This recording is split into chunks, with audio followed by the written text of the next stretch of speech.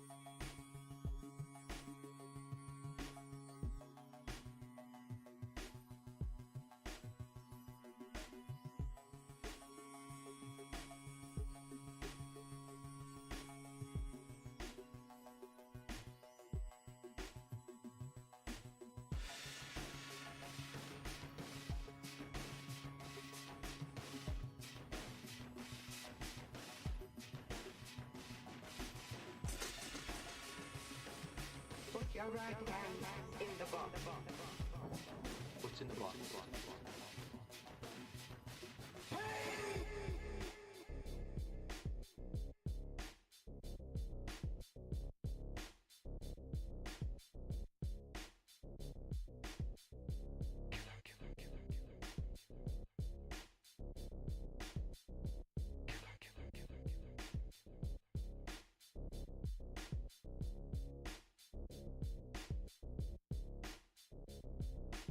I must not fear. Fear is the mind killer.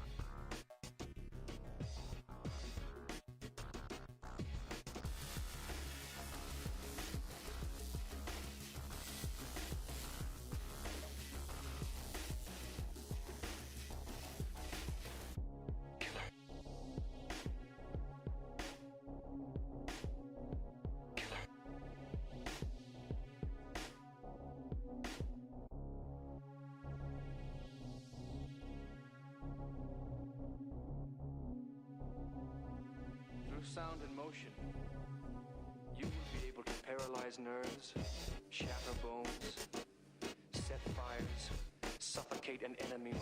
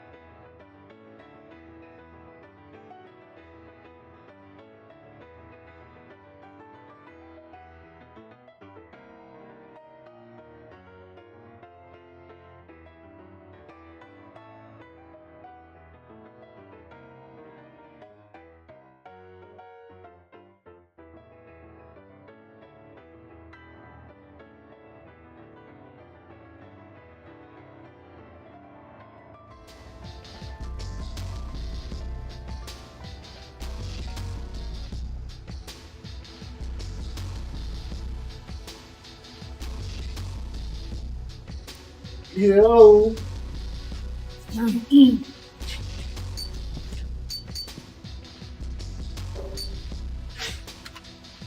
Alright. So I tried this, got my attitude. So we don't do that.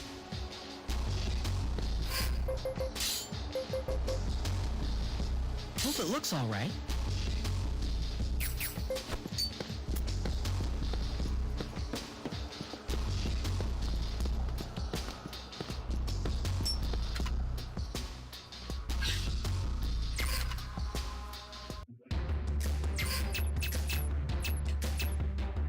Balls to roast.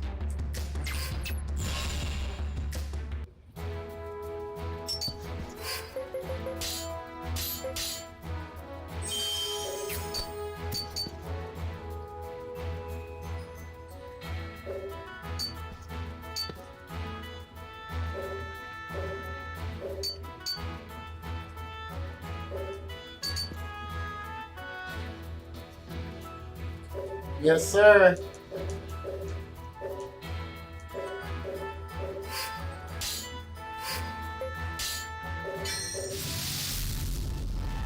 Let's go get these motherfuckers. Yes! Yay!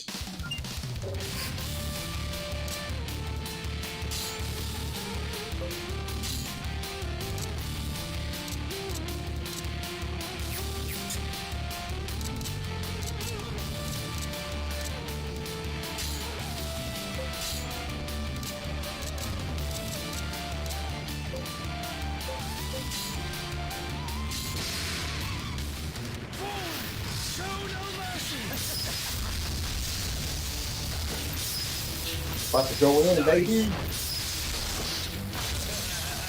About to go deep fucking in.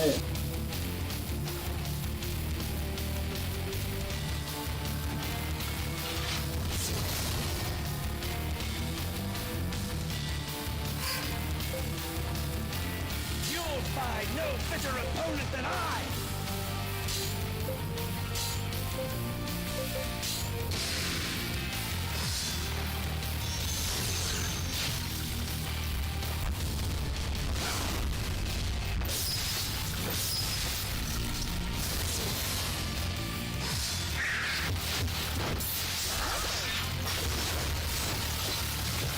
Destroy them from the sides!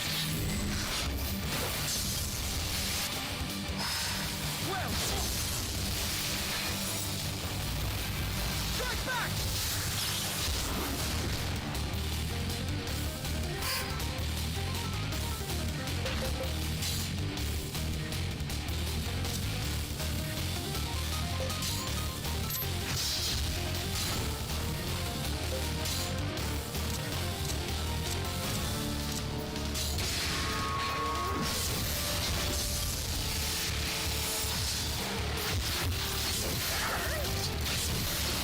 You'll be all right. There we go.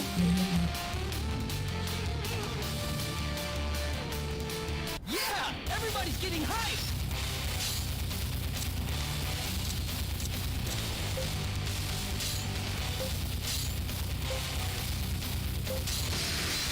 This one's gonna knock you. I was shoot.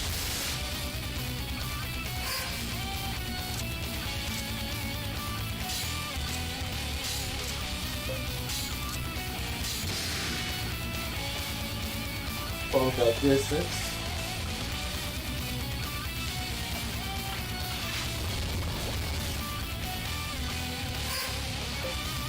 Shit.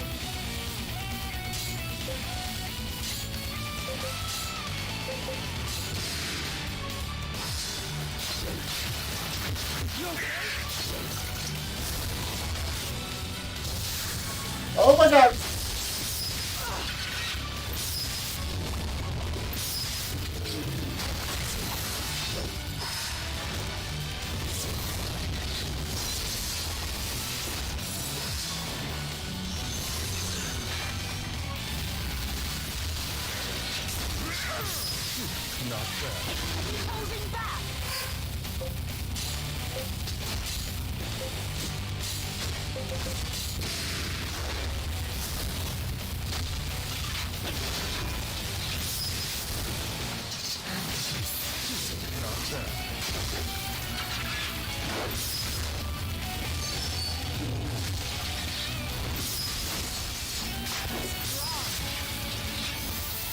we go.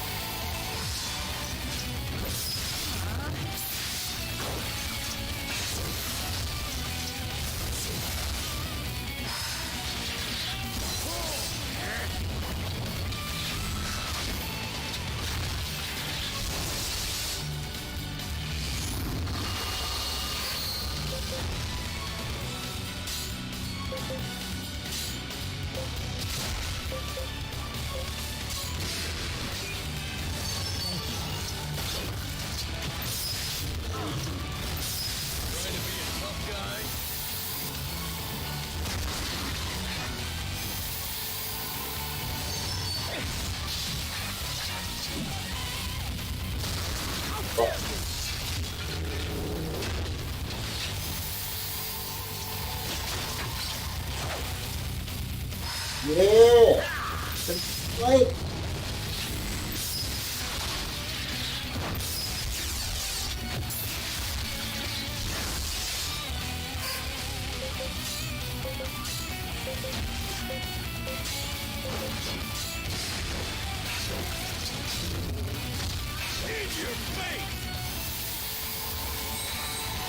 oh my god! Yo!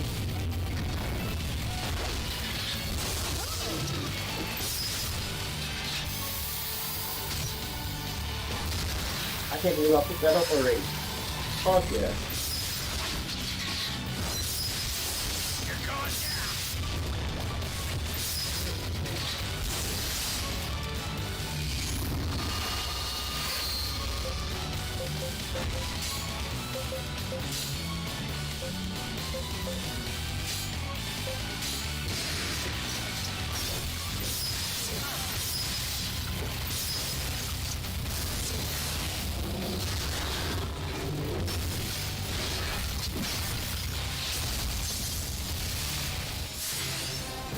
I hope this will be more useful for you.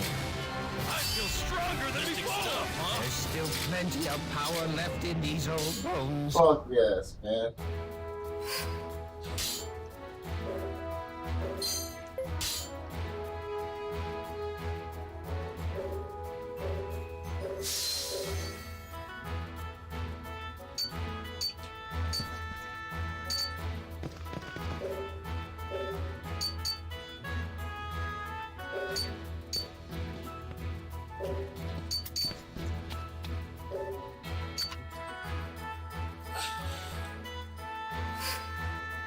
How do you learn Nexus?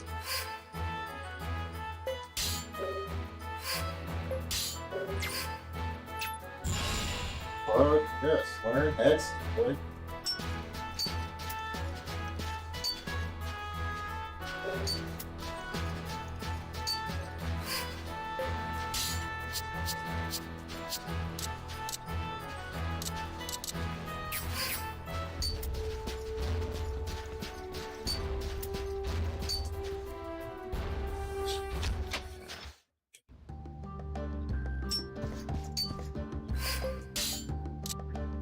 What?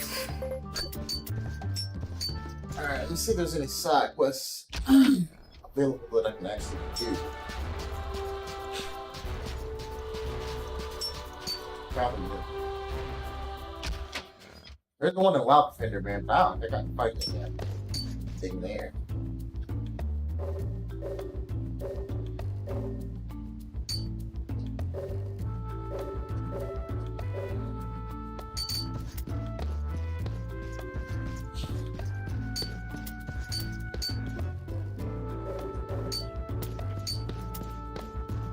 Sorry, Jordan, old buddy, little powerful friend.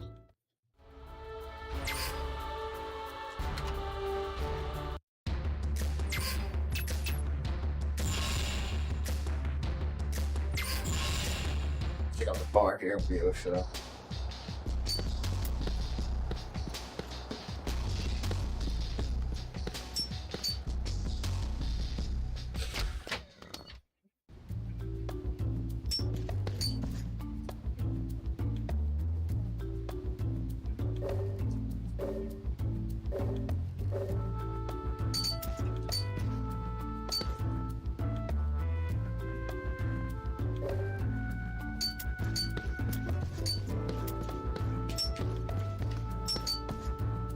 I mean, I guess I can try. I got a bigger party, I got more people.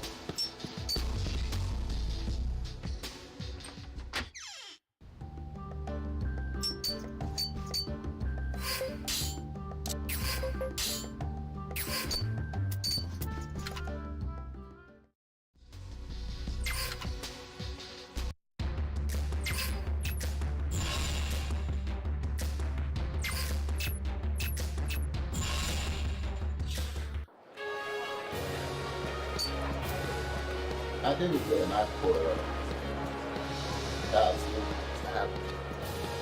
Alright, so where do I need to go to get another port?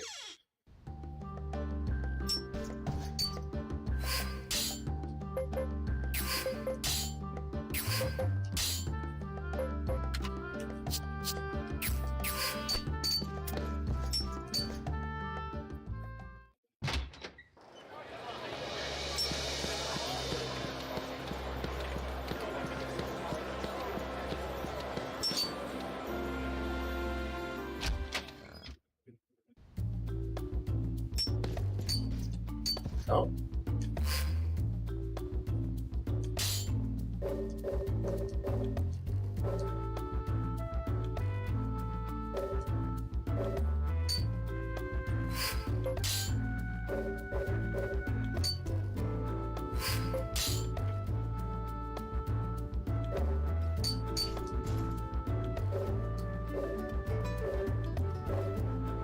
Oh, what?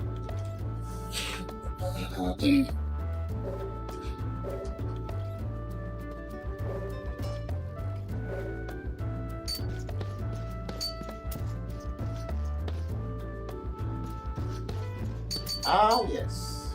The White Savannah.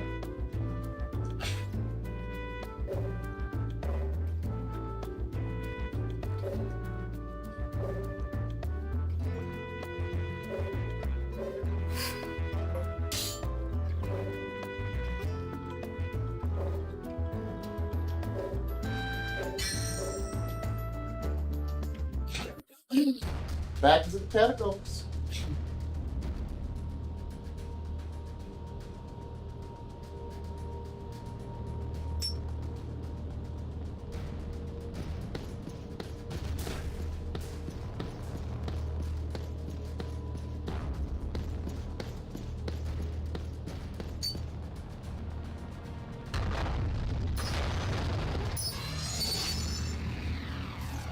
Let's do this!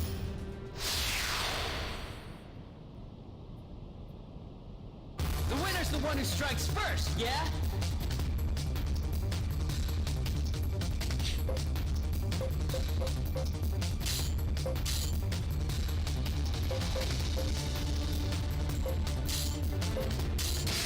We shall stop them here! Don't underestimate them!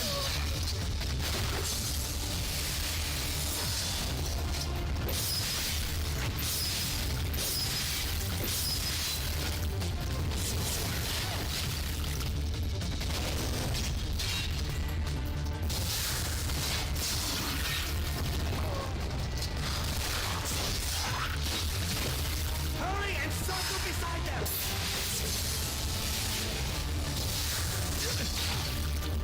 Yeah! Everybody's getting hyped! It's just a whisper thing.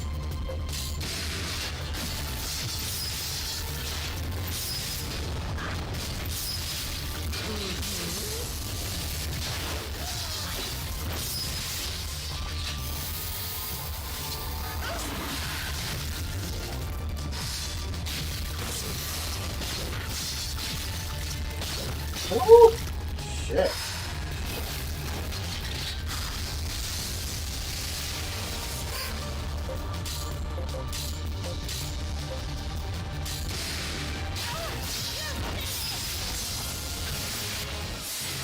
Sweet! I hope I've grown stronger than before. Yes, I have received my heart's desire.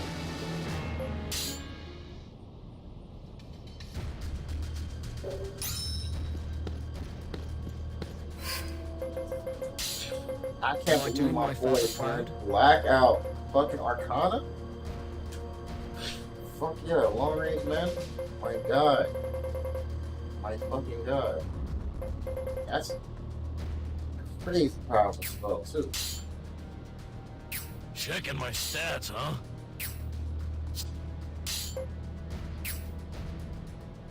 I am Emma Honeywell. I need this guy to fucking learn that shit, though. Like, I don't know, he's a marauder. If you're just looking this up for kicks, That bothers me.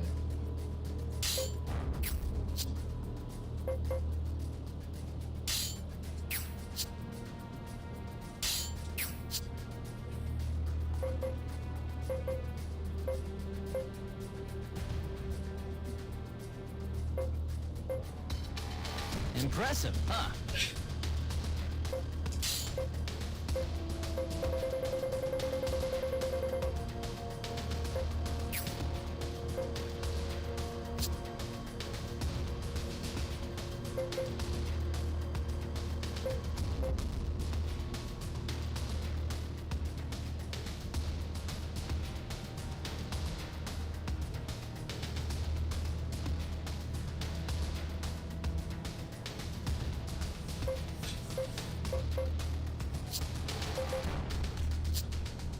Hope it looks all right.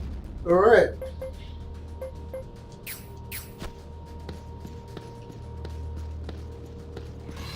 Let's do this.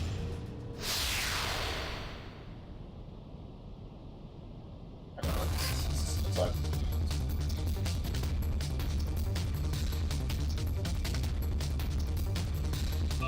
Man. I don't know. I so plenty. There's so many things.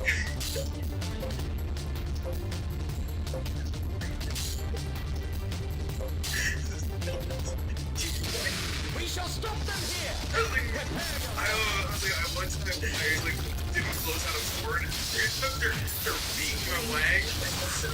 I opened it for them. Open my morning class because I the morning off. I take off in the morning and it's open my. Hurry and circle beside them. Yes. That once this is an old open now. It's simply I must grow stronger.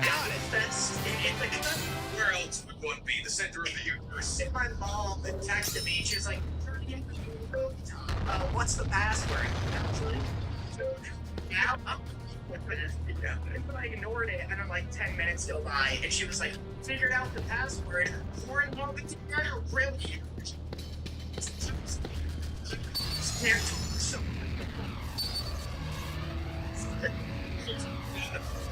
Let's do this. It's not my biggest fear because, every mother is aware you to be. My thing is what am I listening in? It's I just hope if you're gonna see my porn, I just hope it's the vanilla stuff. That's all I need. It's loving couple roast each other for 30 minutes. This baby. Yeah. It's a soft hand touch across an alleyway or something. Yeah, not your sex swing. We shall stop them here. Leave this to me. Buddy, I'm back. Yes, it's another girlfriend special. The thing is that China was right. Hurry and circle beside them. What's happening there? This is simply a joke that we can't get it. This is another insurgent. You watch the end of the year, but I see Danny is sound completely generated in. May the God Emperor bless you. I hope I've grown stronger than before. This is just the beginning. And all the comments are like, this is the best music I've ever heard. That made it my theme song. I really love it. Danny is now trying to implement a literal soundboard into his own life. Yeah. So yeah, I went to China. It was awesome. Spent 2.5 weeks there. Went to Hong Kong, Macau, Guangzhou. Hung out with Dorothy's parents. Ate a bunch of Chinese food. Absolutely demolished a burrito. First thing I did when I got back. Yeah. Listen, boy, do I love Chinese. Oh, really? I just. There's so much variety. Say something controversial. Say what we're all thinking. But for 2.5 weeks, it was I would fight a child for a burger right now. I would. Do they not have variety? They don't have American Okay, there's restaurants out there? KFC and there's Pizza Hut. It's literally there's like Pizza Hut there is a fancy Italian restaurant. That's hype. It's like nice chairs. There's like waiters. They're like, oh, you get a pizza. You can get like pasta. You get steak. You get on a pasta. Pizza Hut. And then it's like if you want a burger, you go KFC. That's where you go. That's wild. Yeah, and that's so crazy. And their KFC, yeah, it's way better than ours. Way better. But I want Mexican so goddamn badly. That's so weird considering McDonald's is in every goddamn anime. China, that's very different places. Wow, now I'm there. Yeah. In every manhwa I've seen. Yeah. Well, no wait. Right? Manhwa's Korean. We'll keep trying. Okay, later. Not help. Fuck the mic. Yeah, fight next time. Every time Nick gets like way too wet for the podcast, it's like we with the group special, whatever. Anime comes like you can tell it's good. Like it's gonna be a good episode when Nick starts the sweat. Every time I start like soaking into a pun. It's like subtly like it's like it's like the Planet Fitness one. Oh yeah. You ever hear of that? Oh yeah, the thing is if we start like yelling out when Nick gets sweaty, it's only gonna winter. Yeah, I'm still jet lagged. It's 7 o'clock, like it's 6 o'clock in the morning in China right now. I got about 5 hours sleep, so I'm gonna be loose today. I'm real loose. You're always loose. It always makes me nervous. I just drank a whole Red Bull. Mouth is dry, and we're hanging out. There's more, which is what's good. This is the most. I keep falling above the. We talk about in the history of the pond. Yeah. So it's a good day for Nick's brain to just be like, let's do this. Miles away. Correct. My original cold opening was gonna be Fans. Pretty notoriously horny, right? Yeah, for sure. This might be. This might be the horniest We shall stop in anime. Oh, really? So, this might be a reflection of myself and my FYP. But this is the Ninja episode, right? Yeah, okay, I'm on track. Boy, oh boy. The days like are currency. No warranted though. It's a why? We should get right into that. There's also so much else to talk about. We should get the listen, I'm still kind of shoved up from it out of the way. Yeah, this is chub. This is so like secret for like the boys out there from you read all that like sometimes it's address the jump. I feel stronger than I did before. You didn't address the jump. Never. If I had like a full lifelong like flashback montage of every time that I could have addressed the shoves. Going into a waistband, yeah. I like every time like my Spanish teacher was like, Danny, you're up next, and I was like, but I'm hard.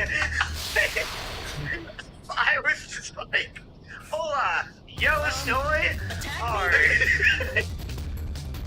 I would have been expelled so fast.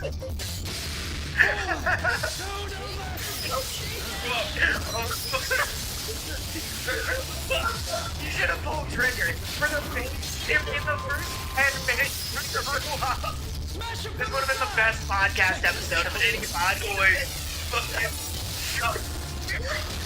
Joe Estoy jumped as a fucking rock, baby. Don't address the jump.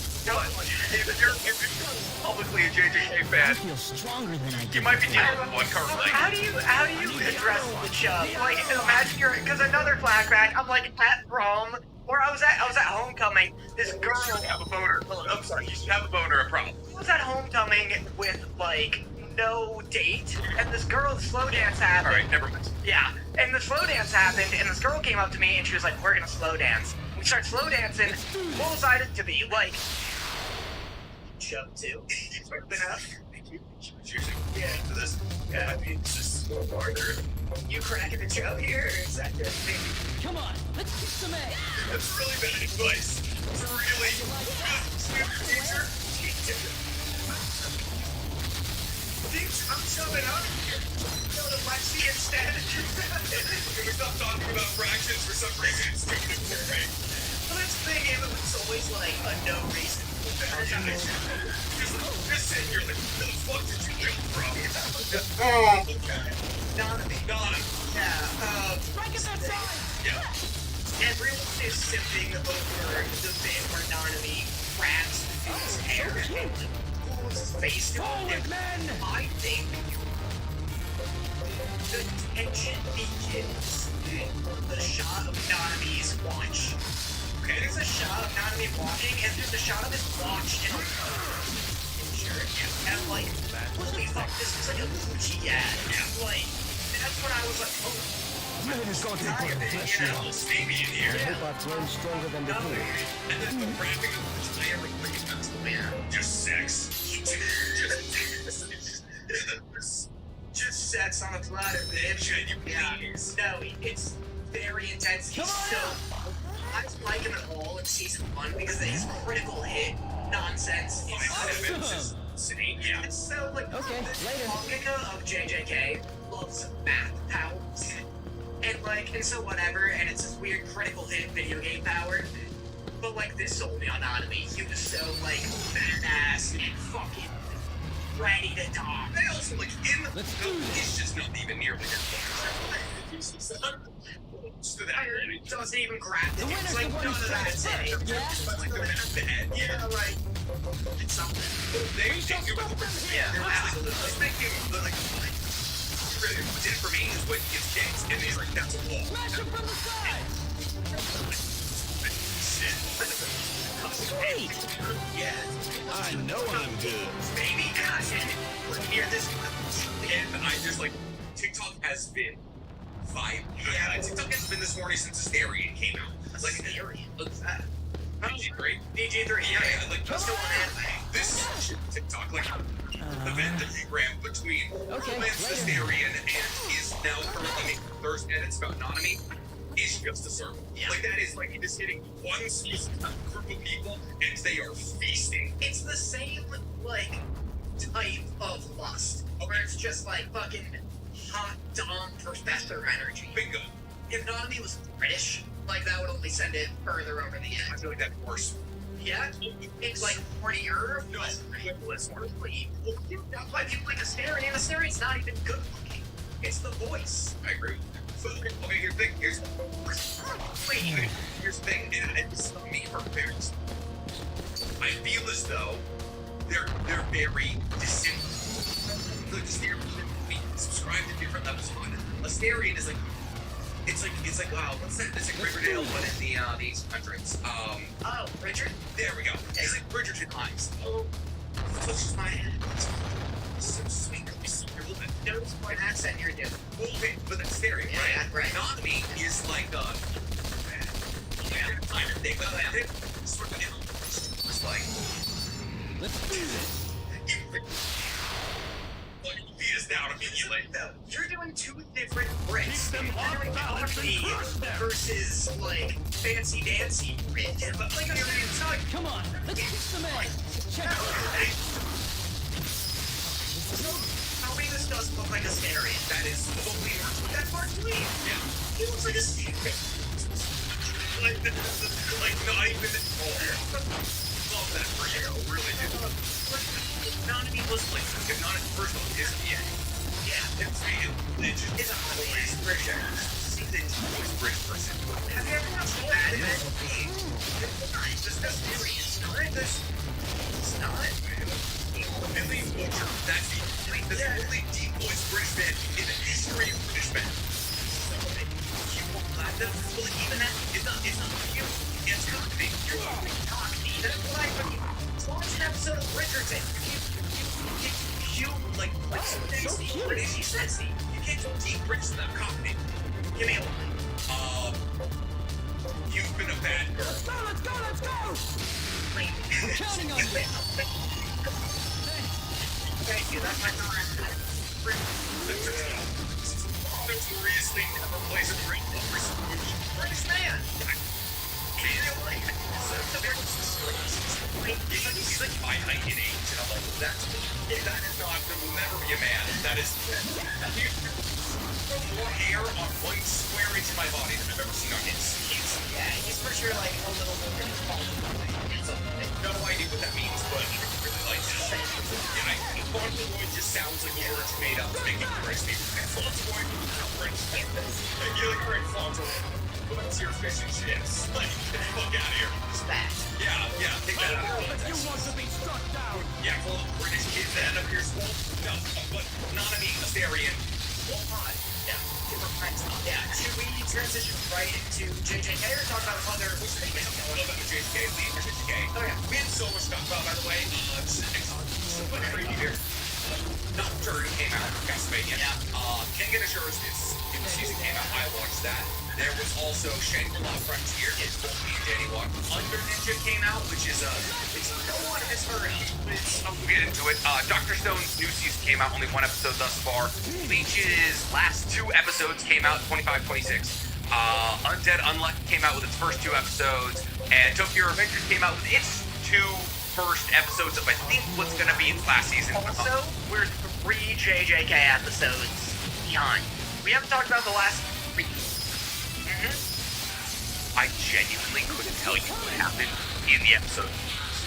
Was that Gojo getting still? Who talks about Gojo? No, there's been 2 episodes since. They fight a strong boy with inverse.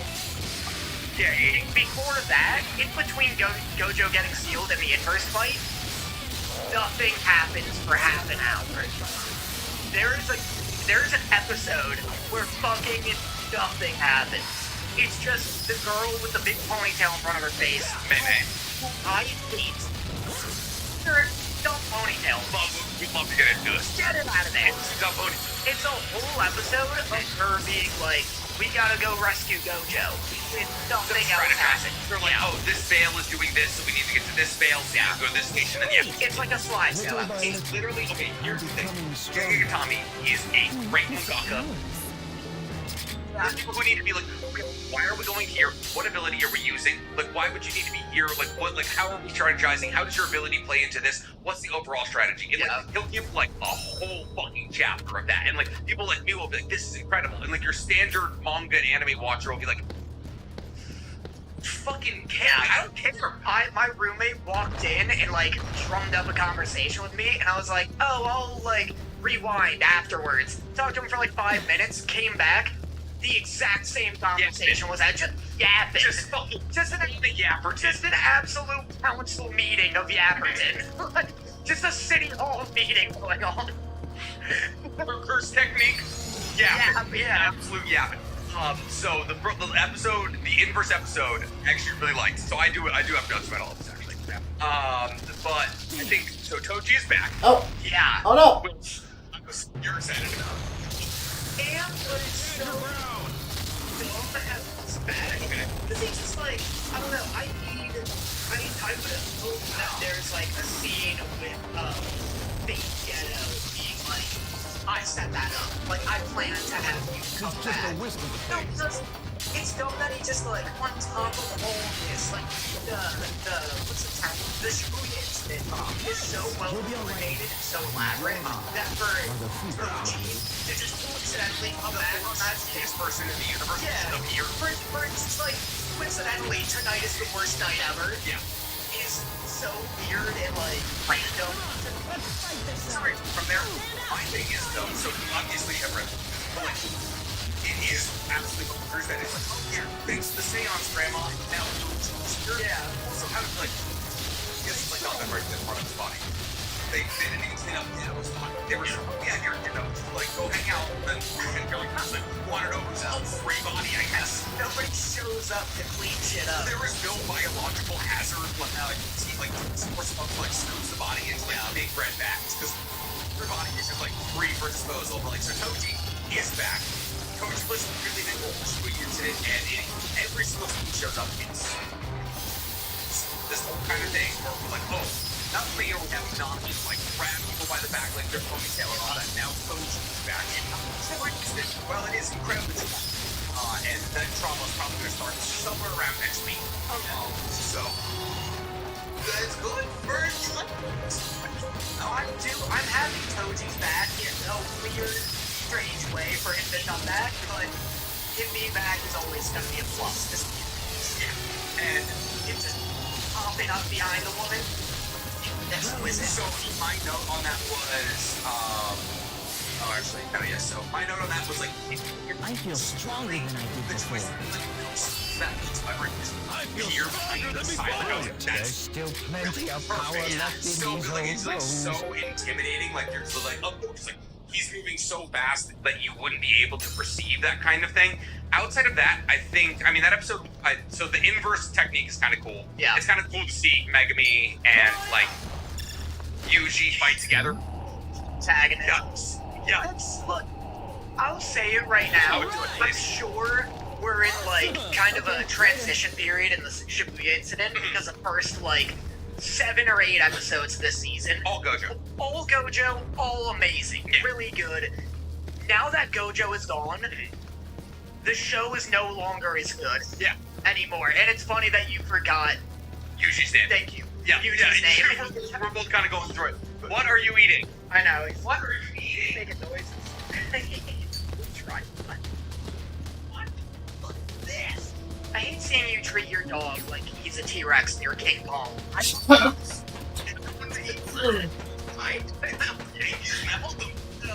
But no, it's like, yeah, the inverse episode was like pretty cool. It's more math combat. Yeah, exactly. Yeah, you're like, oh, like he has a certain amount of like. Because here's the thing, it's another.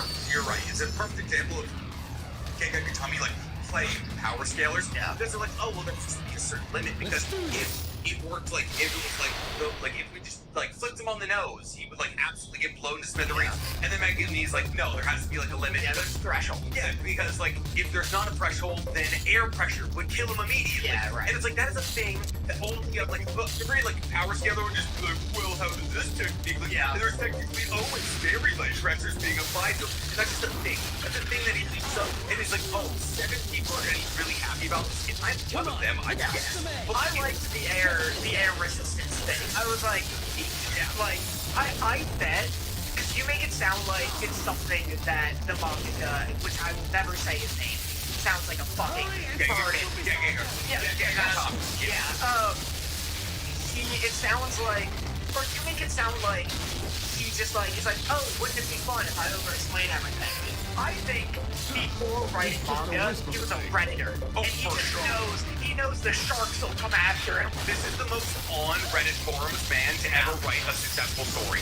Like he's like literally he's like, oh, he was in chat rooms just screaming at people about like how Goku absolutely destroys like other universes. Yeah. And like, oh, because like this power negates this power and that kind of thing. But I feel like he's almost gotten himself in a situation where he's like, oh, I've written too many things and now I kind of forget how everything works. Yeah. Because like there'll be just times where like Gojo's Infinity in his most recent battle, like kind of got like retcons, but like very much changed what we believed it to do. Right. And like the changes are always explained, but it's like you laid out a set of rules for us that were like very concrete and detailed, and then like 30 chapters later, you're like, oh, those rules are gone, but because there's new rules. Yeah. And you're like, okay, yes, that's fine. And so it's like you have to keep up with like what the most current iteration of rules is.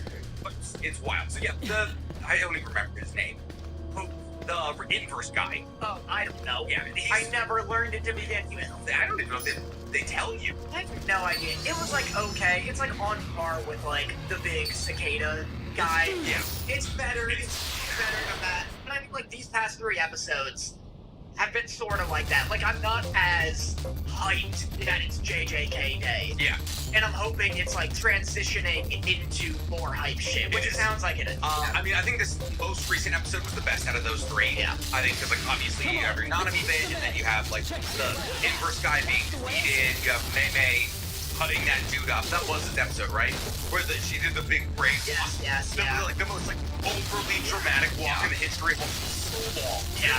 So way in her fucking horse tail of a hair. So what is your beef with Mei?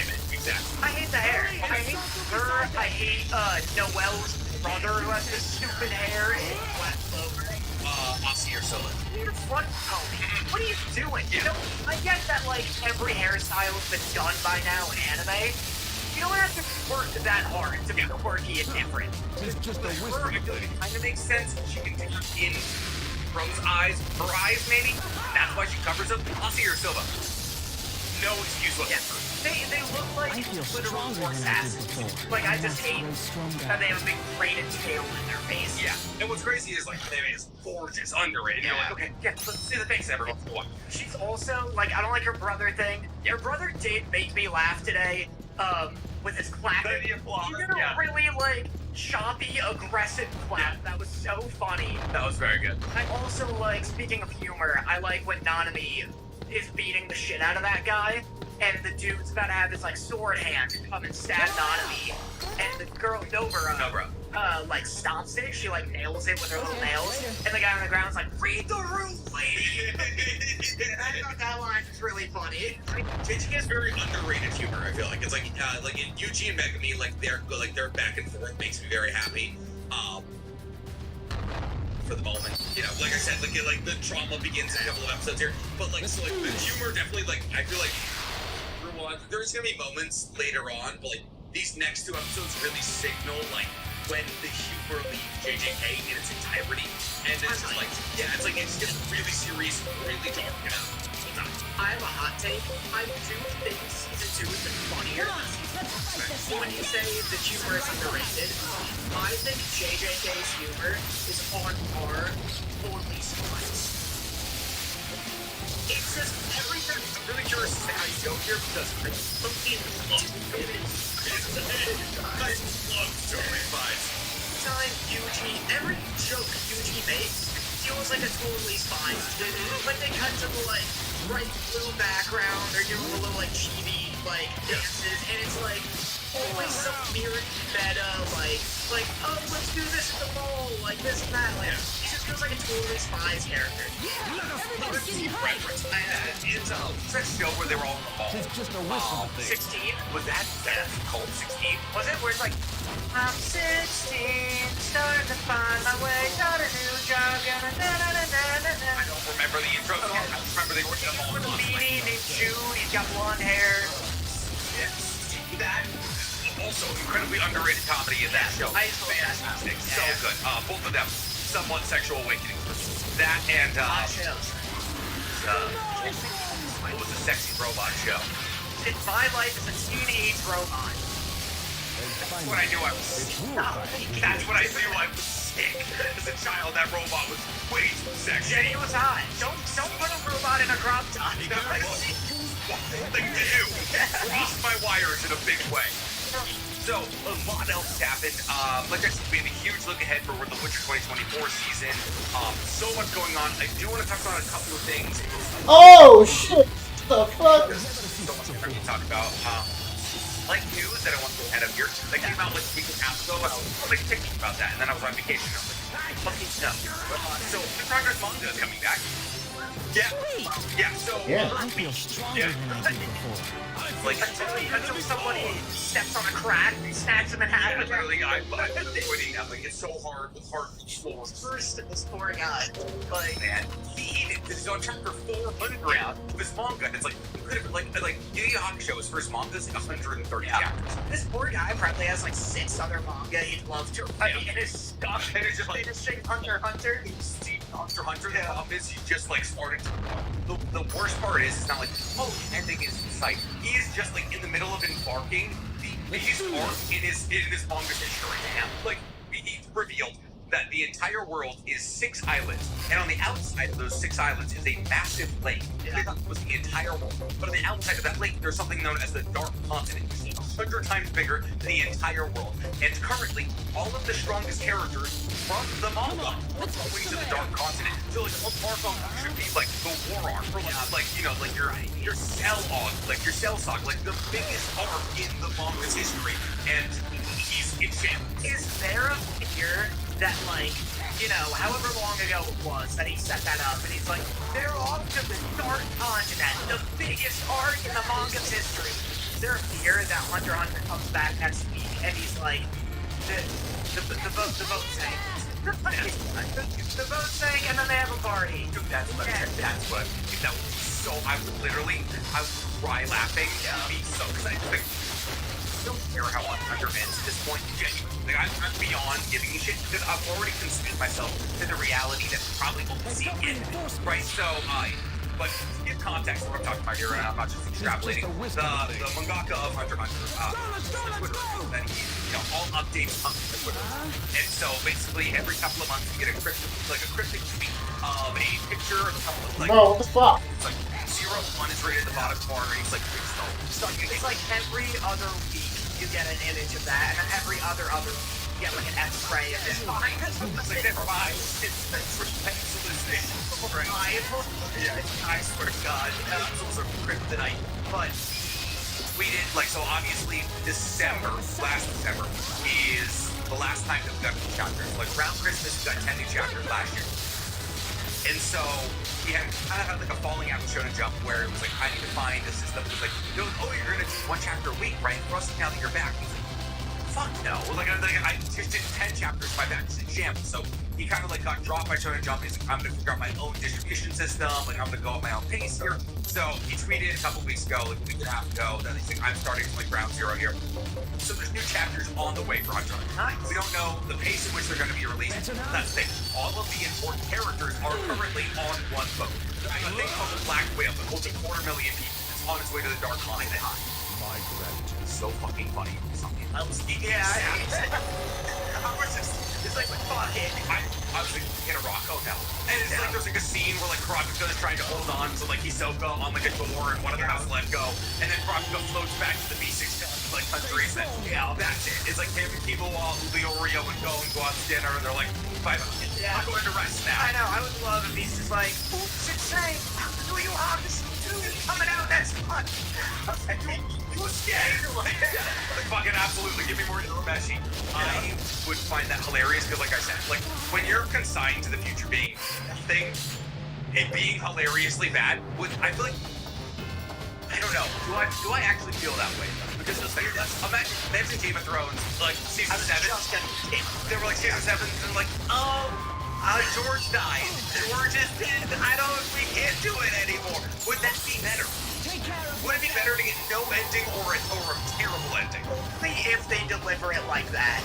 Oh, George died accidentally. Oh, no one look into it. It was an accident. He fell on the knife a bunch of times. It was his cousin. No. I think you would be pissed. And then I think someone would get Brandon Sanderson, and I'm sure he'd tell it. Oh, I do. You want to know why I know Brandon Sanderson? I found out about him today because I was on Spotify. I had 302 emails to respond to. Again, we were gone for 2.5 weeks, 302 emails, and I was like on Spotify. I was putting on music, and for some reason, I was like, audiobooks recommended to you, and it was like 6. 4 of them were by this motherfucker named Brandon Sanderson. I was like, who is this dude? Whoa! I love Brandon Sanderson.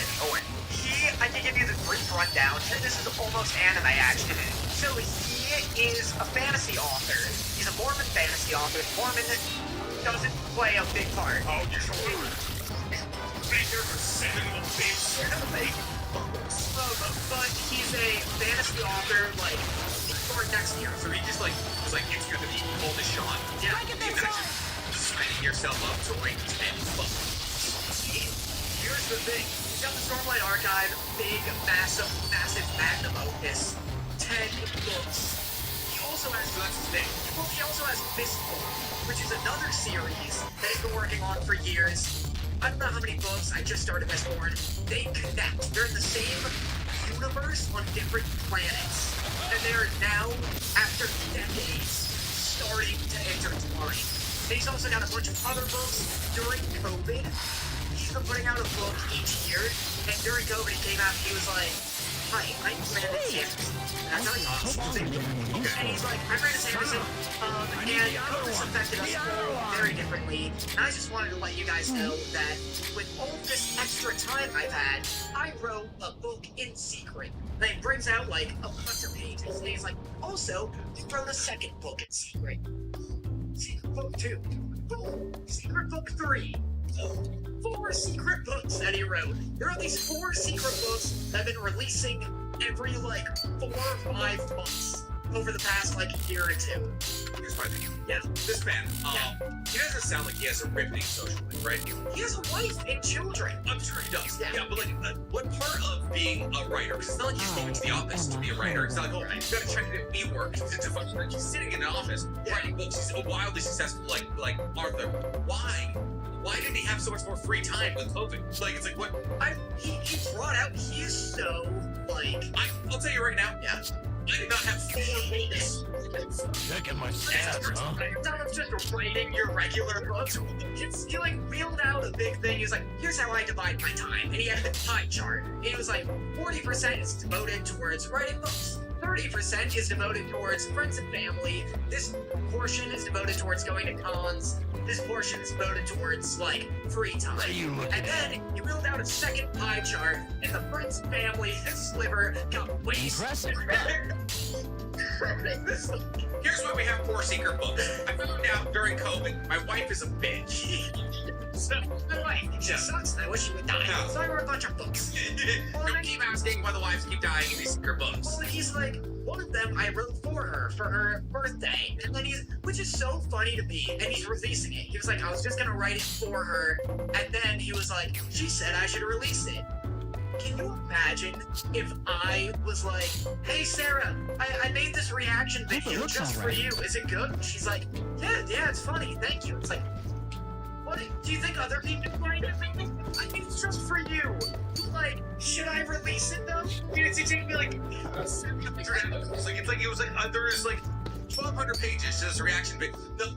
No, just for you. You just want it for you. That's fair. I made it just for you.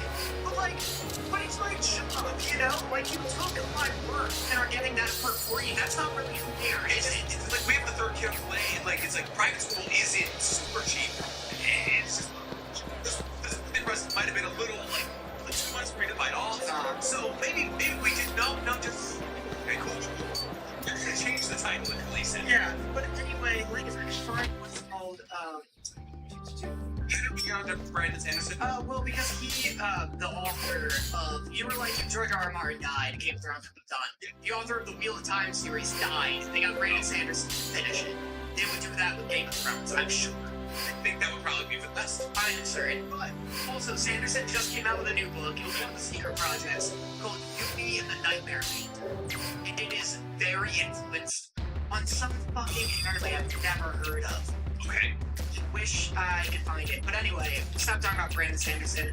But it's like, he is so up your alley in terms of like, you have so much shit to like theorize and make videos on and shit like that. Like, and it's so anime. I'm gonna go with Brandon Sanderson, YouTuber. Here's the universe. Here, let me tell you this. The power system of Mistborn is like one of the best in literature where it's like metal-based. So there are these allomancers who can swallow metals and they burn them in their stomach, and that like does a power. So like if you swallow some pewter, for example, and then burn it, you become super strong. And they all have sister metals. So like there's one that's like a metal. You get to pull metal objects, and then one push metal objects. So really good allomancers carry a bunch of coins on them, and they use both the push and pull metal to fly. Like they have a bunch of coins around them, and they're constantly bouncing off the coins to fly around. Come on, let's kick some ass! Anyway, that's pretty cool. Let's move on. This was not even planned, and still like, we don't have time. We don't have branches. Our slivers. To be so much smaller. God. But anyways, I do want to quickly talk about King of Ashura, because I got COVID on the way to China. This is not something I told you. China, I got COVID. I got COVID in Lost Lands. I don't know. It's Lost Lands from China. We came back. Did you get COVID? Did you ever get COVID? They probably, got it on the way to China, because it's either we got it in Lost Lands, which then I would have seen you and done the podcast one day I was in LA. I mean, I also could have just talked. You got right back to Lost Lands. This takes 3 or 4 days. I'm in Taipei, doing all. And I'm like, oh, cool, we have a 6-hour layover. I fall asleep on the couch. I wake up, like, after this couch, the most disoriented I've ever been in my entire life. It was China. It was Taipei. It was still a 2-hour flight from Hong Kong. Gotcha. Getting there. So first off, it's a 14-hour flight from LA and Taipei. I'm gonna bitch for a second. 14-hour flight from LA and Taipei. Taipei, we have a 6-hour layover. Sweet. I have a priority pass, which I'm right now to have. So we go into a lounge, and I like find these two like loungers, push them together, make a Mega Man. And I fall asleep on that flick. Yeah, wake up. I swear to God, I thought it was like a third person video game. I wasn't in my body. Yeah. So and it's like, okay, cool. I grab some food, and then we take the flight. We hang out for a couple hours, take the flight to Taipei to Hong Kong. Apparently, there's a week-long holiday in China the week we get there. Everybody's working in China. It takes us 5 hours. Right? You know, 2 hours from Hong Kong. Yeah. It takes us 5.5 hours. And I'm also just dissociating on this bus. I'm absolutely dead. By the time we get to her house, her parents' house, I'm fucking dead. I'm coughing, sneezing. I take a test, people see me take a test the next morning. The rapid test will take 15 minutes, but manifest of art, I'm the most COVID positive. Positive a man's ever been. Immediately. So I'm quarantined for 5 days. And then eventually, once I get a negative test, I'm able to go see work. Yeah. Oh, cool. So happy I could spend 5 hours in here and spend a bunch of days in quarantine in China. Yeah. Right. Okay. So it's basically just America, but you have to use VPN to access TikTok. I can't imagine that's true. I swear to God. If you replace, I'm sure it's a very different from LA and Guangzhou are the same fucking place. Okay. I swear to God. It's if you made every white person in LA Chinese, and then all the non-white people in LA Chinese. I can count the amount of people that look Chinese that I saw in Guangzhou probably I was a spectrum.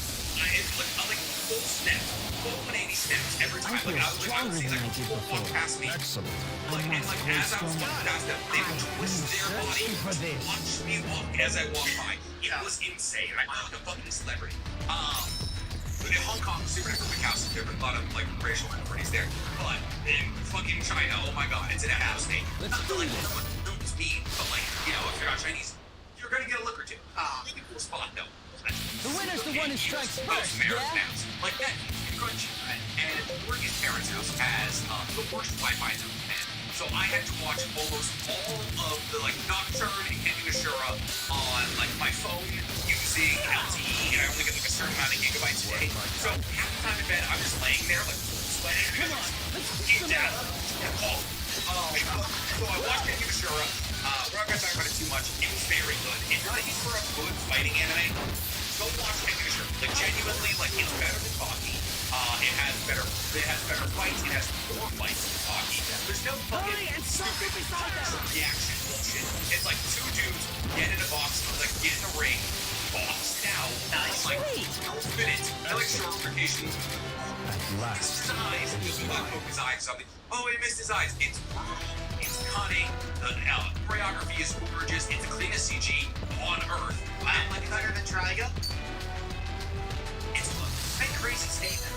It's close. It's B-Stars Trigun level. I'm not going to say that any 3 of those is better than each other, but they're all as good as I've ever seen CG. So compelling storylines, really cool characters. Everybody has a different fighting style. Some people are professional fighters, some are sumo fighters, some are boxers, those kinds of things. Really, really good. So if you're looking for a good fighting anime, go watch it. Come on out! Then I watched Nocturne. Nocturne came out a couple of days after that. How much did you see? 2 episodes. Okay. Not enough. Not enough. It is so goddamn good. Oh my God, I will talk all about it. How did you feel with the 2 episodes? It's pretty good. Yeah. I don't think the writing, at least so far, is on par with what I've seen OG Castlevania. Yes. With I don't know, OG Castlevania is so sharp and even, and this is a little leans towards millennial. It's not fully. There's a lot of I don't know, the swears are out of place sometimes. That's kind of just that's the Castlevania thing. swears. Yeah, it's like it feels like Critical Role-ish. Some of the writing in this. I love the French Revolution. I'm on a big French Revolution recently for some reason. I just downloaded Ace Unity, Assassin's Creed Unity. I got it, but I was like, we are not in this. I know you mean like yeah, exactly. Yeah. That's French Revolution. I watched Les Mis recently. Like, I don't know, just like instantly. Captain Billionaire right now. It's such a cool.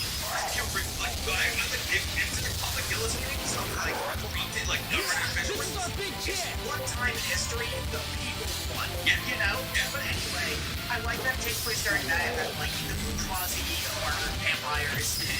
The art style is different from I feel stronger than I did before. It's There's more like still plenty of power left in but these the old animation is bones. so different. Really? You don't think so? I didn't think it was that different. No. It's a little different. I feel like it's like more lit up. Like there's more lights because like obviously one takes place in the medieval ages and one takes place in the 18th. There's like a texture to everyone. Like it looks like it's done like almost watercolor. Really. Yeah.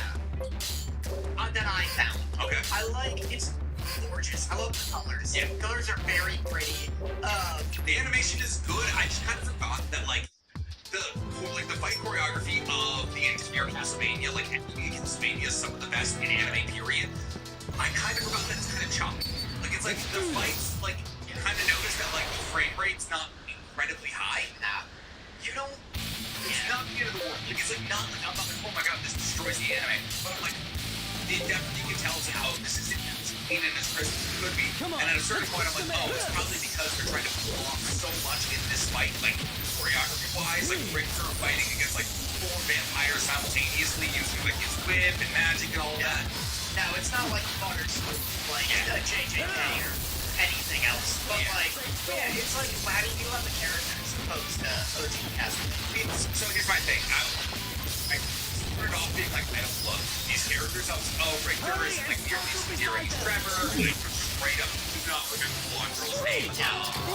I'm gonna be straight up down with you. The only character's name I remember is Richter. Actually, that is literally but again, it's season 1. Yeah. So like it's like season 1. I had 4 seasons with Sylph. Silpha? I don't know. Yeah, the girl, the speaker magic girl from, and then Trevor, Alucard. Yeah, Alucard, all of that. Yeah. Like, even that, like, I think that's just because that all Castlevania has the more iconic characters. It's got fucking Dracula, Alucard, Trevor, Sykes. I have no idea. I don't remember. But then as the season went on, I found myself more and more attached to the characters. A lot of them are really compelling. Like the fact so her friend, so there's the 2 people who come from Spoilers or not spoilers? This happens like the first episode. Yeah. There's the 2 people who come from the island. There's the opera singer. I don't know their names. Yeah. But like the opera singer getting turned. See this? It's not a great spoiler. What the opera singer? In episode 2, spoiler. The opera singer gets eaten by vampires. Yeah. Okay. But he gets turned into a knight. Okay. And so like he finds out that one of his abilities is that like the power of his opera can actually like bring night creatures out of like being controlled. It's really cool. Like that was a cool like arc development for him. And then the ex-slave, like, I call on like my ancestral gods, my mother and my father's side, to have control over her metal. That was a really cool power that we didn't get in the previous Castlevania. Richter, and then Richter finds his magic again throughout the season. And I thought like his character development, letting his mother go, and like in order to become strong himself was really cool. There was a fight scene at the end after he gets his magic back, where like the way that like Rigger's full brass knuckles, where speaker magic is used to like speaker magic is used for like long distance combat, making ice cycle, like sickle, and like cut what happened. He literally just put ice on his hand and tossed his motherfucker. It was sick. It was so good. That's super cool. Yeah. I love some of the character designs. I like the ex-slave woman. She's very cool, and I also like the black vampire with the like purple hair. What's really cool. She slicks her hair back and turns into fire. Yeah. That was fun. Very cool looking. Richter's, Richter looks like an 80s. Looks like Devilman Crybaby. he's got his little, like, dumb pointy hair and dumb pointy little sideburns that go towards his cheeks. So that's what Richter looks like, I guess, in the games. He's a little dumb looking, but, like, again, that's what he looks like. And the blonde-haired girl, I'll never remember. She's just like, design-wise. She's just like the side companion, but she's like, that's just like every single. I do love, like, I liked her character, I liked her development. She also is like a really interesting lineage, how her mom plays into the story throughout the season. It's really good. I mean, I'm also a massive Castlevania fan. Like, I texted you, and I was like, go watch Nocturne so you can understand why it's better than Arcane. I think that's absolutely not true. I texted you, was like, did you watch Nocturne? And then you left me on red for like 2 days, and I was like, can I know if I have to watch this or not? Really? Yeah. Okay, COVID haze. Yeah. I'm gonna call that one out. COVID plus jet lag haze. It was good though. The end is obviously the best part. Like, once you build up 8 episodes, through those 8 episodes, you get to the end, there's a big reveal at the end that's really sick, and I was like, absolutely stoked to see it. That's sick. Very excited for season 2. But outside of that, yeah, like, if you love, I think the way that, like, Nocturne is gonna pan out is if you liked Castlevania, right. You're like, oh, I've seen bits and pieces of Castlevania. It's probably not as good as OG Castlevania. So, like, if you're trying to dive into the universe, like, wow, this is like not really the OG Castlevania at all. Like, it's like Trevor's been dead hundreds of years. The speaker magic is now a part of the Belmont family because of Trevor and the speaker, like, having their kids, like, repopulating the Belmont family. But, like, that's it. I think OG Castlevania is such a great intro because season 1 is just a movie. Yeah. And it's so great. Like, it's so great. Like, yeah, there's no, but there's no, like, I guess, like, having Dracula is such a crutch. It's so unfair that they don't get Dracula in this one, you know? And also the fact that, like, in season 1, everyone was like, kind of right. What? Like, he was like incredibly convincing and like charismatic. He's like so good. And the priest, like the villain priest, is so good. Great voice actor. Dracula, I love that they turn him into like a scientist. That's so fun. It's like totally like teleporting past. Yeah. It's super cool. And then season 2 is great because it's like they introduce like vampire politics, like kind of there's a Finland saga a little. Yeah. And it's like there's no with this other than like the rich being vampires. I don't love that there's like a line that was like I like half heard it. So like nobody come at me about this. I'm not making any hard stances. There's some line that was like, oh, all the slave owners were vampires. Yeah. And I was like, that's boring. Really? I was like, that's silly and weird. I like that there was a slave. Like, I was like, this time period sucked for, like, a lot of different people. And I like, that's a strong, like, backstory to have, like, in this kind of thing. I was like, that's cool. And if, like, her slave owner's vampire, that's cool, too. Yeah. But it's like... The fact that every single one also... What? Yeah, you're like, okay, like, humans can also... Yeah, like... That's why it's, like, one of Castlevania is cool. Because for Dracula... Yeah.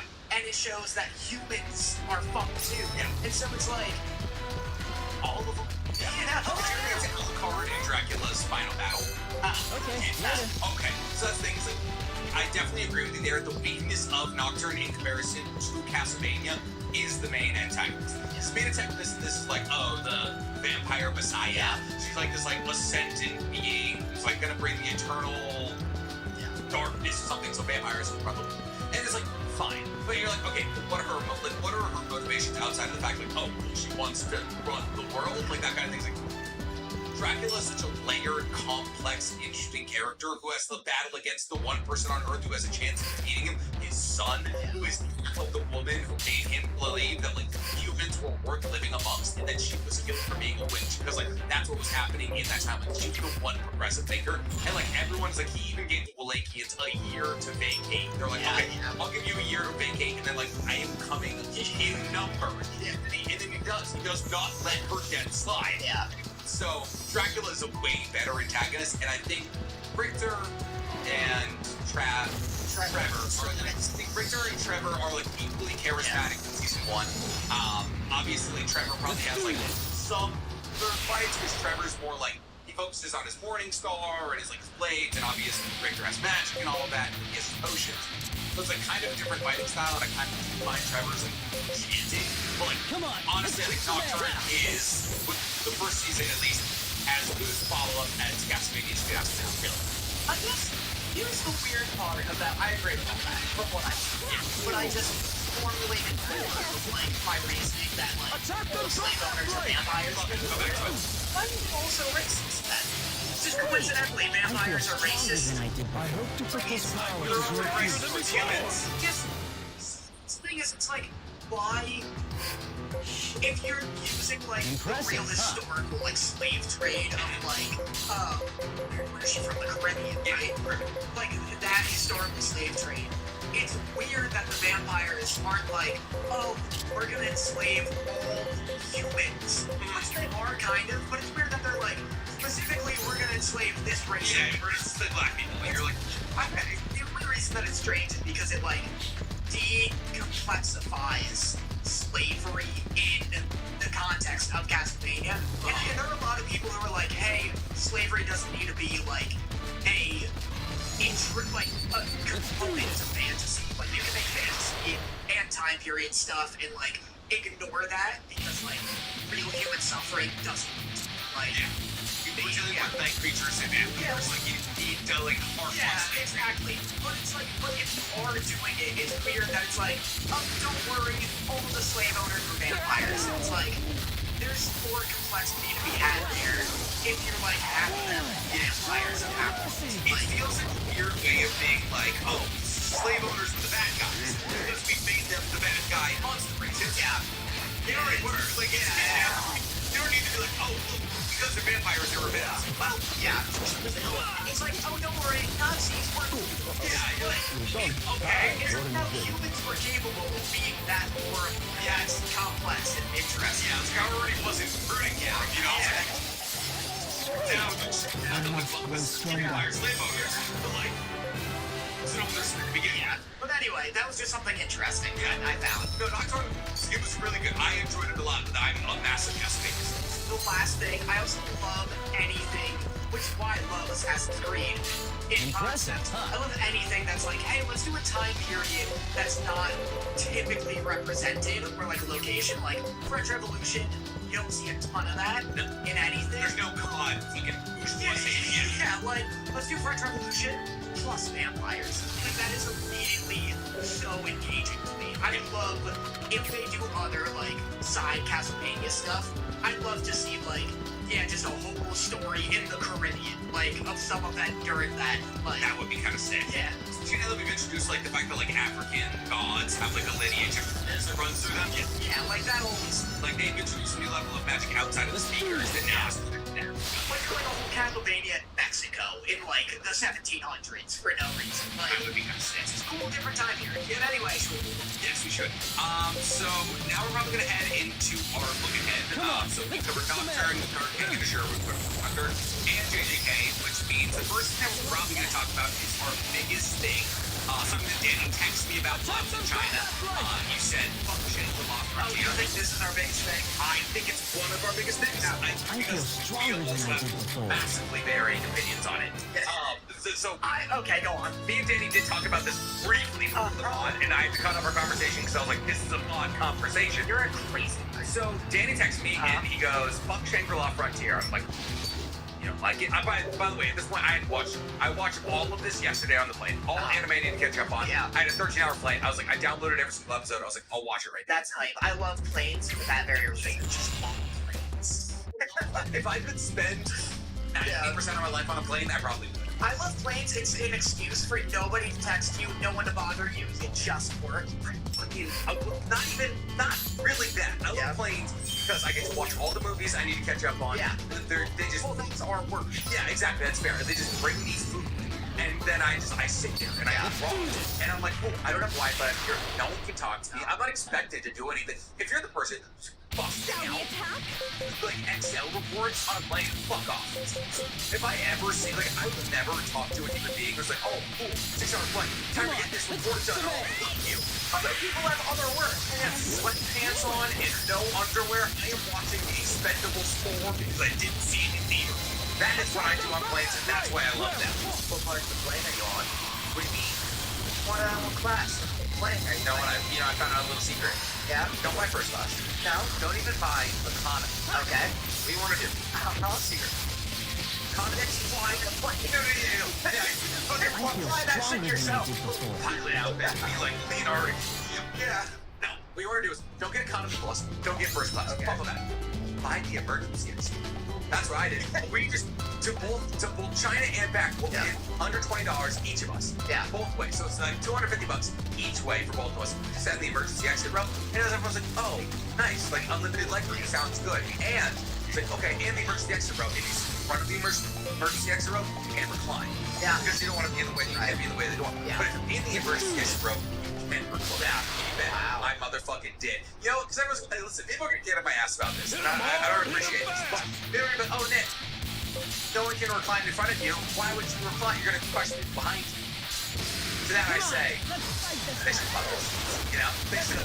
Listen, First off, I'm proud of you. I was about to lay in for being first class, but this is a genuinely good tip for us incoming people.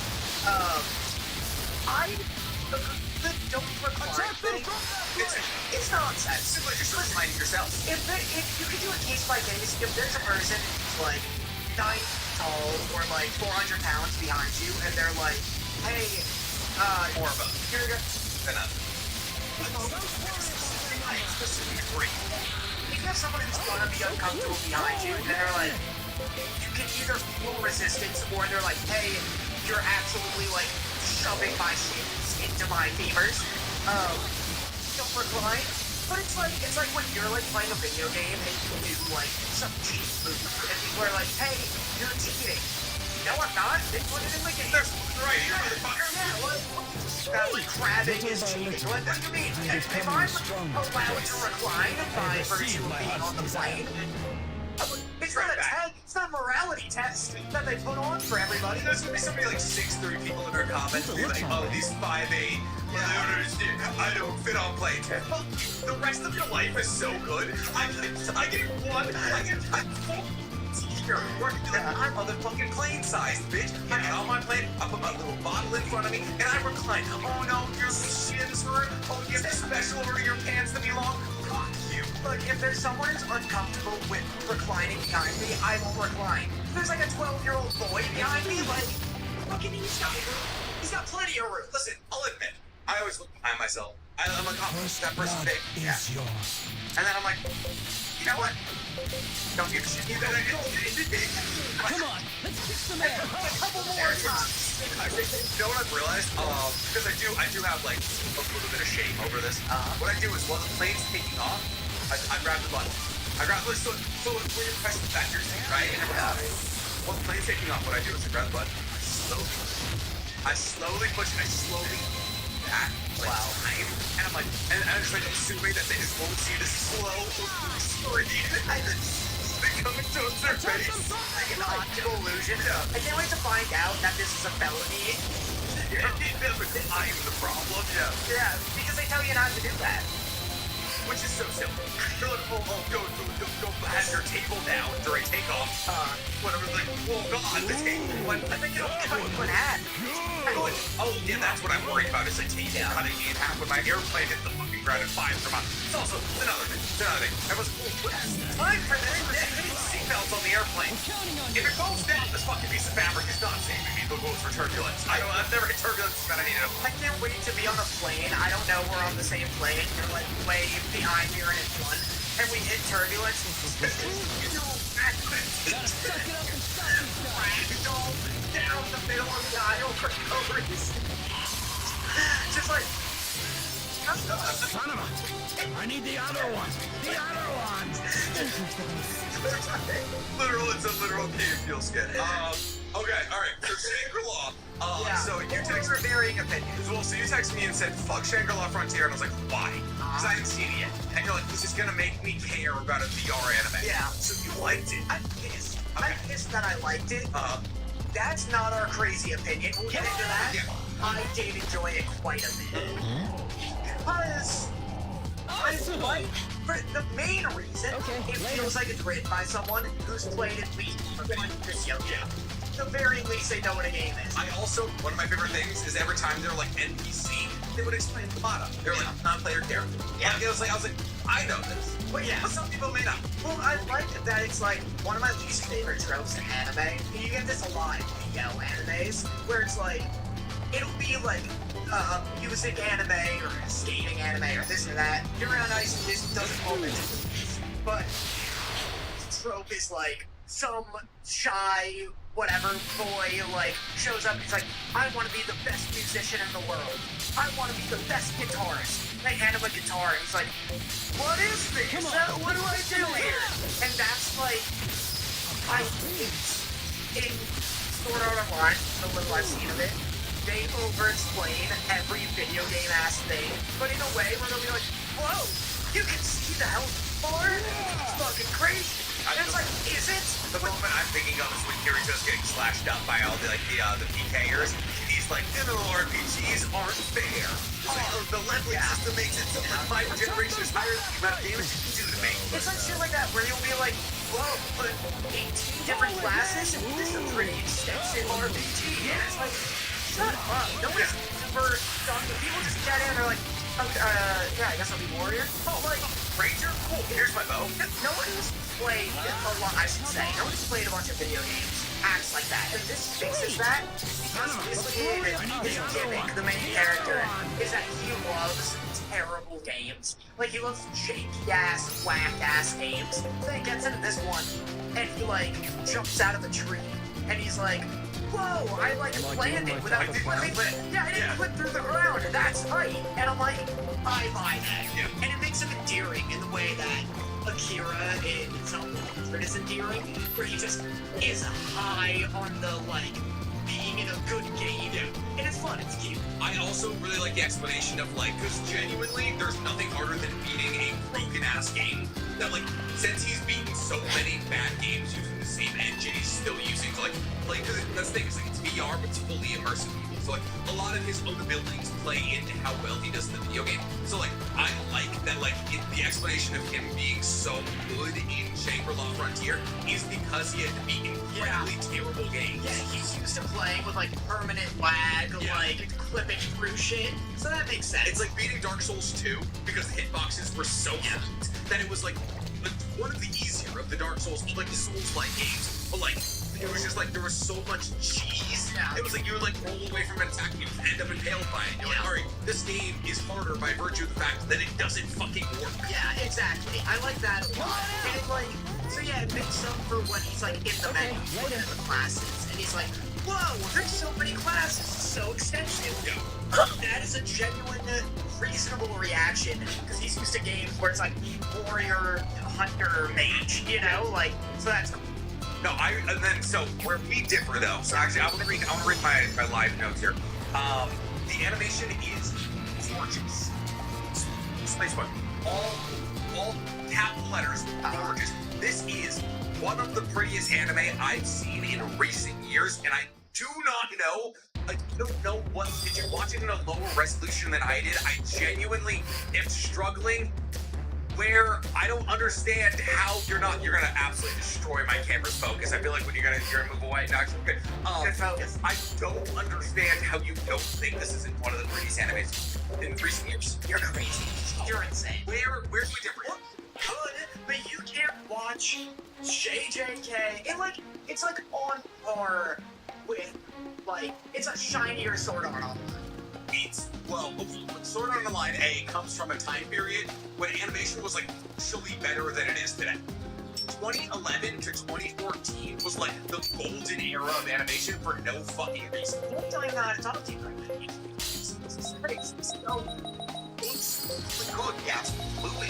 Yeah. Like, there's, like Kirito's moment when he solos the boss and he goes to, like, it's like 13 moves, like, dual-wield boss attack thing, is one of the cleanest scenes of animation in the last decade. I think, just to go on this crazy tangent very quickly, I think there were better looking anime by virtue of, like, it's all hand drawn, there's like so little CG going on, but I think there were I think now the average anime looks great. like, I think the bar is higher, but I think the height is higher. I'm saying that yes, kind of. I'm saying like the frequency, like Full Metal Alchemist Brotherhood. Yep. Gorgeous. Yeah. Super good. Anime movies all looked great. But there's like a couple that look good. The majority of anime. No, I definitely agree with you there. But, like, I'm talking like early, the first 2 seasons of Seven Deadly Sins. SAO, like Full Metal Alchemist Brotherhood, Hunter x Hunter. Like that 2000 Hunter. Yeah, the 2009 edition of Hunter x Hunter holds up to this day. It's incredibly good looking. It's not like, obviously the animation is a little bit dated, but like in terms of fluidity and like for what it accomplished at that current time, really good looking. It looks good, but like this is not one of the best looking anime of recent years. No chance. The only animation Jujutsu Kaisen, Chainsaw Man, Psalm 100, 86. I give you, okay, I don't think season 2 of Jujutsu is as well animated as season 1. I think there's been stylistic changes. I think season 2 is better. But I think if you were to sit down and just look at animation quality, I think season 1 is better than season 2. I think there's been like I said, story-wise, directing-wise, I think that season 2 is better. But if you're like cell for cell, I think season 1 of JJK is better animated. What is your criteria? Like, I'm not talking about like, artistically, I like how this is done. I'm talking purely visual. Pure aesthetic visualization. I'm talking pure, raw, dirty vision. I think it's, well, I'm gonna talk through the medium of Shangri-La Frontier. Okay. 1 time. Everybody's faces and hair. The hair is incredibly detailed. The skin is smooth. I'll pull up some images. I really like this. I'm also kind of biased here because I really do like the art style of Shangri-La Frontier. The backgrounds are really pretty. I think the fights are incredibly smooth. Like his battle against the multiple bunnies or something like that, really cool. The battle against the snake was really dope. And I just like the way that everything is written in this. And it's just something about the faces and the way that the hair falls on. There's like good hair physics in this show as well. Like the girl, I don't even remember her name. I don't even remember the main character's name actually. There's Berninosuke. Yeah, Berninosuke and the girl. Like both of their hair falls in a really nice way. And I just, the way this looks, like the only anime that I would say currently for me in the last 5 years that look better than Shangri-La Frontier would be Violet Evergarden. Okay. Violet Evergarden, season 1 of JJK. I can understand where you're coming from with Chainsaw Man because it was smooth. And it was stylized. We can't even have a discussion because you're speaking in a different language. I can't believe you think season 1 of JJK looks better than season 2. Why not? It just doesn't. It just doesn't. There's like so much more fluidity in season 2 of JJK. It's so much. There's like the spectacles are so much bigger. Like the set pieces are a lot grander. It's more like, I agree there. I think season 2 has the benefit of having more opportunities to look better. Like, it's clearly a different art style, like season 2 from season 1. So like, who knows if the season 1 like team and direction tackling the story of season 2 would make it better. But I think like there's no instance of season 1 that I would go back and watch just for the sheer visuals of it. There are like multiple episodes of season 2 that I've watched. So I think what it is about me is that like I kind of like this hyper-realistic, not like hyper-realistic, but like the art style of season 1 of JJK to me looks more realistic than the art style of season 2. I guess so you like, I guess it's like detail over motion. Yes. I'm so into motion. I'm a detail person. Like, if you just look at this photo of the Berninosuke, right? Yeah, like, it does look great. There's good shadows, like it's like anatomically correct, like, and it's like, I don't know, just something about it, like proportions. To me, it's like the proportions of the character, the more realistic it looks. It's crazy that you would say Seven Deadly Sins looks good then. Everyone looks like a fucking balloon animal. Okay, that was me just saying, like, that was really the first 2 seasons of Seven Deadly Sins were just well animated. It's not even like, it wasn't like my liking, because everyone is absolutely ridiculous. But like the first two seasons, except for the Devil seasons, all great. Oh, yeah. At least in their animation. But yeah, no, just like I like the way that it looks. This to me, Shangri-La Frontier to me, and I would like to remind everybody I've seen every single episode of SAO. I love SAO. Is revitalizing my love for Isekai. Yeah. I wrote down. Does this count? What else would it be? It's just I guess it's like it's not like you die in the game, you die in the field. There's no stakes. So it's not Block really Ricinus, like that happens all the time. There's tons of video game and anime where like if you die in game, you die in the field. But Isekai is like you literally need to. Okay, so he's just playing a video game, but not in another. Would you just call it a shonen? You're just like, oh, this is a shonen video game? It's a video game. But he's in a different world. Like, the majority of it takes place in a different world. It's so strange, yeah, I guess so. It's just, the video game is the medium for the isekai game. Right. Everything, and I haven't read the manga. You know what I mean? It's a manga. Is it a manga? Okay, I thought it was an original. Yeah. I read the manga, so I don't know. But, like, currently, this is the most likable cast I've had in an isekai in a long time. Yeah. Honestly, I watched SAO when I was so I got like enamored with these characters before I had a fully developed brain, and I was like, Kirito is kind of crazy. Like fully he is. You like SAO, it's okay. I do. I love SAO. Yeah. But Shangri-La Frontier, I love the main character. I love that big love interest girl. I think she's cute. I think she's funny. I think there's like a girl with the fully decked out armor is really funny. I like the introduction of the guy with the bow and him like trying to I'm gonna finally get this girl that I'm crushing on. But like obviously this entire story, at least in the first 2 episodes, was very focused around the main character who. One, all of the explanations about like why he was naked and running around and why he was wearing a mask made sense. Yeah. It was like I'm the kind of person who like everyone. And also, I love that he's walking through town and everyone's like, "Is that a build?" And I'm like, "You're right." It's like this is like an actual like these people play video games. Yeah. You know what's funny too? He's a part of why he's naked also is because you can sell your starting armor, and I was like.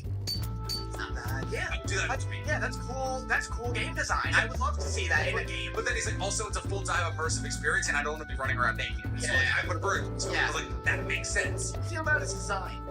What do you mean? Like his outfit, bird mask, shorts. Well, as an anime character, how do you feel about it? He has more than shorts now. Well, right. He has like a full green suit. How do you feel about it? I think it was done for a reason. Listen, I understand it. You don't like it? No, here's the thing. I do kind of like this. It's unique. Yeah. But at the same time, the amount of money they save on animating his mouth is, I think, why the rest of the show looks so good. Think about it. It's Kakashi, it's Inosuke. All you have to do is, like, every single time we see him on screen, if he's either thinking or talking, it's just the still frame of him. You don't have to put his nose on. Yeah, it's nice. So, I do kind of like that choice. It also adds a little mysteria, but, like, also, like, it's like, it's you. Like, because, like, it's a bird mask man. I think it's sick. Yeah. I think it genuinely looks dope. I wrote that. Alright. Back to the catacombs. Yeah. Jesus. I just can't get away.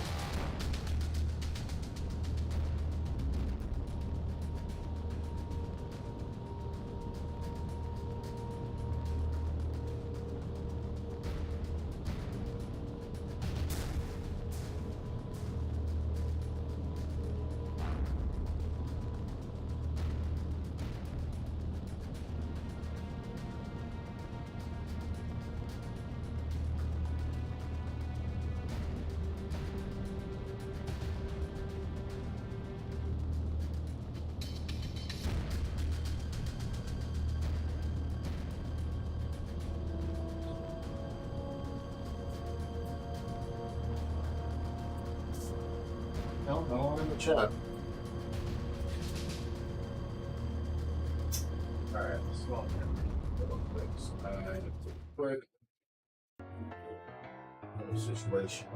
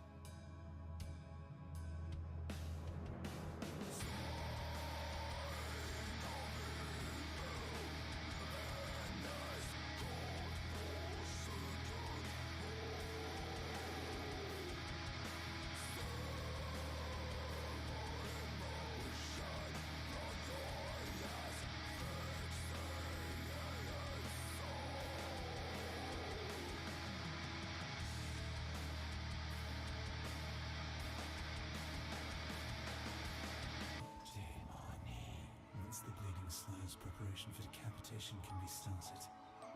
Dominos. Continue the cut to the throat around the entire neck from the jawline to the back of the skull. Demoni. Once muscle and ligament have been sliced away, the head can be cleanly removed. Dominos. Simply grip it on either side and twist it off, separating where the spinal cord meets the skull. Demoni. Remove the tongue and eyes, skin the head, and place it outside in a wire cage. Dominos. After removing the head, wash the rest of the body down. Demoni. Because there's no major mark of human eyes, removing the skin in a single piece is unnecessary. Dominos. Thus making the task much easier.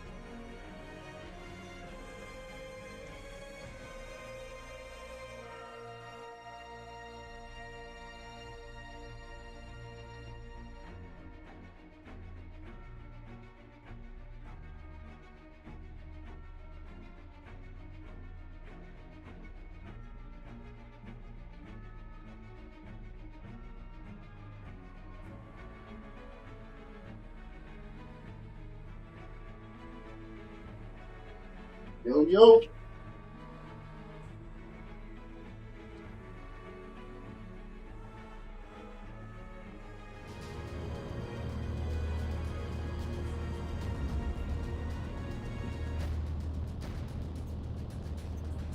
Shit, bro. Woo. Alright. I'll get up in about 10 minutes or so. It's doing this thing. Down. I know his design, and immediately after they were like, "Don't worry, he's not some kind of freak." And I was like, "I know." Yeah, explain it to me. Yeah, but I just to clear the room. I think it looks great too. Okay. I was just flabbergasted at how the you statement came out on it. Because you were like, "This is the best looking anime I've ever seen." When we walked in, I was watching. Okay, we should get back into it. Very aesthetically pleasing. I like the way it looks. It looks good. It looks very good. I love when when he fought the Vorpal Bunny. I was like, quite great. A little critical thing.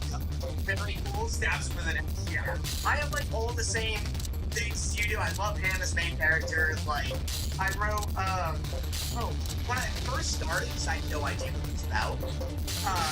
It goes in a world where display these considered retro and fully immersive VR games become the norm. I audibly went, "Oh no." Yeah. I didn't know it was my first VR anime. Oh, it's like a Birdman fantasy. No idea what it's gonna be. It's very fun. And then I know the theme song slaps so hard I had to have jaw surgery after it. The thing I wrote through this animation is gorgeous. Openings. Out of everything that I've watched this season, and we've watched a lot, best opening, life. It's just a really hardcore badass. It's super cool. Since you're also reading your notes, will be the best isekai in years on our hands. I think this is potential to be the best isekai, at least for me, since Log Horizon, since Gates, as what I deem as the golden age of isekai. Like I said, I've tried with ChiLL, I've tried with Overlord, I tried with Mushoku Tensei. All of them lost me for different reasons, and this one, I feel like there's been no red flags thus far. I'm like, holy shit. I might fall in love again. I swear to God, I'll fucking do it. Isekai used to be my favorite genre. I want it to be my favorite genre again. I could find love again. Yeah, and I'm very excited for that. I agree. I was very shocked at how good it was. I feel like if we were to pitch it, it's like Sword Art Online mixed with the attitude of like Psalm 100. Yeah. Like it's got the optimism and like fun quirkiness of it. Yeah. Plus the combat of Sword Art Online. Yeah. The cringe of Kirito. Yeah. And there's no perversion. Even explain away. There's time. Yeah, there always is an option. But as it currently stands, we're heading in the right direction. All right, our second biggest thing, which I'm assuming you thought was going to be our lead-in. My biggest. Undead Unluck. I loved it. I'm happy for you. I think that's better than Shangri-La. It's so much. It's just fireballs with blood. I was gonna say that. It's also very Mob 100. Yeah. It's high motion. Yeah. A lot of fluidity. Yeah. Just bouncing. So much bouncing. All over the goddamn ship. It made me realize I love a protagonist who just has rocket feet. It's so cool. It's so awesome. Yeah. So this one is about this girl who has power or ability. A curse more like. Called Unlock. Where if she touches somebody, unlucky shit will happen to that. Yeah. She can't touch anyone. Show up and she's gonna kill herself. And then this guy shows up and Nancy. Didn't have a name at that time. Right. So he shows up and he's like, "Hey, my curse is that I'm immortal, and also I can propel blood from my body." By constantly regenerating my blown off feet. Yeah, exactly. He can shoot his body parts out. He can rock it around. Yeah, he fights his finger a little. And then shoot it like a bullet. Yeah, he's very cool. But he shows up, he sees her, and he's like, "Hey, Hope it looks don't kill alright. yourself." Yeah. And she's What are like, you looking at? fucking Checking my stats, Wait, huh? yeah, If he's you're gonna just do looking it. this She's up for like, kicks, well, if people I touch me, understand they why get like you a will. flesh-eating disease. Like she's lying. And he touches her and he's like, that's hype. I want to die. I'm so sick of being alive. Yeah. And then something unlucky happens to him. He's like, this is hype. We have to keep trying stuff out to get me killed. And that's her little duo. And meanwhile, they're being hunted by fucking like whatever. Yeah. Shonen stuff. I love it. It's Fun. It's a lot. Okay, here's the thing. I've seen Undead Unluck like in Shonen Jump for like 2 years now. It's on chapter. Let's see. It's in chapter like 150. Oh my god. Like it's already a long manga. Undead Unluck has 178 chapters. It's a long manga already. And I've seen it for a long time. I heard it was getting an anime, and I was like, I should go ahead and read it, and I did. So I went into this. Outside of the picture I see on Shonen Jump of the two main characters, I knew nothing about this. Yeah. Heading into this, not the plot I would have expected at all. At all. No. I'm so glad that it turns shonen-y. No, like it's a Chainsaw Man, it's a JJK kind of. It's got like a society, you know? So there's like a whole thing where there's like, so they're called negators. And like Bad name. It's love it. Don't love it. You said it so confidently, and I was like, I'm gonna dance around it the whole day. Yeah, like it's not awesome. It's a tough one to say quick. Yeah, exactly. Yeah, so we're gonna be enunciating on this podcast, but they essentially, like, if you negate the rules of the world, you hunt down by this organization, and this organization has 10 people who all negate the rules of the world, and they like only allow 10 of them to exist. And those 10 people hunt down other people who are anomalies on Earth, and the undead and the unluck are both anomalies, so they're getting hunted down by this shadow organization. And so now they're trying to join the organization, is like what the first 2 episodes have shown. It's like, instead of getting hunted down, let's join the organization, which I'm assuming gives the show a lot more longevity. Like, I guess it's like, hey, if we're just hunting down bad guys for the entire show, there technically doesn't have to be it. As opposed to like, oh, we have to kill these 10 people, break down like it's because that's One Piece, or that's there. It's like there's a certain amount of people we have. So yeah, One Piece has no longevity. They all through One Piece. Done 20 years ago. They at one point they even were like, if you kill us, when they were getting hunted, the hunters were like, if you kill us, there's gonna be more, and it will never end. Yeah. And that's when I was also like, oh, nice. Go on for quite a bit. Yeah, we got some legs on this bad boy. Yeah. What was very surprised by one, look, like very looking, very Fire Force-y, very Mob 100. 2, surprisingly brutal. Like just like it's like the opening with like the dude exploding on the front of a train. Like very surprised by that. And then like swords getting thrown through him holding his sword in his shoulder as a holster, hilarious. He's like rocketing at one point, and he makes his like bone regenerate out of his leg, and he uses it to like spear the side of the building. Yeah. That was wild. I love it. I'm so high on this show. Very funny. Very funny. Like genuinely funny. Like not like mashal, like stupid humor, like good, like anime, good punchlines, like physical comedy, that kind of things. Like it's a dude who explodes a lot. Like if you like watching dudes getting kicked in the balls, you're gonna love this. Yeah. He's also fun. They have a very, very moment where I was like, oh, this is a little more than just fun. What? With you stopped me. No. I had another point with him cutting her hair. Yeah, he's cutting her hair because he's like, there's a bit where she's like, her hair is super long, and she's like, no one can cut it. Any stylist would not because they'd have to touch me. And he like whips out the scissors and shit, and he's like, I've lived for so many years, I know every skill. He cuts her hair, and I was like, oh. At one point I was a stylist. Like, this guy was like 200 years ago. What I love as a character, because I'm like, I love big, ripped, always naked man. Yeah. And he's constantly exploding. Yeah, he's always exploding, and I'm like, I love that his personality is like, I'll try everything. Yeah. I'll do a little everything. Like that thing, and he's got like inches of weapons, yawns, and planes, and then like he's like, I keep like a piece of glass in my brain because otherwise I'll have way too much information and I'll go insane. And so like whenever he's like power up, he pulls the glass out of his brain, which is dope. Love that explanation. It's like I will go insane with a lifetime of information to keep myself crippled. That's why I have high hopes about this show and manga, is because, and apparently people love the manga. Yeah. Like it's doing very well. I have high hopes because the power system is very JJK-esque, where it's like, I guess, yeah. I hear the power system and I'm like, oh, can we really come up with, like, enough power in that concept? Like, they all have to gain some aspect. Yeah. Like Chainsaw Man, where I'm like, can we really come up with, like, a devil for every fear? They do. Well, you can. I'm not creative. I'm bad at coming up with It feels like a tomato devil. yeah, he's working on everything. Yeah. But it's like, right, the power is almost math-based, like JJK, where it's like, it has, like, the two villains they fight.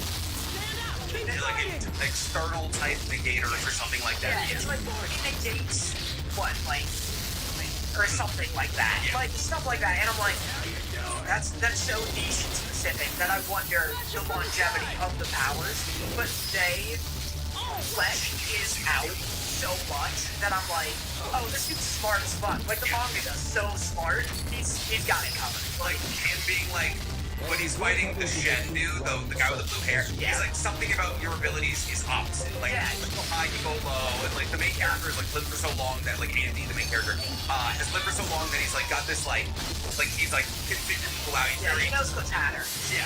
And so like we figure out the powers of the medium of his intelligence, and like because of that we get really fleshed out powers that are really cool. So I loved that. I also loved the fact that it's a romance anime. Yeah, it is, huh? Yeah, like it's like just straight up. That was the most surprising bit of it to me. I was like, oh, this is just a romance. Yeah. Because it's like, oh, so basically to surmise here, the main character, the main girl, her I name's don't know. Izumi, No, I thought it started with an F, honestly. She like basically she finds out that the most unloved she can give to somebody is when you kiss them. Yeah. But the more that she likes somebody, when she kisses, the more the love. Is that true? I thought she was lying. I thought she was lying because she's like, if this guy's gonna stick around, she's like, she's the only human who can touch me. And she is a romantic. She wants to be touched. Yeah. In a creepy way and in a not creepy, you know? Maybe for the 18-bit. I mean, like, in a anime way, there's hundreds of years. Yeah, so there's that. But it's not so bad. I want to get into She's not 15. But anyway, she wants to be touched, like, romantically. Don't we all? Exactly. She wants intimacy. And so she's like, oh, this guy is the only one who can touch me, but he only wants to use me as, like, a tool to kill himself. Yeah. So I couldn't tell if she was lying about the, like, oh, the more I like someone, the worse it'll be. I could tell if that was so she's like, I at least want this guy to be more likable. He's being a dick. Yeah. So I want to manipulate him. I think maybe that's definitely a possibility, but also I like the explanation of like, oh, he kissed my grandparents and they creeped the fucking shit out of me, and like he only dislocated his legs. Right. I like that. My parents who like hugged me and kissed me a bunch like before they left for a week. Their entire planks, like gone. And I think it like kind of was instantly corroborated by the fact that she kisses him on the cheek and a fucking meteor falls out of the sky and blows up a building. So like I think it probably is true. And also there's like the fact that like this has now become the core motivation of the entire show. Like that's the thing. So like basically she like now the core motivation of the entire show is Andy romancing this girl. Yeah. So that one day they can fuck. Yeah. Like, that's the thing. It's like one day like that's the thing. He's like, oh well, if kissing gives some bad luck here. And he's like, If we fuck, I'll be dead. that's the thing. He's like, next we have to try sex. And I love it. They leave the word sex. It's like next we have to try sleep, and it's like 3 letters. Yeah. So like next we have to fuck. And so he's like, cover your clothes, we're gonna have sex. And he's like, well, no, I have to like you first. Yeah. And then there's like a few moments in the second episode where he's about to die. Peter's about to get captured. And she's like, well, at least let me grant you death right now. Fucking get in it, you know? Yeah. She will be having him in here. For a very chivalrous. So I like that. Yeah. It's gonna be like a long romantic thing between the two characters when they fall in love and fucking. Yeah, I know I'm good. I think it ends. I'm gonna make a prediction of a 200 chapter manga here that I've seen. Yeah. I'm gonna think that over time they're gonna, grow into an organization and they are gonna get closer, and then she's gonna make him realize that life is. I would love if they become friends. Like don't fuck. I would love if they become so close. And yeah, she makes him realize that life is worth living. That But he's she's like, platonic with that. well, yeah, that he's like, I don't want to fuck anymore because I don't want to die. Like if we fuck, we'll die. And then she's like, well, I want to fuck somebody. Like, how about you just rip it off? You get 30 seconds, right? When he burns his ass. I like realizes life is worth living and they love each other, but it becomes it doesn't have to. I'm not like. Is that because of? Is it because I feel stronger than before. it's whatever. It's not illegal at least. Like at least she's 18. That's right. At least she's 18. I don't know how old he is. He's at least 200 years old. Yeah. So, but Yes. yeah. So that's I did want to Okay, talk about later. like, is it pervy? Is it not? So here's the thing. It is, Well, but it doesn't feel like it. that's the thing. Because I'm watching Soul Eater. That makes my entire burn. Here's the difference between Did you like, finish? Let's do this. Okay. I got like Is there anything you're not watching right now? I got like 15 and I'm watching a lot now. You're watching so many goddamn things. I'm almost done Black Butler. And it's October. I wanted like You're still watching Bungo. Come on. You're not. it ended. We're just Yeah, for like years now. That makes sense, actually. Yeah, that was a long time ago. And like 2 weeks ago, the anime surpassed the manga. So the manga is now catching up to the anime, and no one knows what's gonna happen. That's crazy. Yeah, it ends up flying. That's illegal. Yeah. That's hurt you. He makes me done. I hope to put this power to good I use. need the other one. So season 5 is the best straight on I've been ever. searching for this. And the ending ends in such a batshit crazy way. But anyway, so I'm watching Soul Eater, and I just want to like find distinction between like Come on out. pervy and not pervy. And Okay, later. is that Soul Eater is just constantly throwing tits in your face, like Yes. it's not funny. It's not like an attempt to be funny. It's just like cuts to her and she's in a bath and she's naked. Yeah. And singing about pumpkins. It's like just trying to arouse you. Fucking, and sometimes they do a joke, but it's like such a half-ass. It's like, oh, Blair's naked and stole beats out of his nose. That's like, in my opinion, not an attempt to be funny. It's an excuse to be pervy. Absolutely. Whereas this is genuinely funny. And it's like, yeah, she's hot, her tits are cute. When you're upside down, I was like, We're throwing her upside down, they're about to fall out, and when he first like rockets her, her like shirt comes up a little, and like, I can go home back. she's also exactly your type. She's I need so the other one. Danny coated. Yeah. She's small. She's got crumpled little hair. She's got a big sweater. Yeah, she's curvy. She wears a hat. She's Yeah. like literally, I'm like, that's so Danny coated. She's so great. She looked like a hotter, Year Jack from My Hero. But like, fucking, yeah, it's like, the humor works. Yeah. Like, it's like, he's always naked, and that's not like a pervy thing. It's No. like, silly. Keeps fucking blowing up. Yeah, it's just, like you said, it doesn't feel pervy, because it's not just like, oh, boobs, check that, go jerk off on DeviantArt to this later. Yeah, it's different between Tamaki and Fire Force. It was like Lucky Ledger, her clothes just fall off, and he's like, I just got exploded by a fucking train. I just painted a wall with my brains. Like, Yeah. I'm sorry, my clothes fall off. Yeah, I talked about this in with Soul Eater, because the guy who made Soul Eater also made Fire Force. Yes. Come on. That Let's do is it. the horniest man. It's the horniest man who like doesn't know how to arouse anybody. The horniness in Fire Force and Soul Eater is so fucking weird that it's what with your little.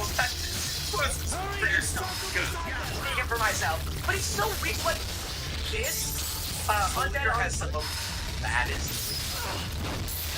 Undead Unluck, genuinely sexy. Like very hot. I got like the same way with this protagonist, and I did watch the Psalm 100 Live action. You're like, where I there's was a like, lot of some. where I was just like, why am I like around? Like what? You're like Sweater, man. You're a sweater guy. I just know. I guess I am. You just love the idea of a big tooted woman wet fucking big tooted fucking at the bell. Dan, like, let me explain to you Danny's ideal woman. And it's literally, I'm just gonna explain Sarah to you. You just want a woman, C cups are larger, fully covered head to toe, so comfy. So comfy, a book, tea, a dimly lit, like fire lit room, and she's just like, oh hey Daniel, how are you? I just love a woman. Like, yeah, I love big boobs. She wears glasses too, doesn't she? No, She doesn't? I don't think so. Am I just like that she's thick. Yeah, I haven't printed on her. That she's thick all around. You know, like, yeah, the sweater, all of that. It's great. I love that our types are so vastly different. Yeah, so I will fucking give you a 6. So slender. Give me a 6. You look like a Nami, like a 7-foot tall Nami ass. Robin is 6'3", she's my dream woman. Yeah, there you go. You want a woman who can carry me like a handbag. You want. I just want to, like, see Yang or something. That doesn't mean 16 ounces. Listen, it means whatever you want it to. Hey, listen, but...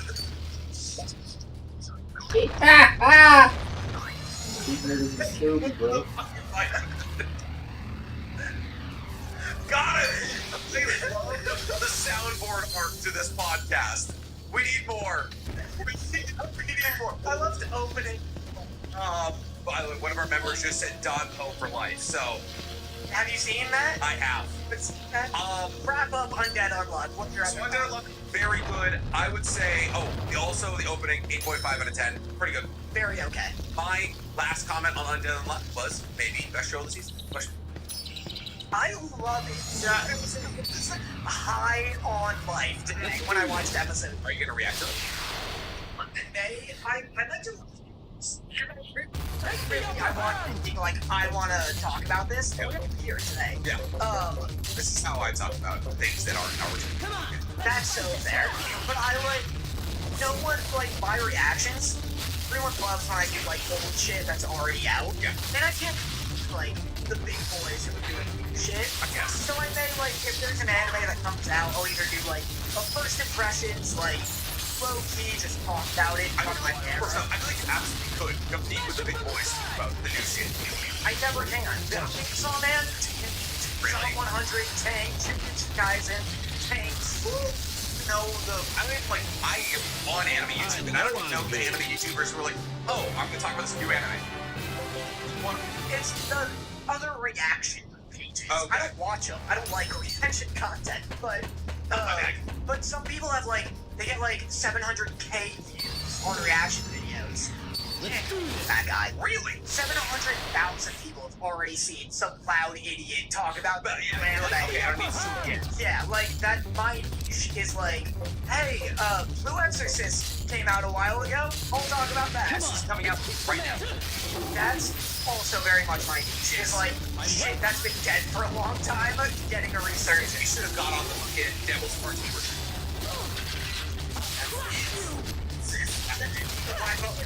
Season 4 is out. So you're getting ahead of it. Yeah, exactly. So Undead Unluck probably better than Chamberlain Frontier. Because I feel like the barrier for entry for Undead Unluck is lower than Chamberlain Frontier. Because it's it's a funny comedy romance anime. And Chamberlain Frontier is VR anime isekai. You're right on all that. Shangri-La's Shangri-La isn't horny at all yet. But just the that it is a VR anime isekai is inherently weird than Undead Unluck. And that is fortunately a smaller subsection of it. Actually, that may not be true. It's a section. I think you've got the people who are opposed to horny anime and the people who are opposed to video game anime. I don't know. I will say this. I turned on Undead Unluck and Sarah was in the room and she sat down and watched. She would not with Shangri-La. So that's my thing. I was gonna say, where do we think the split is this season? Girls, gals, gays, guys, and squirrels. What are the splits? So is Undead Unluck? Is that our gays and our gals? Yeah, I think it's been for everyone. Mm-hmm. And there hasn't been anonymity. I don't think Andy is the female gaze at all. No. Sarah is appalled by his power. He's kind of not match coded, but he is kind of physical comedy. He's almost psycho coded, but in a more grotesque kind of way. Yeah. Hair helped. Yeah. That helped with the female gaze. Sorry. Yeah.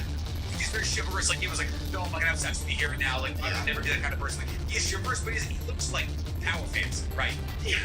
He's red. He's the dude's laughs out of his fucking head. Like, his hair gets longer in his rage form. Like, he's freaking. Yeah.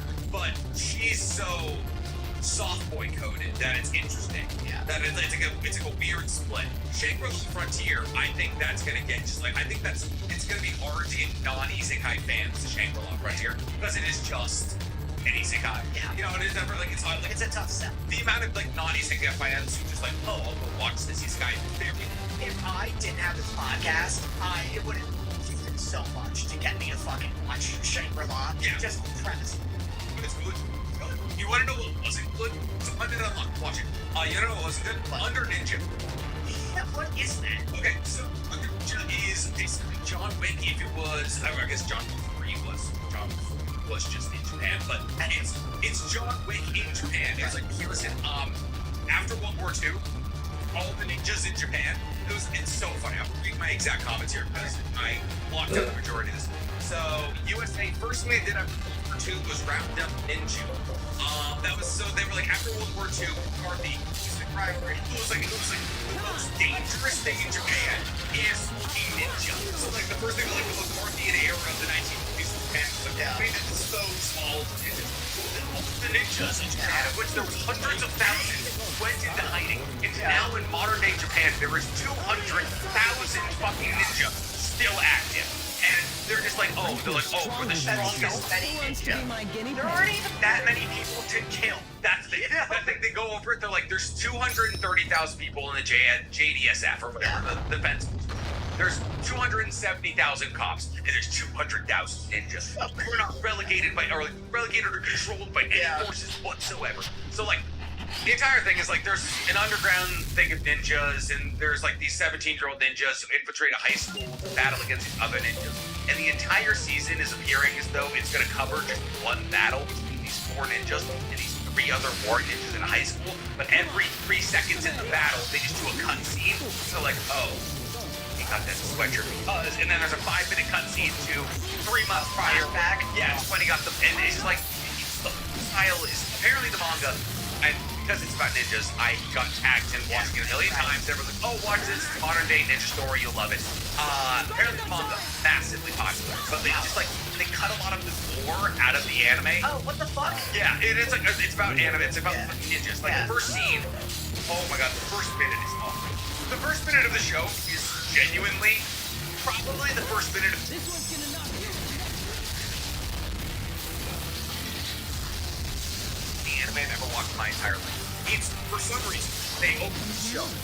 It's like 5 American characters dropping into the Middle East. Sweeping a building. So, we gotta find the bomb, we gotta find the terrorists. And it's by the way, I've on many different occasions expressed how much I hate when they have English in the Japanese sub, and it's just like Japanese VAs speaking English. You can tell.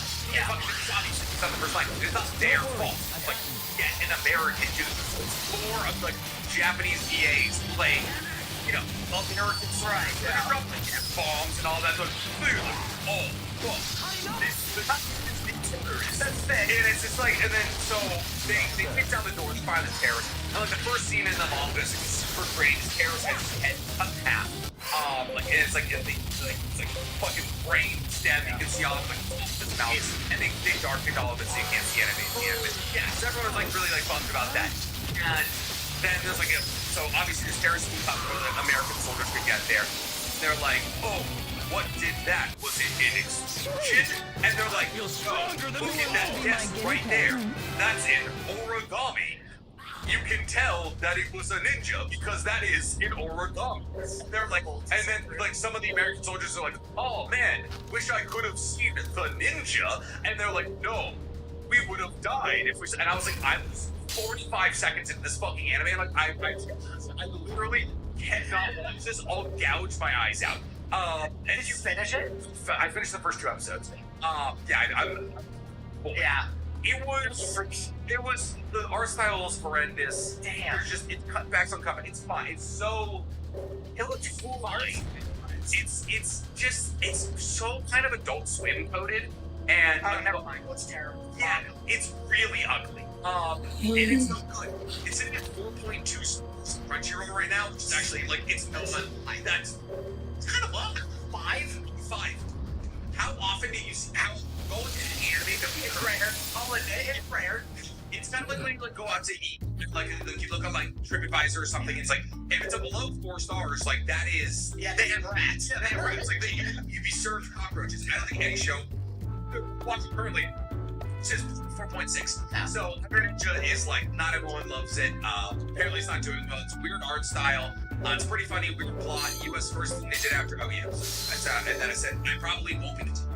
Like I just like I just it's asking. I know it's the thing. I just wanted to check into it because I saw some momentum about it on TikTok, but like mostly it was just people like comparing the anime to the manga and how they're reducing the gore and all of that. So it's just I don't know. If it's your bag, have fun with it. It's just not for me. You know what? I was gonna give me a fuck. What? Always you do. Like, you never know. You're an unstoppable force sometimes. What you need to do is start talking and don't shut the fuck up. I'm so afraid that you're like, God damn it, let me get a fucking word in. No. That's our thing. You start talking, I stop talking. You start talking, you stop talking. That is a conversation.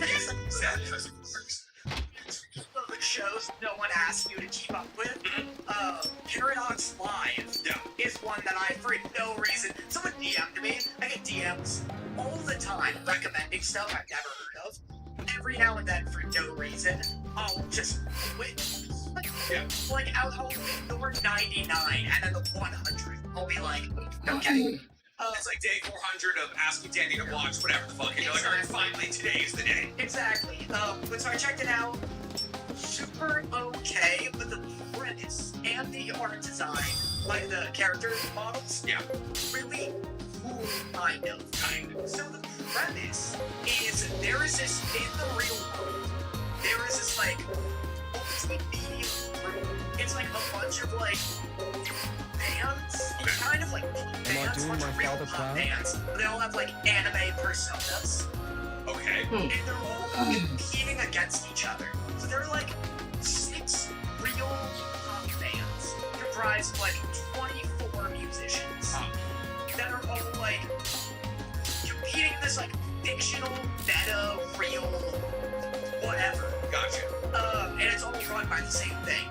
So it's really meta. It's really weird and Hunger Games-y kind of. And they made an anime about it. So the first episode is just like introducing 1,000 characters. It's just like name soup. It's like cats. Yeah. But so, first episode's very okay. What are you looking at? Interesting, kind of fun. Is one, it's a tournament anime. Okay. So that's bonus points. Yeah. Just Eminem, like trailers, like impressive. No, wait, hold on. Yeah, this guy needs to move on. I love bringing up that. Sorry, how many other battle rap scenarios? We grew up with us. But so now they're like competing for like $200 million or whatever. I'm swinging it, but yeah. And it's this, round robin tournament of all of the groups. There's like 4 pop groups. And in the world, there's a metal that responds to like harmony and like melody. So they've like smelted down this metal, turned it into rings. These pop groups will sing with the rings on, and it will like produce images. And so that is why the concerts have like crazy effects. They got a Patronus / like Green Lantern bitch. Yeah, it's like a Patronus Green Lantern ring that responds to their singing. It's literally that. That's what it is. And it makes me upset that they don't fight for real. I love like a musical anime where they actually fight. They came out with Hypnosis Mike? No. Different one? There was an anime that came out like 4 seasons ago. It was based on a game. A year, if you will. What? A year, if you will. Yeah, like 4 seasons. Yeah, it was like yes, that is how that works. It's like when I call like defense canon. Yeah. My fucking brain, it's cancerous. There was this. It was based off of a mobile game, and it was essentially that like there was conductors, and then they would have these weapons. These weapons were like they would control these weapons with like a conducting rod, and it's I do not know what it's called. It is really fucking good though, and the entire thing is using music to like combat each other. And the big piano player, he has these 2 different kind of weapons. It's based off of a mobile game that you might have heard of. I do not remember what it's called. Chat, will you help me out here? We weird. Man, I have one-armed piano player. My powers will be of some Attack help. Off Destiny, that's it. Attack Off Destiny. Very good. It's like 12 episodes. I recommend to look into it if you want like a musical anime where they battle against each other. Wow. I did a fucking TikTok on the trailer of this. Really? You never watched it? Never watched. That sounds very Daniel. I do that so frequently. Wow, this trailer looks incredible, and then you completely forget you ever made that goddamn video. I'm surprised you followed up with Paradox Live, because I watched this skill video of you being like, there's a ring! Yeah. It's fine so far. Were people upset about it? Big TikToks about it? People upset about it? No, well, so then what happened next week, and this is a Crunchyroll problem, apparently. I thought this was like a Psalm 100-esque problem. By the way, did you hear their baby striking? And that's why Psalm 100 is coming out? Fuck films? Yeah. Really? Yeah. Goddamn. That's crazy. Ironic as hell, considering the show, though. Top stuff. Yeah. We're like, imagine writing a story, like animating a story about like alien orcs so that you want the zombie apocalypse to happen, and they got inspired. That's you know what? That's what. Yeah, imagine they gave that to fucking Bob. This is just the beginning. An idea in Bob's head. The fucking French Revolution Part 2 would Dude, happen. we would just be CEO of the next con. That's fucking so hard.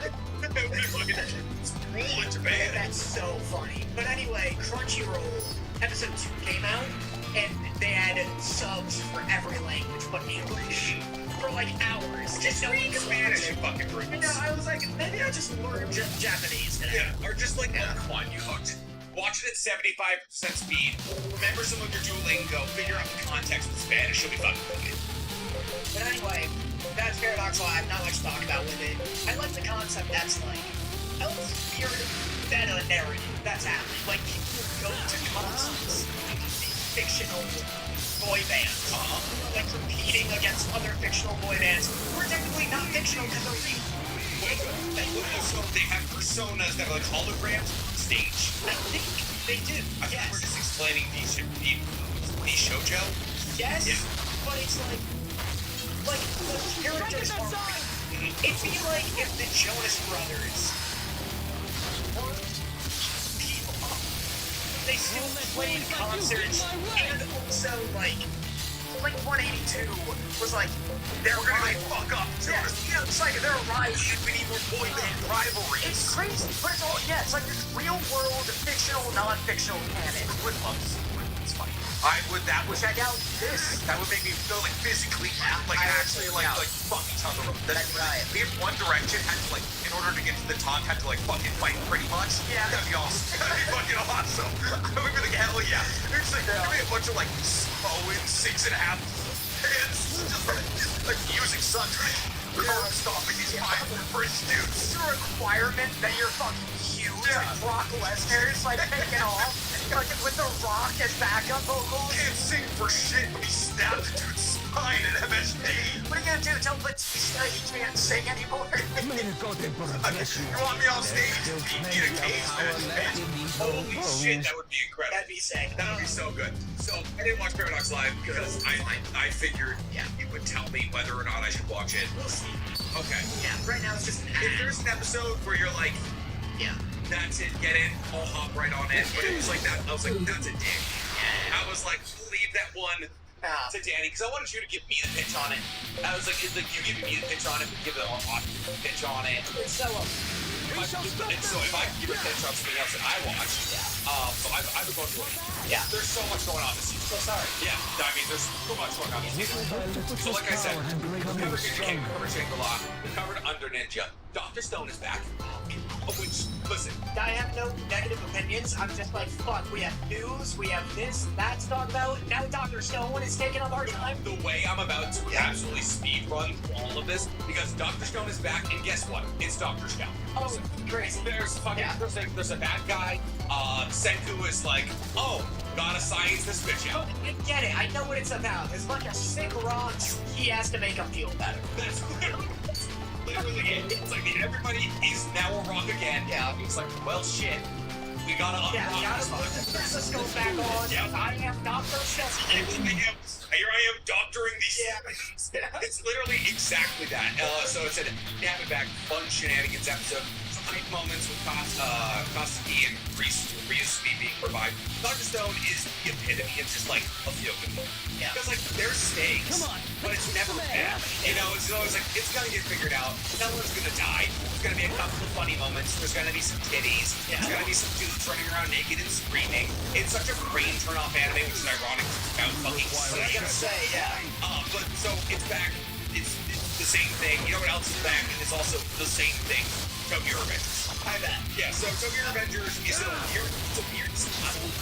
One, I think Tokyo Revengers should be a case study of like how not to run an anime. I was gonna say how to absolutely assassinate hype because one, fuck.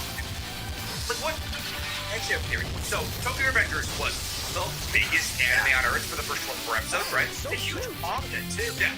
And then people started whining about the slots because First off, it's a manji. a joke, by the way. Totally a manji. Yeah. For everybody who was like, oh, these guys are, I guess they have the German dictator in their group. It's fucking manji. The Blues had it thousands of years before the Nazis. Nick is Jewish. I am Jewish. So I'm talking, listen, it just helps. Hitler was a bad artist and not creative, all right? And those are the only two bad things. Oh my god. Get me out of here. Grandmother. This is why you sit in front of the door. So anyways, Tokyo Revengers is back. And I know why it died. Yeah. What do It's fucking thought about that when watching Undead Unluck. Fucking hate watching Hulu on anime. Well, first off, okay, for one, you can't watch Tokyo Revengers in Japan. You can't. Like, it's like, so, in Japan, there's a couple of different streaming websites. But, like, it might come out, like, on a weekly basis on, like, Japanese TV, but it's not available on Crunchyroll in Japan, because, like, Crunchyroll, by and large, isn't available in Asia. Yeah. It's not available, like, Netflix is kind of where you get your streamed anime in Japan, and only, so now that Hulu has, like, bought Crunchyroll, Netflix can't have it anywhere. Yeah. And cannot stream it on Hulu in Japan. So it's non-existent in Japan here because Hulu bought it. And Hulu was like, oh, we're gonna make this run outside of Japan. We're gonna make it super popular. When I went to Japan a couple of years ago, when Tokyo Revengers came out, everywhere. It covered everything. Yeah. Nowadays, fucking nothing.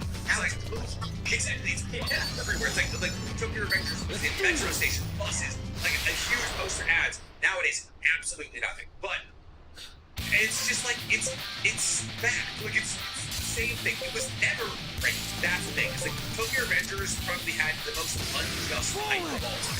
Like I was like, I think Tokyo Revengers sitting at the current level of hype, like the Black Clover-ish level of hype, makes sense because it's not great. No, like it's not the best anime or manga in the world right now. Like it just simply, and a lot of people blame the last arc, the current arc is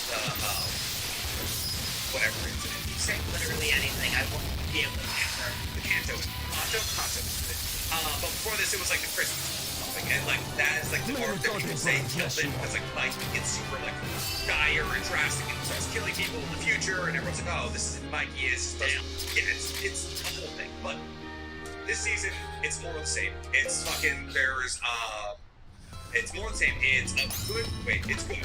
Big new bad guy. I'm trying to read my notes. Yeah. Big new bad guy. Kisaki meddling. The future is fucked. That's it. Nice. Apparently, there's another future traveler.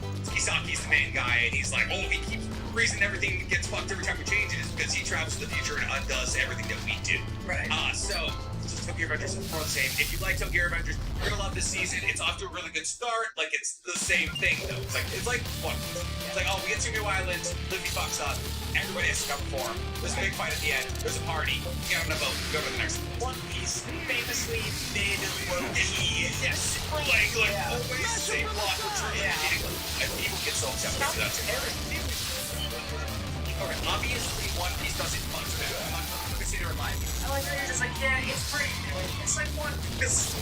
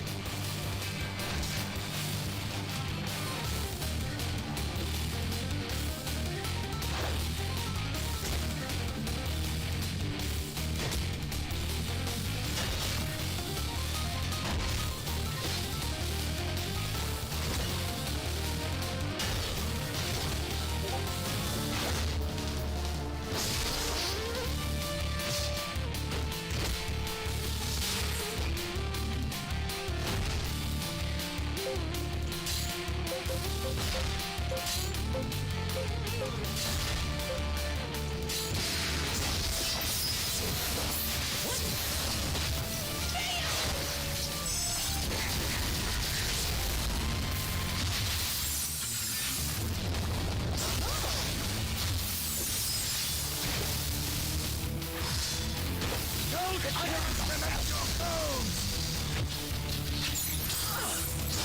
that, is it? Pull it together! My thanks. Yeah, this is our big chance!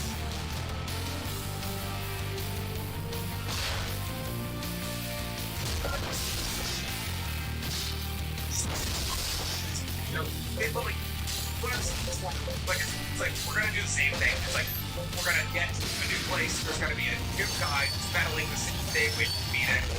It's knocking dominoes down to get to the second dome. So, Pilgrim Records is back. Fucking watch it if you want to. The last thing I was gonna talk about is Remnant the Apocalypse. Right. So I can't really talk about that. So Remnant the Apocalypse is animated by the people who are did. So obviously the biggest issue with 7 Deadly Sins is that season 3, 4, 5, and 6. Like so horrifically bad. But so Remnant the Apocalypse is the sequel written by the same person who does 7 Deadly Sins. But it's like in the same universe. Arthur, like King Arthur Pendragon is the main guy. These 4 guys in the Apocalypse battle against him.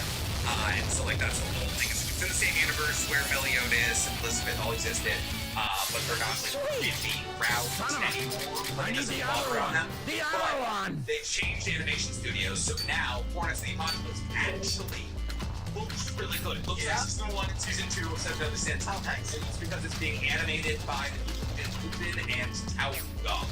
Oh, I hear Tower of God's good.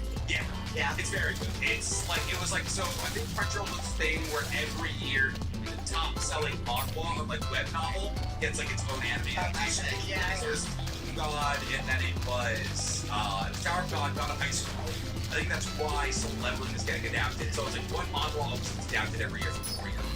That's like a Crunchyroll thing. I don't know if Soul Leveling is actually on Crunchyroll. I genuinely don't remember. But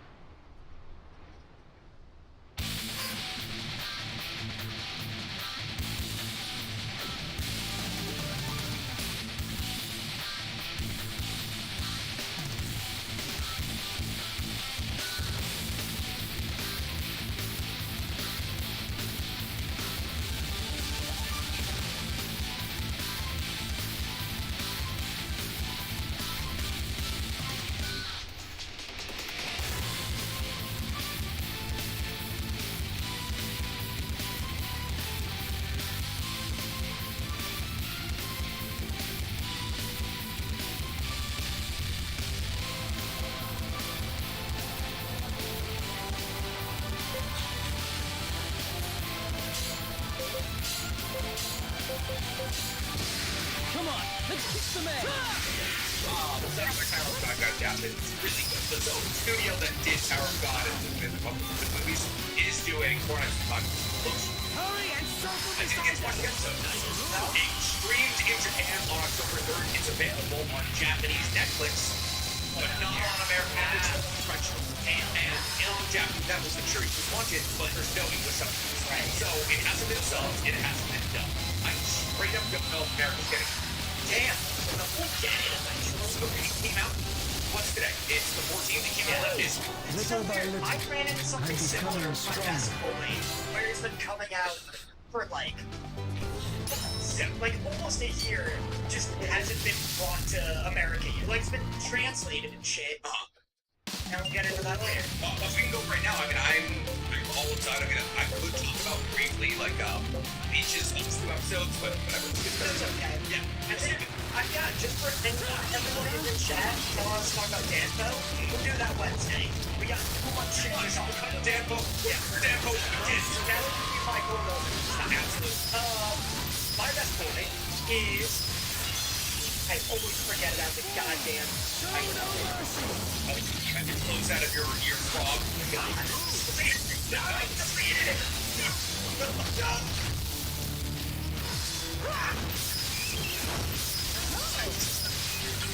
Sound of premature ejaculation.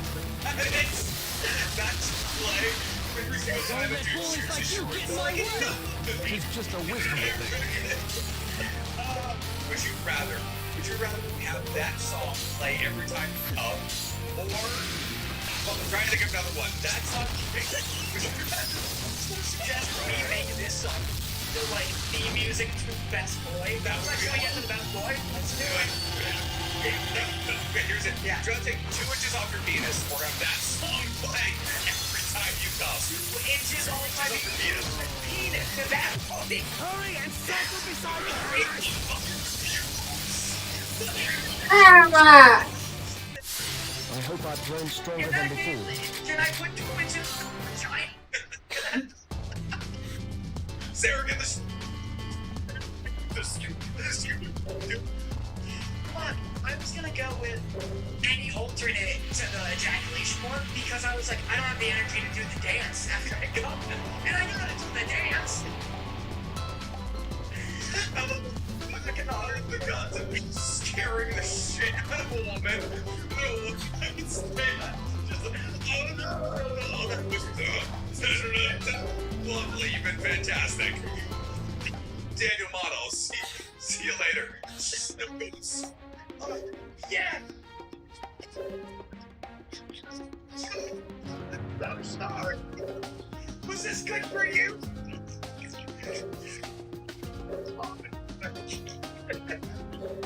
It's just, you have to shoot ropes. You have to be shooting fucking ropes. Oh, This episode sucks. This episode sucks. I wish you slept last night. My Best boy. is Gotcha Kuda. Gotcha Kuda. Oh, the best. Ring the bell. Baby. Ding ding ding. Impressive, huh?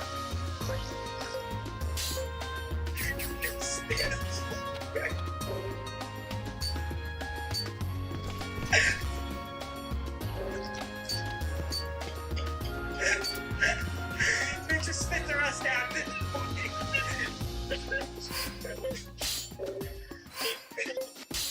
Ow. Sorry, dude.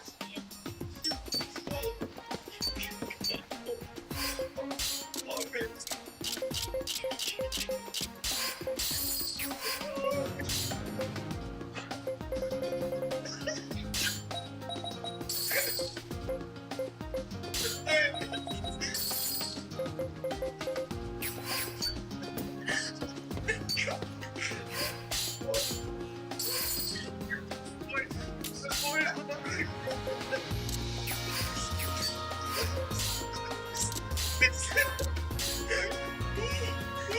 Sucks. I hate this podcast. Get so just what just I stopped.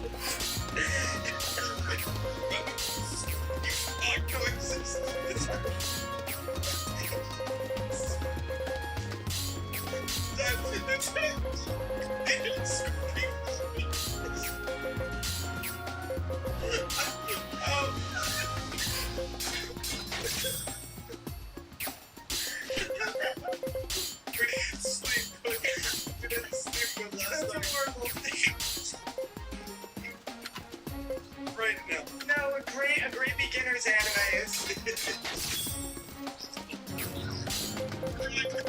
Second season. The arc that's like.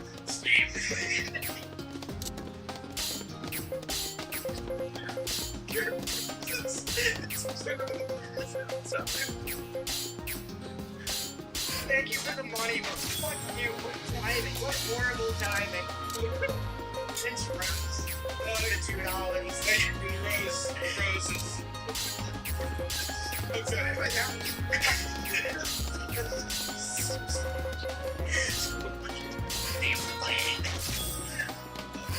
My best boy is Gachu Buddha.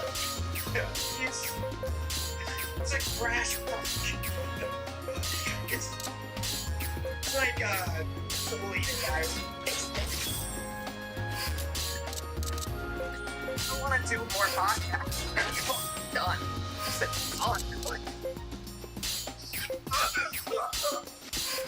It's like, what would you like, the Soul Eater guy really likes it, and it's like, in a world where there's too much trash. There's trash people. I'm not joking. Trash man. There's trash people. It's getting really big in Japan. Art style's awesome. Let me show you. Got you. It's, the art style is really cool. It's very Soul Eater looking. It's, actually, it looks legitimately just like, oh wow, no. It looks like speeds, because like the first chapter, the guy with huge claws, like that's... It's so, looking, the art's incredible. It's like Crash. It's so hard to explain. It's like in a world where like, people just waste a ton of shit, like, you know, it's social class nonsense. Yeah. They waste a bunch of stuff. The main kid is like, he like collects trash and like repurposes it. He's like, this is fucked. People can still use this stuff. He's this edgy little punk, and like, he lives in this district that used to be like Australia, essentially, where it was like a criminal country, and everyone is like a descendant of criminals, and they're all trying to reform and get better, and everyone hates this kid. His parents were murderers in a time where everyone's trying to reform and prove that they're like, you know, worthy of being like regular citizens. So leave the trash. Yeah, to leave Trash Town, USA. It's cool. Anyway, I'm sick of this pod. Go on. My best boy, actually, I was thinking of revising best boy to either be best boy or piss boy of the week. I think we have to incorporate, so I think like you can have a best boy or you can have a piss boy. Is piss boy bad? Yeah, piss boy is bad. What the hell?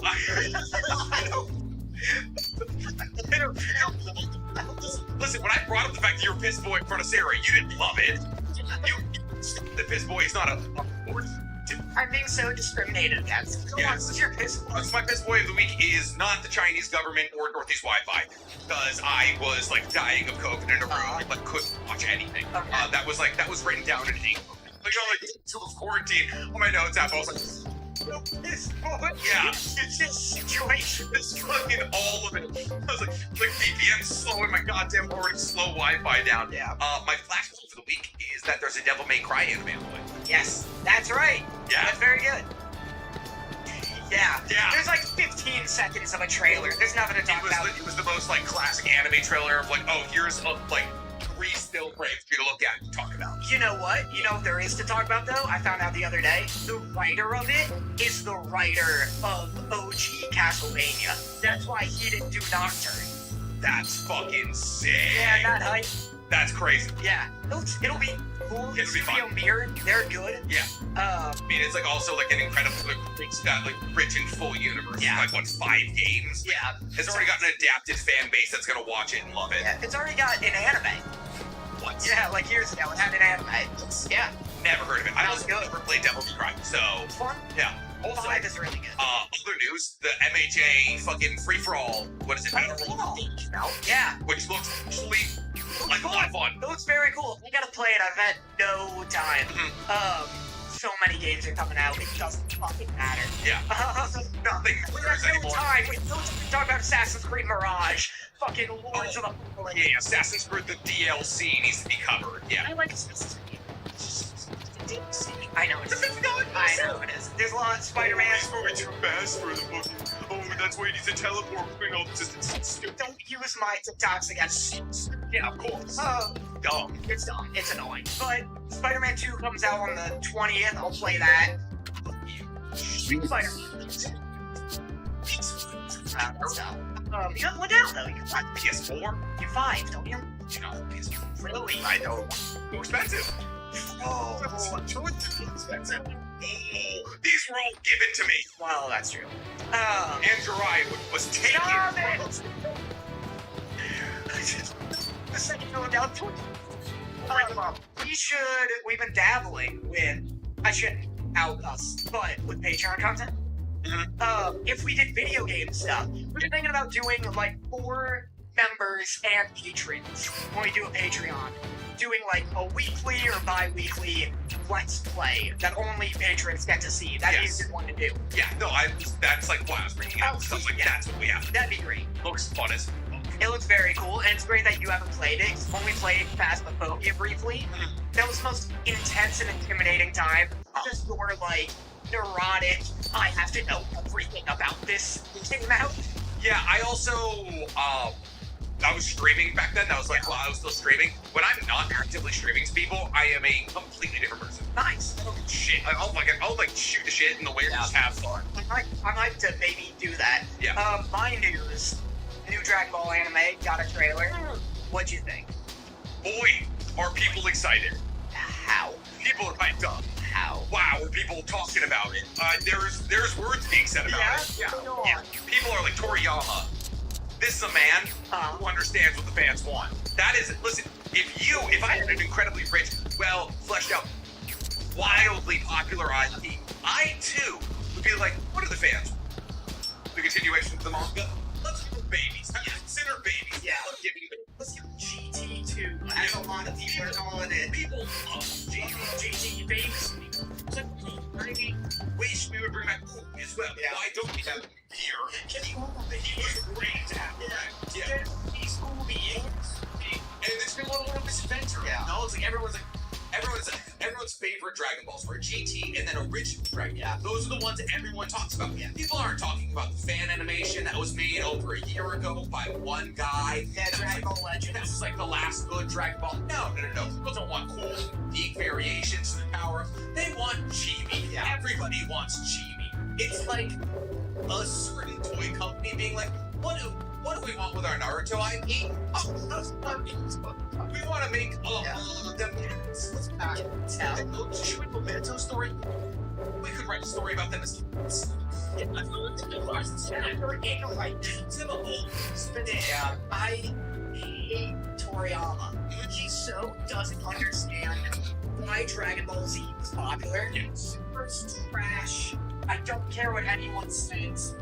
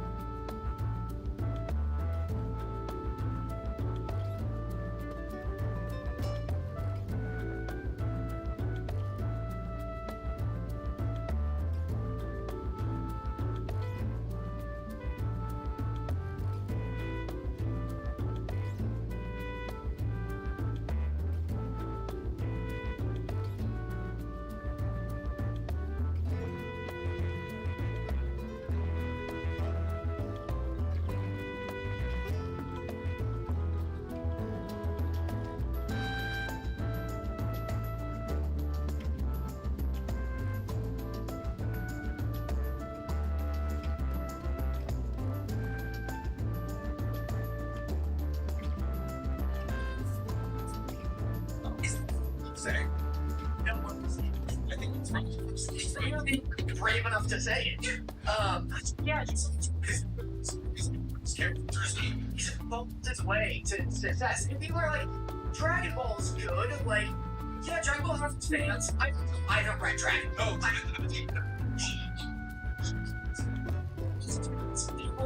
People like it. There's no argument to be had that C is the more popular and more beloved version. Like, there's just no argument there. And he just, like, doesn't get why people like C. Yeah. It's nuts. It is crazy. Anyway, that's my news. Also, the trailer today. There's a trace fatality. I didn't think they'd do that. It's really. And it's another one. It's a squishy head. Yeah. Oh, whatever. And that sounds sick. Yeah, it is the train with the stand up. Yeah. That's really cool. It's really cool. Love letter. Dude, love letter. By the way, Love letter. no. Yeah. Love letter. All right, guys. Meantime, I'm wearing merch. Yeah. That makes sense. Wearing unreleased merch. Never get one. This is my front design. Looks great, despite what they said. It looks good. I love it. This is the low-res version, too. It looks good. It looks real good. We'll get this, and we'll get a back design for you fucking boys. Yeah, for you kids. Yeah. Like fashion and such. Like it works for a lot.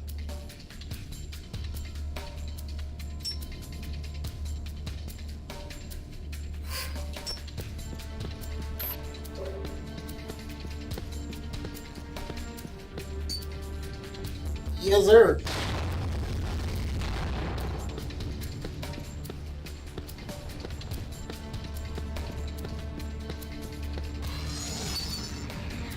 Let's do this!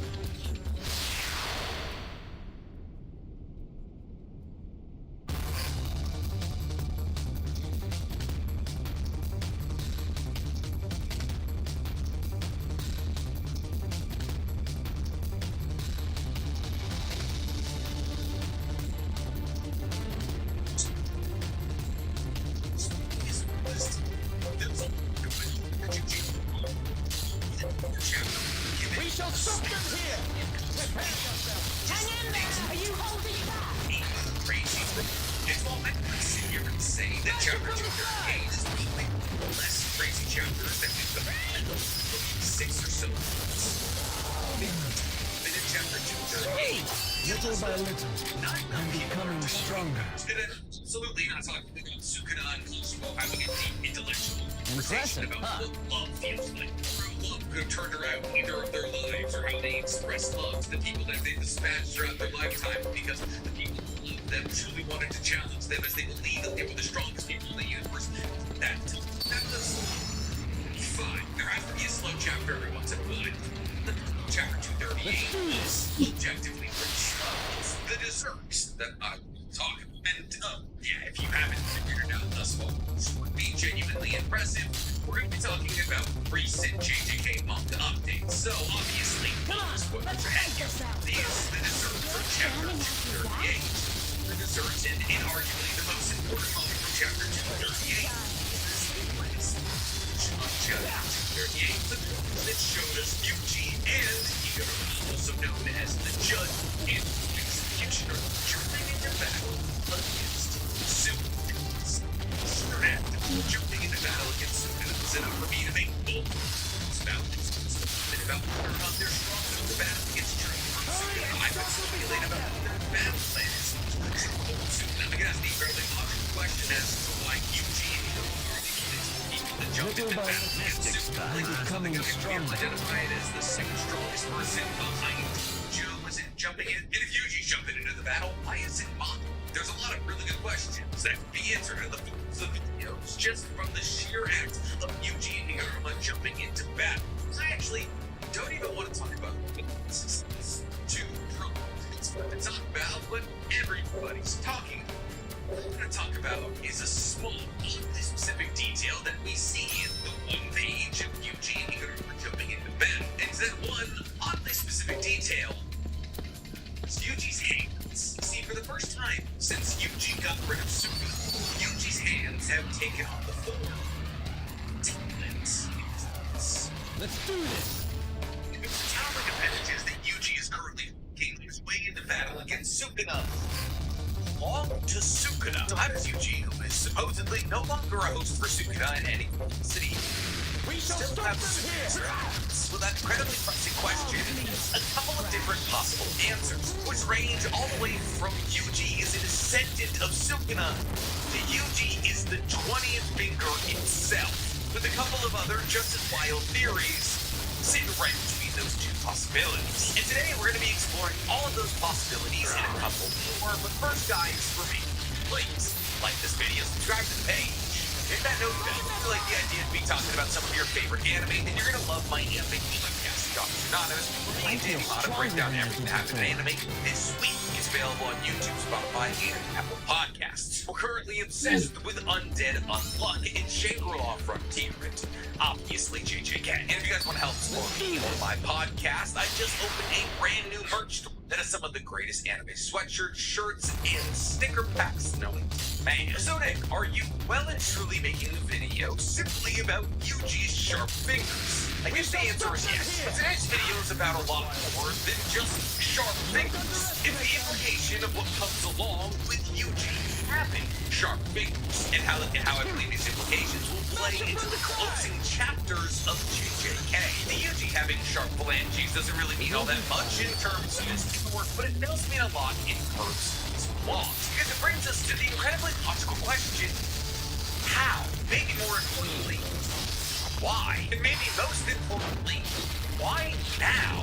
See, here's the thing. Yuji has been Sukuna free since probably chapter 212, if I'm remembering correctly. When Sukuna took over Yuji's body, ripped off one of his fingers, and fed that finger to Megumi. At which point Sukuna was able to transfer his consciousness from Yuji to Megumi. Now, this has been something that Sukuna had wanted to do ever since he saw Megumi was a user of the Ten Shadows technique, as he understood that the Ten Shadows technique in his hands would make him incredibly powerful. While Yuji hasn't been in a whole lot of fights since that switching moment, Yuji has been in a couple of fights. Maybe most importantly, he was in a fight against Sukuna in chapter 214. However, what's weird about this is that in this chapter, in this battle against Sukuna, Yuji's hands are regular, which is odd because there's no reason for Yuji to be any less serious in this battle against Sukuna than he is currently in his upcoming battle against Sukuna. I mean, I guess you could say Gojo being cut in half probably got his blood up a little bit, but still, why has Yuji manifested these talon-like phalanges now? Was there a material change with Yuji between chapters 214 and 238? Or is it just an ability that he just now figured out he was able to use? Because here's the thing, Sukuna doesn't always have sharp claw-like hands. In fact, in Sukuna's time as Megumi, he never once manifested sharp claw-like hands. Sukuna's claws are a bit like Killaw's. He can have regular hands when he wants to. However, when he switches to close quarter combat or gets the slashing, he'll activate his talon hands, which is why we see Sukuna in his true form have regular fingers and claw hands, in his Yuji form have regular fingers and claw hands, and in his Megumi form have regular fingers, and I actually couldn't find any point from his Megumi run where he had claw hands. However, the fact that Sukuna is able to switch from regular fingers to claw hands makes Yuji being able to switch between them all the more interesting. See, because Sukuna accidentally abandoned Yuji's body while he had sharp hands, and now Yuji was just stuck with sharp hands, that would kind of make sense. Like, hey, I don't know how to switch them back, and Sukuna's gone now, so I'm just stuck with talents. The fact that we've now seen Yuji switch from regular round soft fingers to sharp, dangerous pointers implies that there's still somewhat of a connection. Sukuna, but where is that connection coming from? That's what we're going to be exploring today. And I have 3.5 possible theories that try to answer this question. So as we usually do when we have multiple theories answering the same question, we're going to head from our least likely answer up to our most likely answer, which leads us to our first theory, which is unfortunately the theory that I'm seeing disseminated the most. See, ever since his last panel was created, everybody's using it as a way to tie Yuji to Sukuna, not in a way that we're used to tying Yuji to Sukuna. So for a long time, people have speculated as to whether or not Yuji is a descendant of Sukuna. And there is actually a pretty good amount of somewhat compelling evidence for this theory. The first and most obvious connection is the fact that Sukuna's true form just looks a lot like Yuji. I mean, how many people do we know that have a pink hair either in the real world or the JJK universe? And yet, both Yuji and Sukuna's true form have pink hair. Their skin pigmentations are similar, their muscular tone is similar. I mean, considering the fact that these two entities existed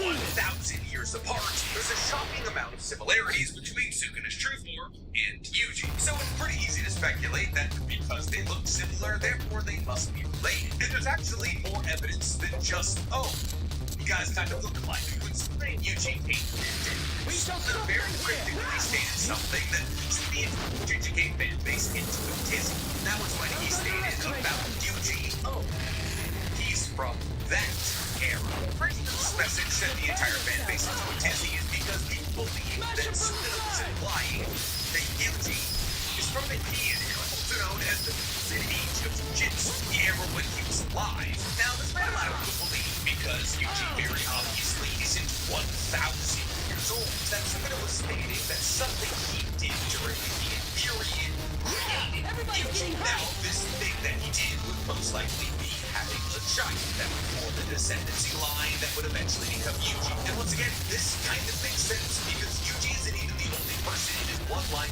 that looks like Sukuna's truthful younger version of Yuji's grandfather who's having a conversation with Yuji's father before Yuji's born.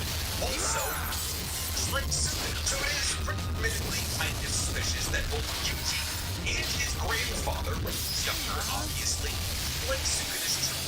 Considering the fact that Yuji and his grandfather very much come from the same bloodline, tying that bloodline Sukuna makes a good amount of sense. And technically, Yuji tying his ancestry back to Sukuna would answer a ton of questions. It would explain why Yuji was born freakishly strong. It would explain why Yuji has pink hair. It would explain why Kenjaku had a fascination with Yuji's bloodline, going so far as to take over his mother's body, take back shots from his father, and become his mother. And more than anything, it would explain why Yuji was so perfect as a vessel for Sukuna. To take even one step further than this, Bandai might have spoiled that Sukuna is an ancestor to Yuji in an Instagram post about toys. Yes, that's right. Bandai Namco Play, also known as Bandai Namco's, toy Instagram account, posted a photo marketing Yuji and Sukuna's new toys that were coming out. And these toys were coming from Bandai Namco's Anime Heroes line. And the description to this photo read, "The King of Curses is ready to join your collection. Ryunin Sukuna is available for pre-order now. Pair him up with his descendant,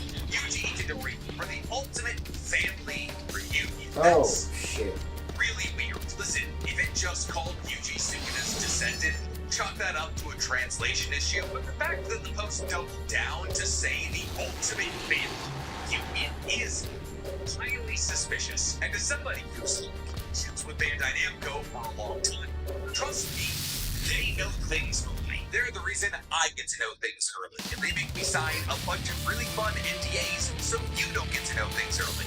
That's one theory, and it's the fact that it's already been confirmed since it's not be possible. What do I mean? Well, it was stated by Gege Utami in an official fan book about a year ago that Sukuna had no wives or any children. In roughly 110-page fan book, Gege Utami answered questions about all of the characters in JJK. And one of the questions about Sukuna is, did he have any wives or children? To which the mangaka stated, no, he has Arame, who is his minion/servant, and that is it. So while yes, Yuji being the descendant of Sukuna would be incredible, and it would be a really easy way to answer a ton of questions, the answer is no. Now, technically, am I aware that there's a possibility that Sukuna could have been made children? Yes, absolutely. And therefore, Sukuna technically wouldn't have wives or children, but would have semi-clones made of him that would have propagated into what would become Yuji's descendancy. I mean, Kenjaku does exist, and Kenjaku has existed for 1,000 years. And it was canonically confirmed that Kenjaku is the person taught Sukuna how to break his soul into fingers. So it's a possibility that Kenjaku could have taken a piece of Sukuna and turned that into a human, much like he did with the death paintings, and those humans would go on to live and propagate Yuji's blood. That is a possibility, though an unlikely one. And therefore, even though Yuji being a descendant of Sukuna does make a lot of sense, the fact that the mangaka already stated that that's not the case makes this at least likely theory. However, even though I acknowledge the fact that this is an incredibly unlikely theory, it does bring up some pretty important talking points. The most important of which being Kaori, also known as Kaori Itadori, also known as Yuji's mother.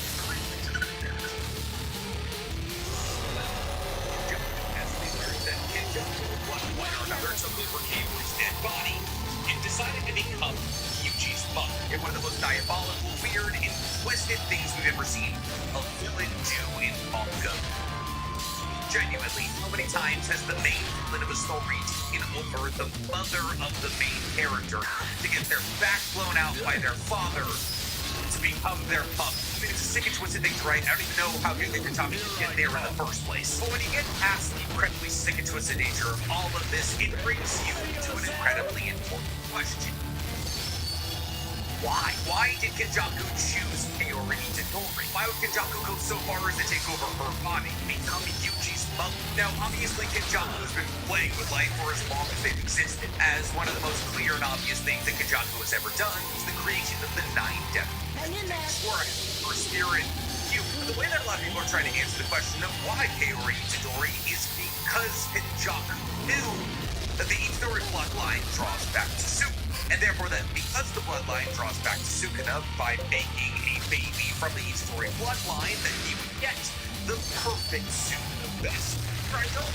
It's that complicated. See, I believe the answer to the question of why the Itadori bloodline is a rather simple one. Kenjaku is nothing but an opportunist, especially when it comes to the topic of creating life. I mean, the Death Moon paintings fell in his lap, as the woman who was the inspiration and the creator of the Death Moon paintings was thrown from her village for anything after her spirit.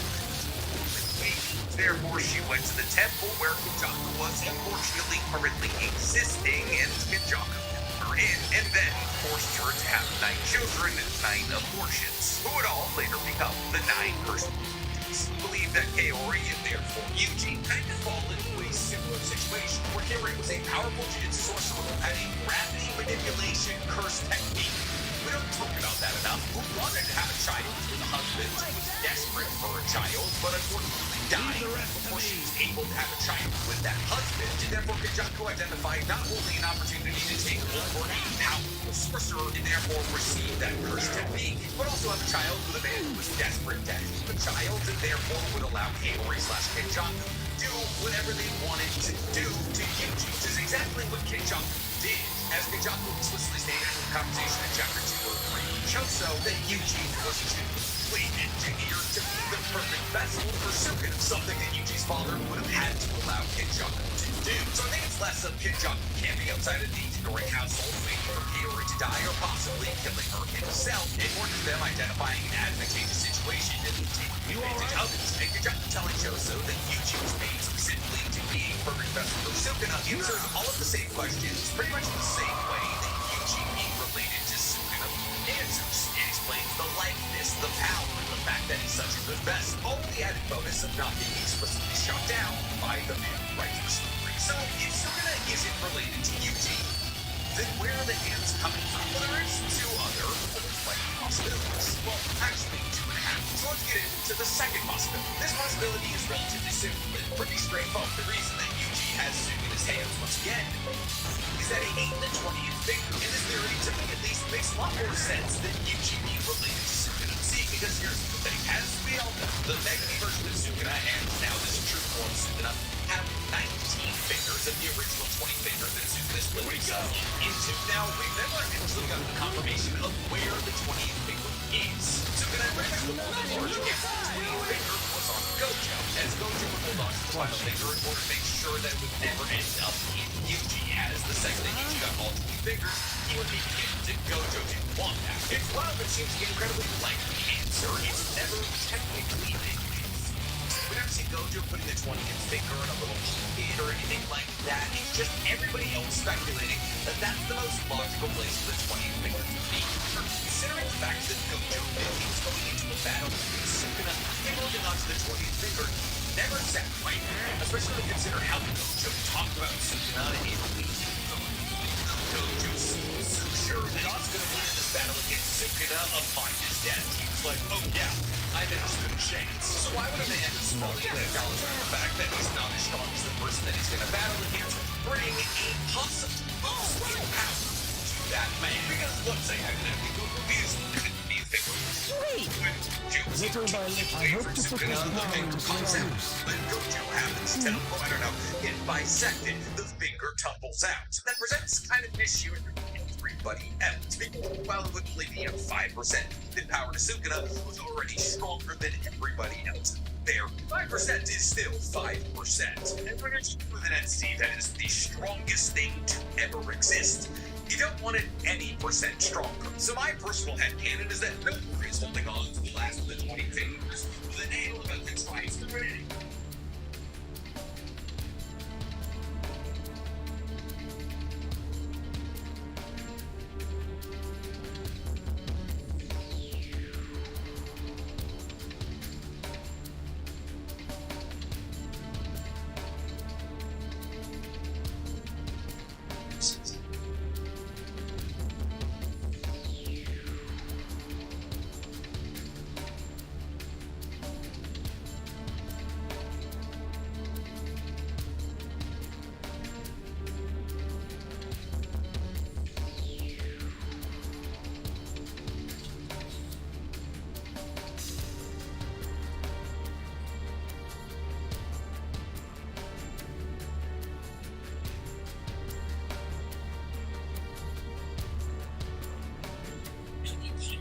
was a lure technique. So I made a whole video on it.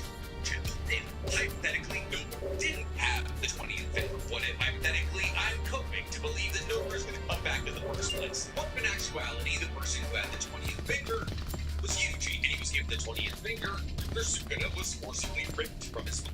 And realized that Gojo had died. The real reason that Yuji wasn't the first person to jump in is because he was doing something he was relatively used to, and that was eating a finger. Now, this brings up the very logical question, why would Yuji do that? Why would Yuji, who's now free in Sukuna, reintroduce Sukuna into his life? And if Yuji were to eat one of Sukuna's fingers, wouldn't that run the possibility of there being two Sukunas? Yeah, technically, maybe. I actually don't really know. Could Sukuna exist in two separate bodies simultaneously? We don't know. However, if hypothetically Yuji were to consume the 20th finger, you could explain the hands were coming from. However, there's one slight problem with this theory. While Yuji does have the hands of Sukuna, he doesn't have the extra eyes. The markings that he had anytime he manifested Sukuna prior. There's a possible explanation to this if we were to go with the idea that he ate the 20th fingers.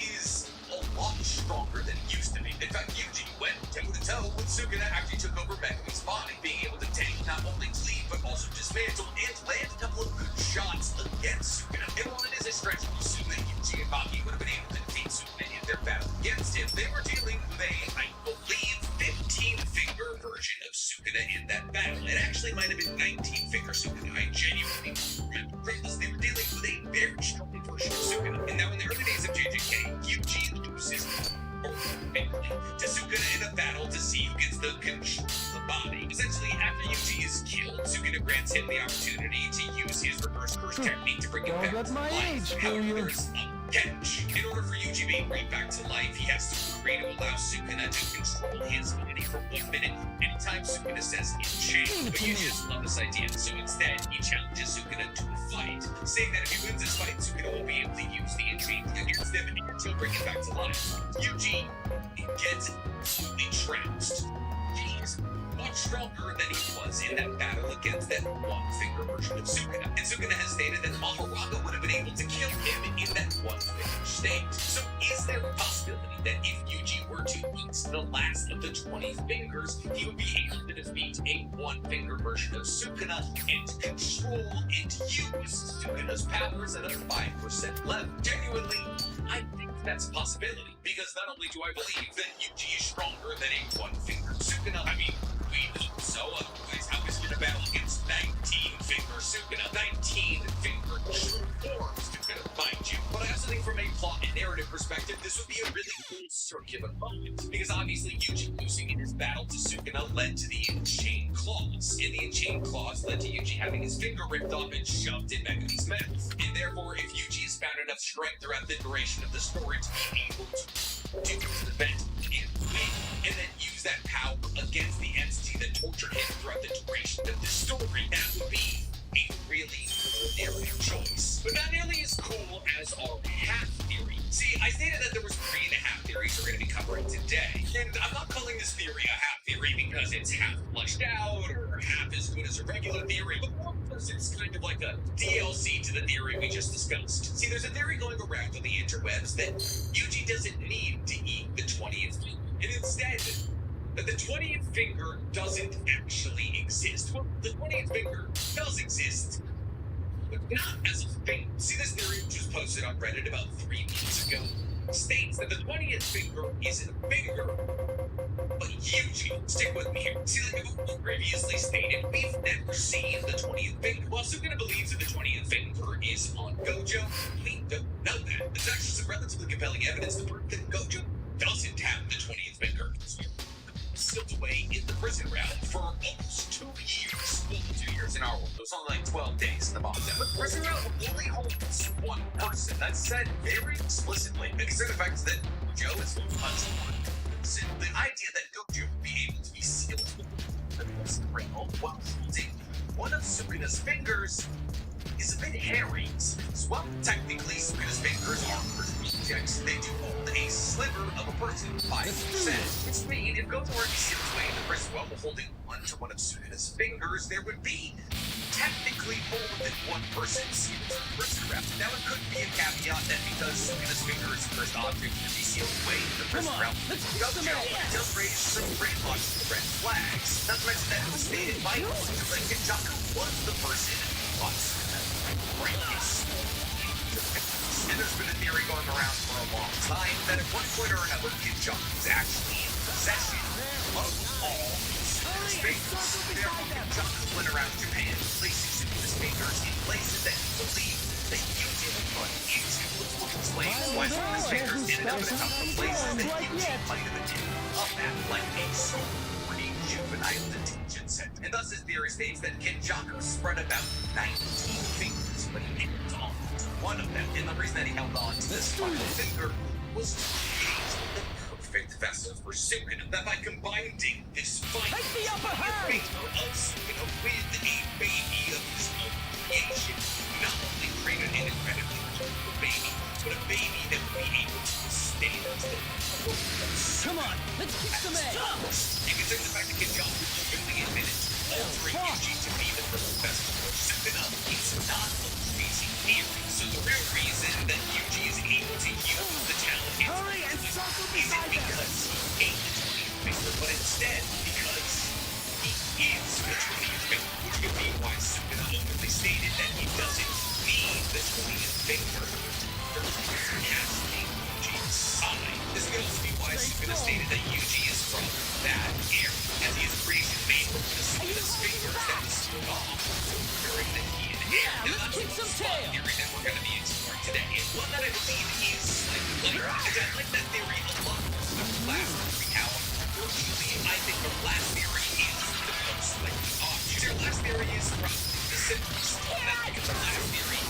makes the most sense. So your last theory states that the real reason that Yuji has the talent hands is because he existed as Sukuna's vessel.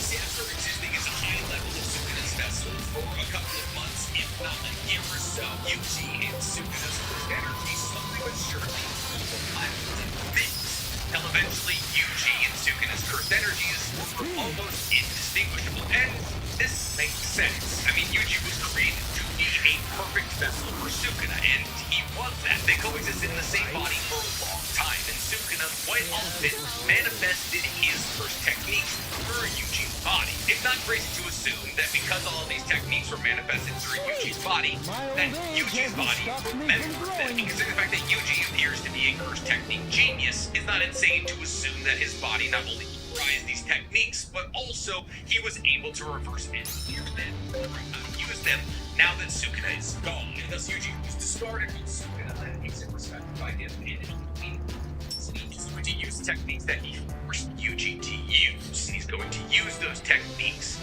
to destroy Sukuna once and for all. But unfortunately, that theory is a lot less exciting than Yuji is a walking finger. What do you guys think? These four theories, what do you believe is the most likely? Which is your favorite? Tell me in the comments below. While you guys are down there, please like this video, subscribe to the page. And I know that Sukuna's fingers are indestructible, Yuji's incredibly durable. It kind of makes sense.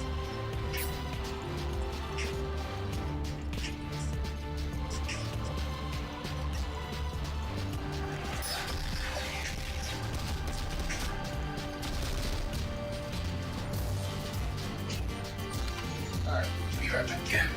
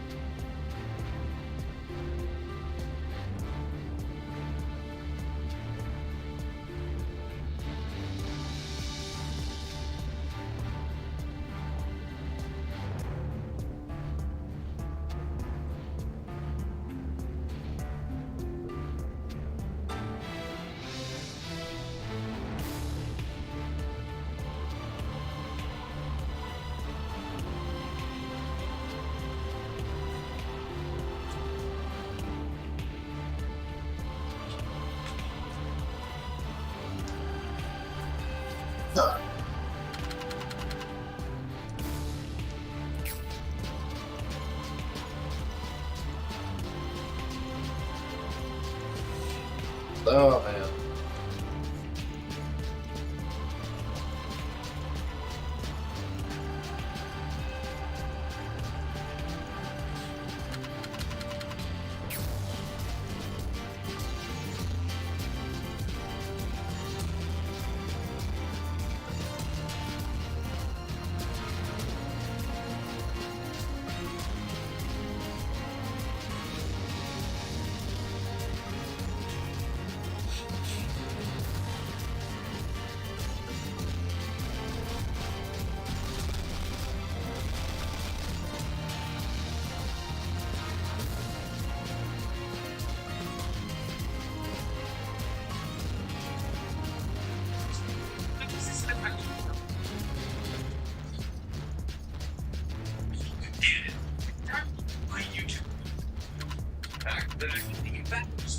Different universes or no, it was just different universes.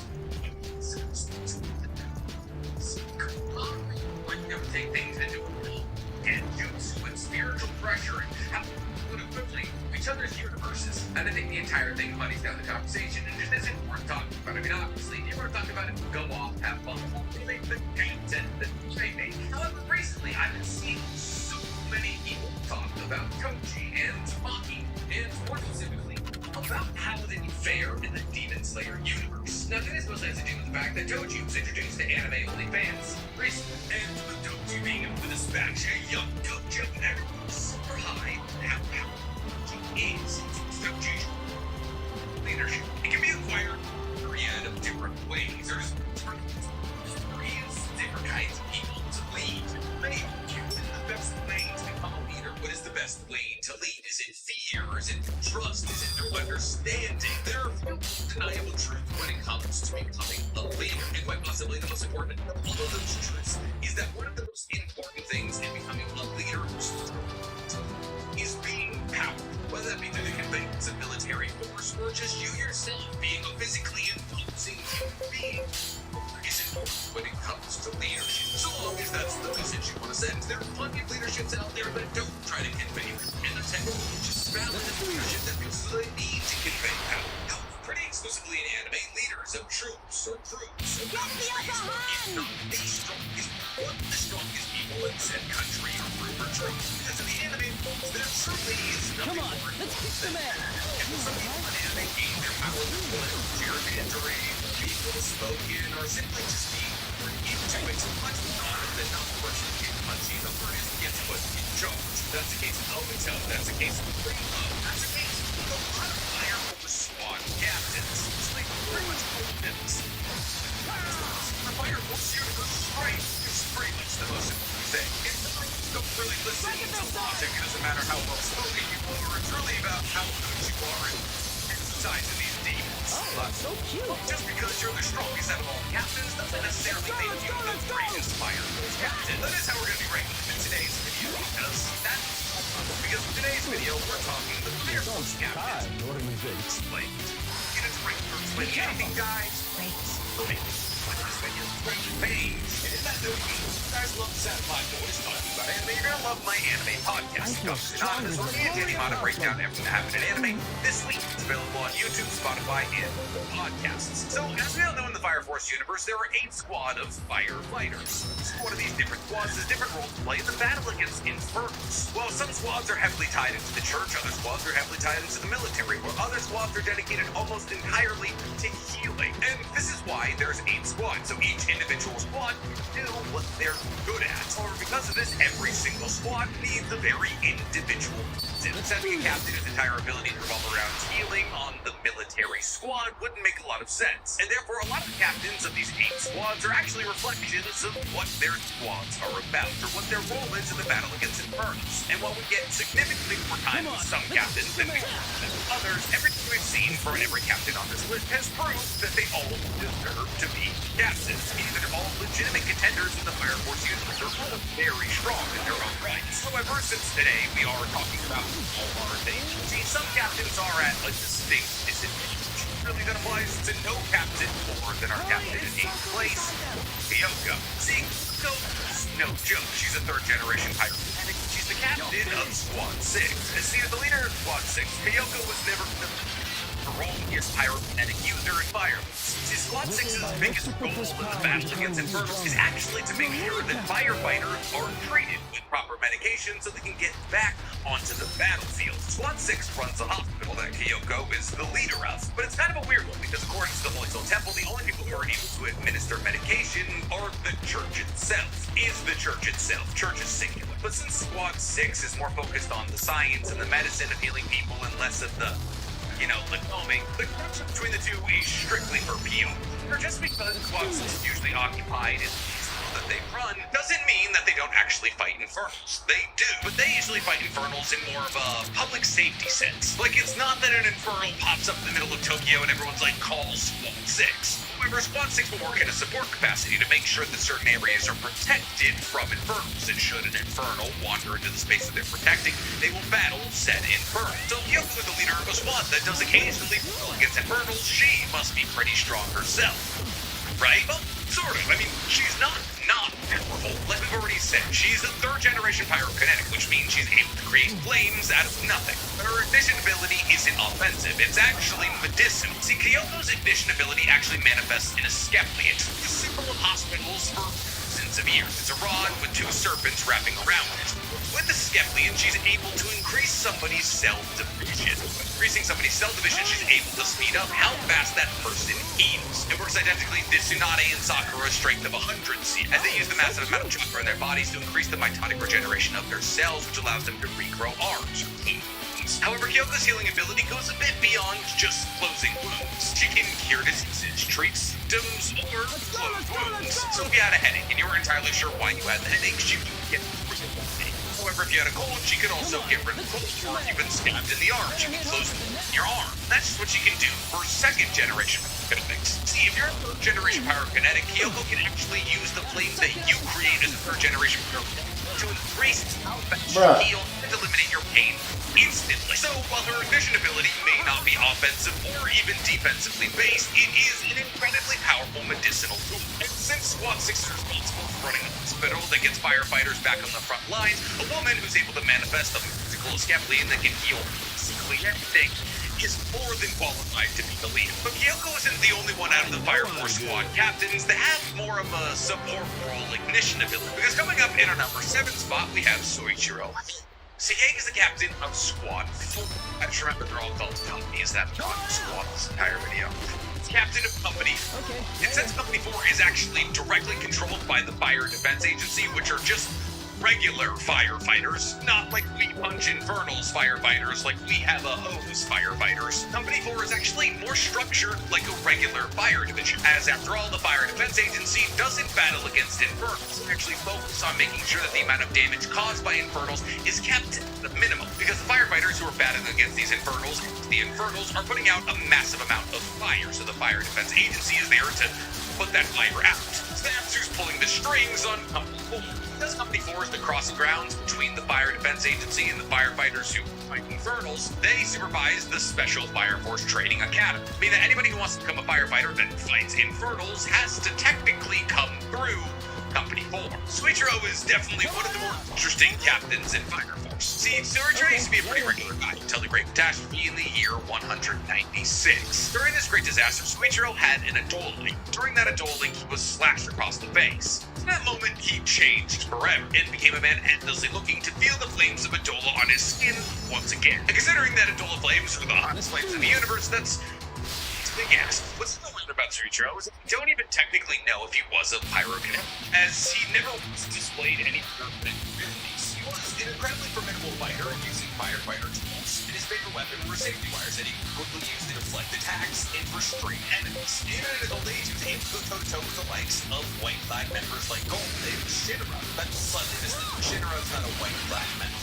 When Shinra entered in feral state after making a dueling with the first pillar, Soichiro will be backed up by his Lieutenant Pan, who has the ability to use somebody's pyrokinetic resistances, their attack power, their defense power, their stamina, all by blowing his whistle. Ignition ability was able to battle Shinra to a relative standstill. It probably would have done a lot better in the battle if he wasn't constantly trying to be heard by Shinra's flames. These recent Sergio goes on to launch the gold of their generation pyrokinetic from the flame-clad EU that Pyro's list. It's hard to be one of the most powerful company captains when you have no pyro. Forward, men! And it takes us to our next entry on this list, because coming in at number 6, we have Obi. Listen, no. Obi 2, he's one of my favorite characters in Fire Force. And yes, I know by the end of the manga, he's technically one of, if not the strongest character in the universe. But talking about Obi in the capacity of the Soul Eater universe doesn't really make sense for a video about ranking Fire Force captains. So I'm not taking into account what happens at the end of the manga. Obi is probably the captain that we know the most about, as Obi is the captain of Company A, which is the company that Shinra and Arthur and Tamaki all belong to. That's actually not true. Tamaki is kind of just a lot. Unlike Sweet Girl, canonically we've never seen him use kinetic ability since that he simply cannot. Come on, let's fix the man! He's able to overcome pretty much all of the issues that he faces in the Fire Force universe. Wikipedia, or weird. Obi is the leader of probably the weirdest company in all of Fire Force, as Obi is the smallest by far out of all the companies in Fire Force. This is just the beginning. You're research or the science division. Our company was shoddily brought together so they could find some great minds, some great fighters to unravel the mystery of spontaneous human combustion, as well as investigate the first through 7th companies to make sure that they're not withholding any information about infernals in the Holy Sweet Temple, which makes sense when you consider the fact that almost every single other company is associated with some greater power in one way or another. And thus Obi's abilities, at least within the Fire Force universe, are just as strange as his company. He joined the Special Fire Force, was an incredibly decorated regular firefighter. Thus, he knows very well how to stay calm in the face of a great flame, and how does Obi decide to fight against Infernal as well? Hysterical strength and a bunch of tools.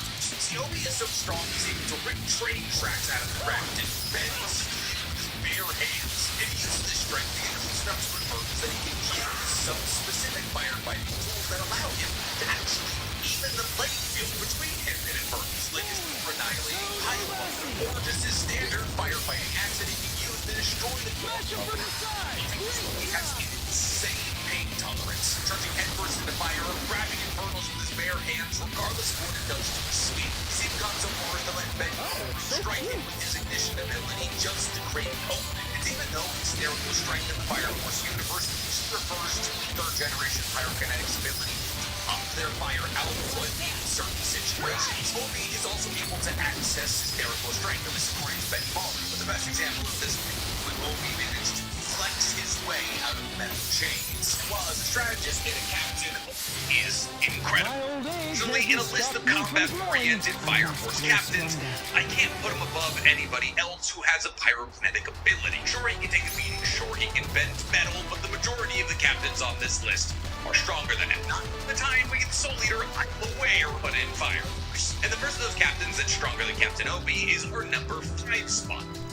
Ivana is the 3rd generation pyrokinetic and the captain of Company 5. Now, Company 5's allegiance is to Hajime Industries. Since 70% of the Tokyo Empire works for Hajime Industries, Hajime Industries has his finger in basically everything in the Tokyo Empire. Company 5 actually isn't the only company associated with Hajime Industries, as Company 3 is also associated with them. However, Company 5 is technically supposed to be an auxiliary unit under the control of the army. However, instead of this, more often than not, they do operate in the best interests of Hajime Industries. And Hajime Industries is incredibly morally gray, like large industry. While they are incredibly instrumental in protecting the Tokyo Empire in the later stages of the manga, they also actively experiment on children to try and create the next one. So, a lot of bad. Sounds like basically every conglomerate in the world.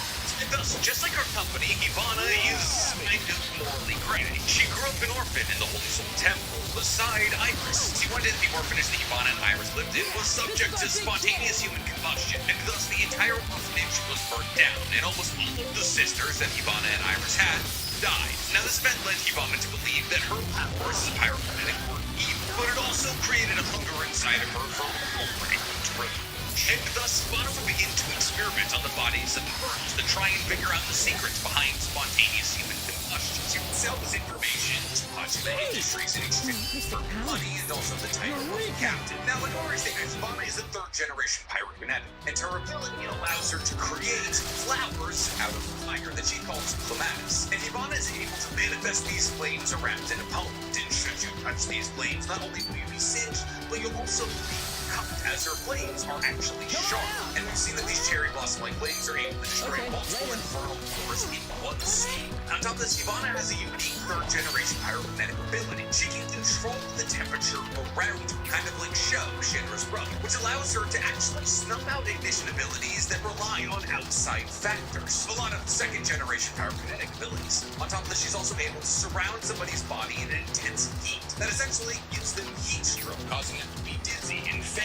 And she can do this to multiple people at once. So if Ivana has all these broken abilities, why is she so low on this list? Well, Ivana actually prides herself as a researcher, not a barbarian, because Ivana didn't go to the Special Fire Force Academy. She went straight from the orphanage to researching infernals to being a captain. And thus, she doesn't have traditional training in being a special firefighter. And because of this, her endurance and durability is remarkably low for a captain of a Fire Force company, as she would not be conscious by things just hitting her head or being punched once. And since she really doesn't have much in the way of battle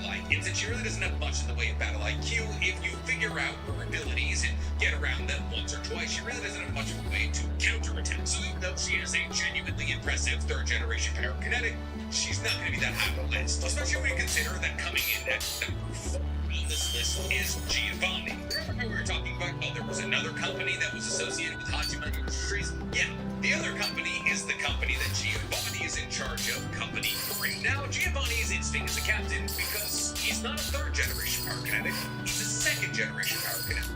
He can't create flames of his own, he can simply manipulate existing flames. Now, Giovanni is a bit different from Ivana, because even though Ivana is sadistic and sold information to Hajime Industries, Giovanni, while being a shield for Hajime Industries, was also a white cloud, making him the first captain on this list. That's a bad guy, but not the last. And Company 3 claimed to follow suit here. Company 3, much more than Company 3, are shields for Hajime Industries, but they're shields for Hajime Industries more nefarious ones, and thus as a company, they're pretty much the bad guys. This is why the members of Company 3 are fully willing to attack Vulcan's workshop. Vulcan refuses to go work for Giovanni, as they believe that Vulcan has the key to Amaterasu. As when people find out that Giovanni is a member of the White Clad, when he flees, a lot of people in his company also flee to the White Clad. Now, Giovanni, as any villainous character should, has an incredibly laundry list of abilities. Giovanni has taken point-blank shots from Shinra and Captain Obi and just shrugged them off. He uses his second-generation pyrokinetic abilities to control the myriad of different pyrokinetic tools he keeps under his cloak, like mechanical hands that he can fire like projectiles to grab onto people or increase his attack range. Not to mention these mechanical hands are attached to wires that are able to slice through trees and humans. But to go even further than that, Captain Giovanni also has insect physiology. See, Giovanni, rather than being a human, is actually just millions of firebugs. And as Giovanni is now just a bunch of bugs in human skin, he's able to react to things like bullets because he has insect compound eyes. He can sense emotions and intents through the pheromones that people release, like he creates sharp insect appendages and disperses his body into a bunch of bugs in order to avoid any damage. Even if you cut off Captain Giovanni's head, since he's just bugs, he can then just make his head the main body and run away. And since his body is composed of infernal bugs, he has a constant connection to a Dola, allowing him to communicate with others through Dola. And should things get truly desperate for Giovanni, he's able to transfer his consciousness to somebody else by making one of the infernal bugs in his body fight them. And then that infernal bug essentially uploads Giovanni's consciousness into that new body. However, if that bug is destroyed on that person's body, then that person is released from Giovanni's consciousness. So because he's pretty much immune to physical and fire-based attacks and almost impossible to kill, I'm gonna have to put Giovanni in the dead center of this list. Which brings us to our top 3. Let's start with our number 3 spot. Up is the captain of Company 2. Company 2 reports directly to the Tokyo Army, making them the most militarized out of any of the companies. And thus Gustav dresses accordingly. Military regalia. Gustav is a third-generation pyrokinetic, though he manifests his pyrokinetic abilities in a weird way, Gustav will manifest his pyrokinetic ability from his skin, which is bold, probably because it's always on fire. And he can use these flames to repel and destroy objects. And outside of being able to create from his scalp, he's also incredibly fast, strong, and durable, which is important when you consider the fact that his favorite move is using himself as a human projectile and headbutting any infernal he wants dead. And Gustav has shown that he's able to use his technique against some of the strongest infernals we've ever seen, like the giant infernal that he headbutted and destroyed, or like in Chapter 8 of the manga when he fired himself out of a cannon as a projectile. Gustav is not only shaped like a human bullet, he uses himself like one to devastating effect. And that is pretty much, unfortunately, all we know about him. He's a wild guy. But simply for the fact that he's able to wipe out giant infernals, that's gonna put him pretty high on this list. But not as high as our number 2 spot, because not only do we know a lot more about our number 2 spot, but everything we know about our number 2 spot is incredibly intimidating. The space between the top 2 spots on this list and the rest of the list is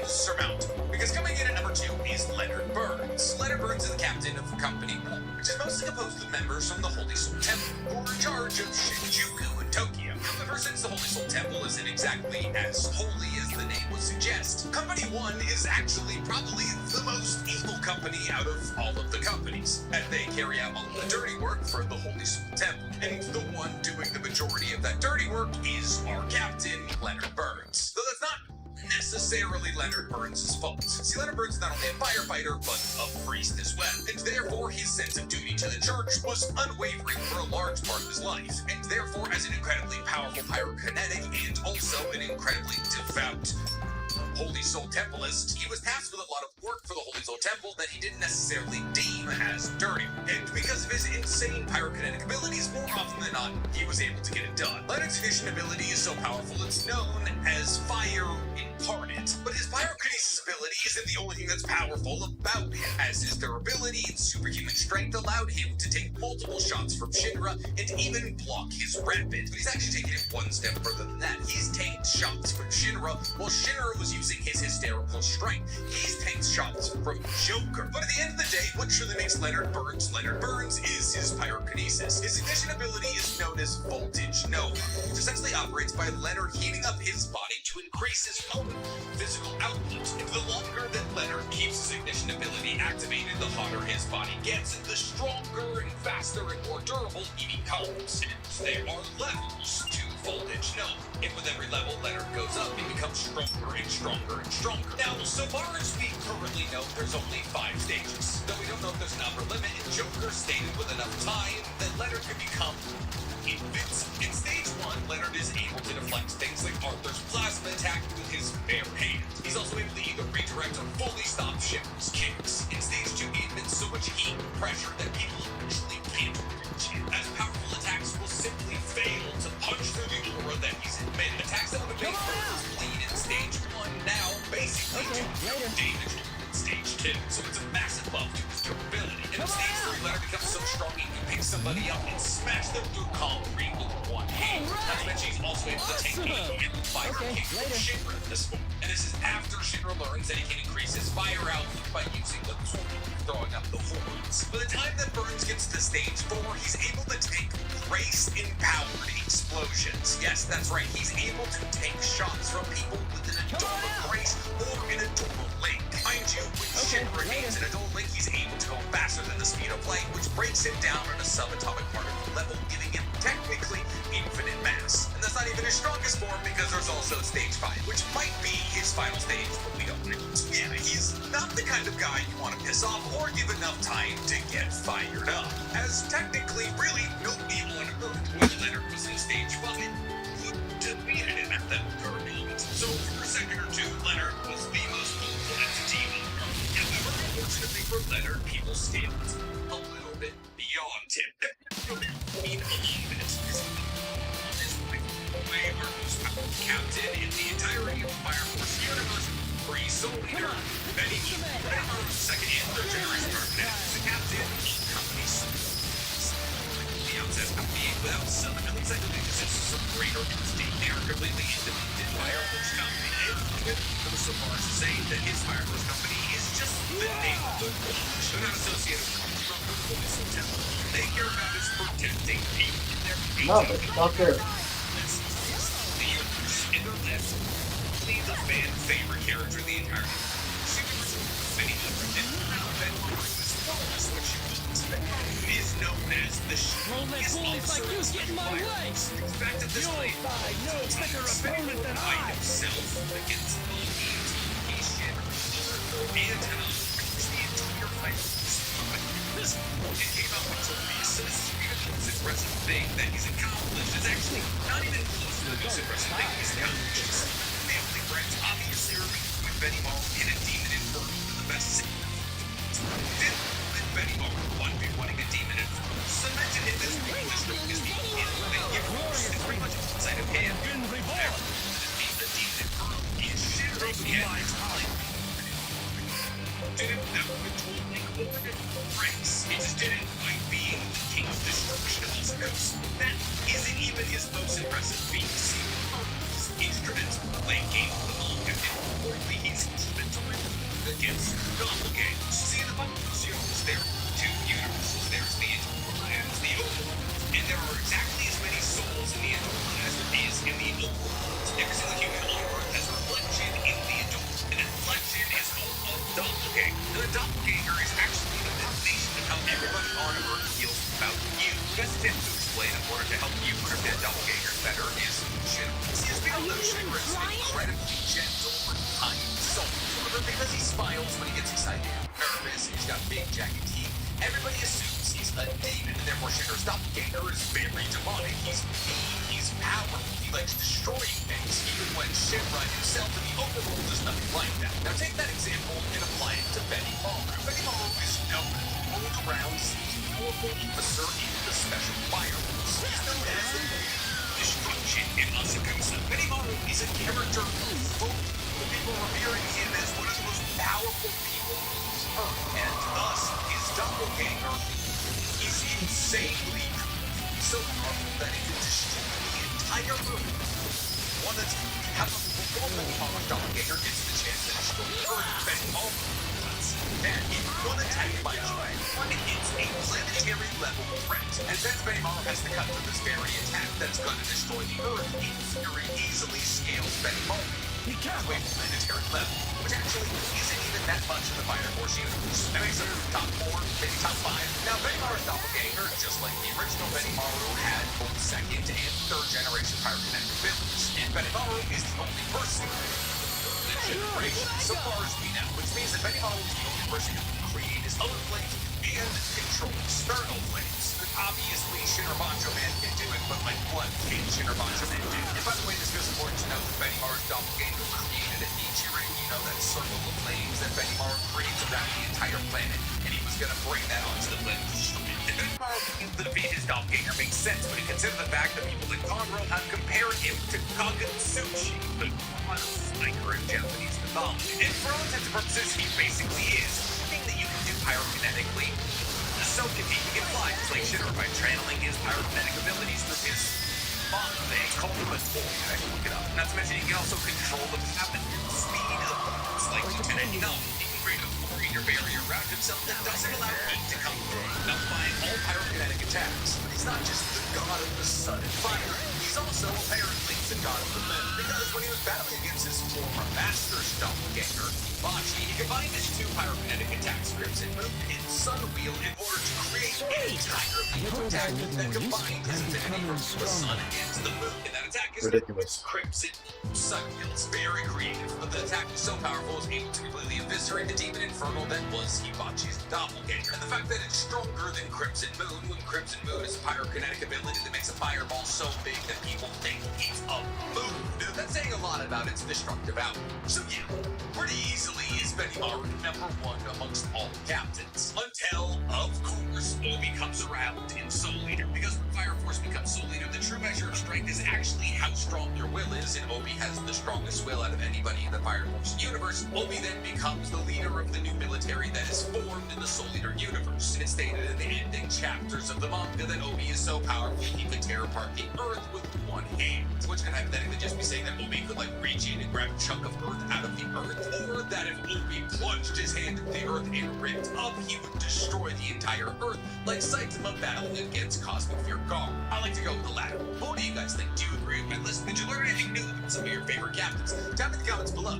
While you guys are down there, please, for me, like this video, subscribe to the page, hit that noty bell. What would a new season of the anime be great? I'm sure I'm the only one who feels that way.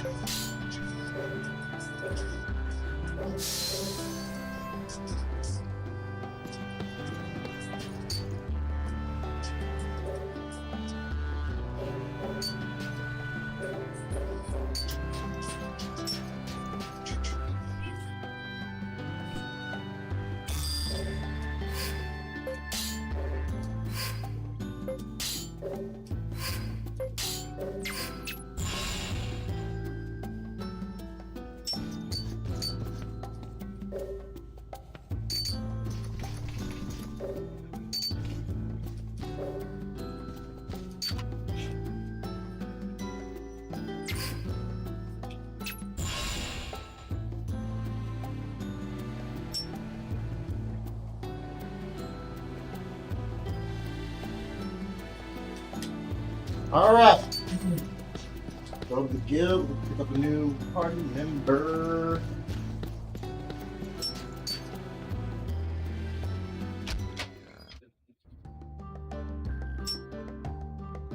Skills are by far the biggest determining factor of power. Every ability, regardless of whether it's art, magic, resistance, or attack mode, seems to branch off from this single point of origin. It's as if the entire complex architecture that makes up Intensiv's power system as a whole is completely built upon the foundations of this single concept known as skills. So, if we're going to understand how and why Ripper is as strong as he is, then we need to understand where it is he gets his power from. I shall do That my way, best. the upcoming part 2 to Ripper's power will make a lot more sense to me. Skills are, at its core, a power that stems from the soul. They're these seemingly natural abilities that are etched into the very core of Ripper's and monster's existence. Kind of like a technique that's been engraved into who they are. What this means is that skills aren't something that require practice in order to be used. Instead, they can be cast instinctively as if they've been part of the user their entire life. The reason why this is because skills aren't abilities that can be acquired through trivial means like rigorous training. They're more so abilities that have to be earned. Powerful techniques that serve as a kind of reward for evolving or becoming more experienced. So, no matter how much someone practices, like how they can do with magic, skills simply can't be learned that way. That said, there are multiple different ways in which they can be earned. And it's when they are earned that the person administering it also receives a significant permanent reduction towards their capacity for magic use. It's almost as if in exchange for receiving this ability that adds to their soul, they have to give up a different part of themselves as compensation. Of course, the benefit is the development of an ability that requires very little magic use in order to be used. But it's because these skills even require magic use in the first place that it's much more rare for a human to possess what it is for a monster. You see, the human's inability to store magic use within themselves makes obtaining skills a near impossible task to accomplish. Even with their souls being strong enough to store significantly more skills than the average monster, those skills won't ever have the chance to develop if there doesn't exist any magical capacity to exchange for them. That's why humans tend to focus on developing techniques known as arts over developing any more skills. When it comes to monsters, their innate ability to have a capacity for magic use allows for skills to be acquired much more easily. They still have to be obtained to be one of the 5 currently methods, but they aren't held back by a lack of magic use like humans are. As for what those 5 methods are, well, it's something that we'll cover right after we go through what type of skills they are. That way, when I start calling them other classifications, you won't be confused as to what I'm referring to. So, as I said in my last video, skills are classified by their order of evolution. They go from common to extra to unique to ultimate. While this does usually indicate how strong they are in terms of power, there are cases when a unique skill is in some ways more powerful than an ultimate skill. That's why it's better to just think of these tiers as evolutionary indicators. Each one serves to do more than simply make the previous one more powerful. They also become much more complex and effective. Starting with common.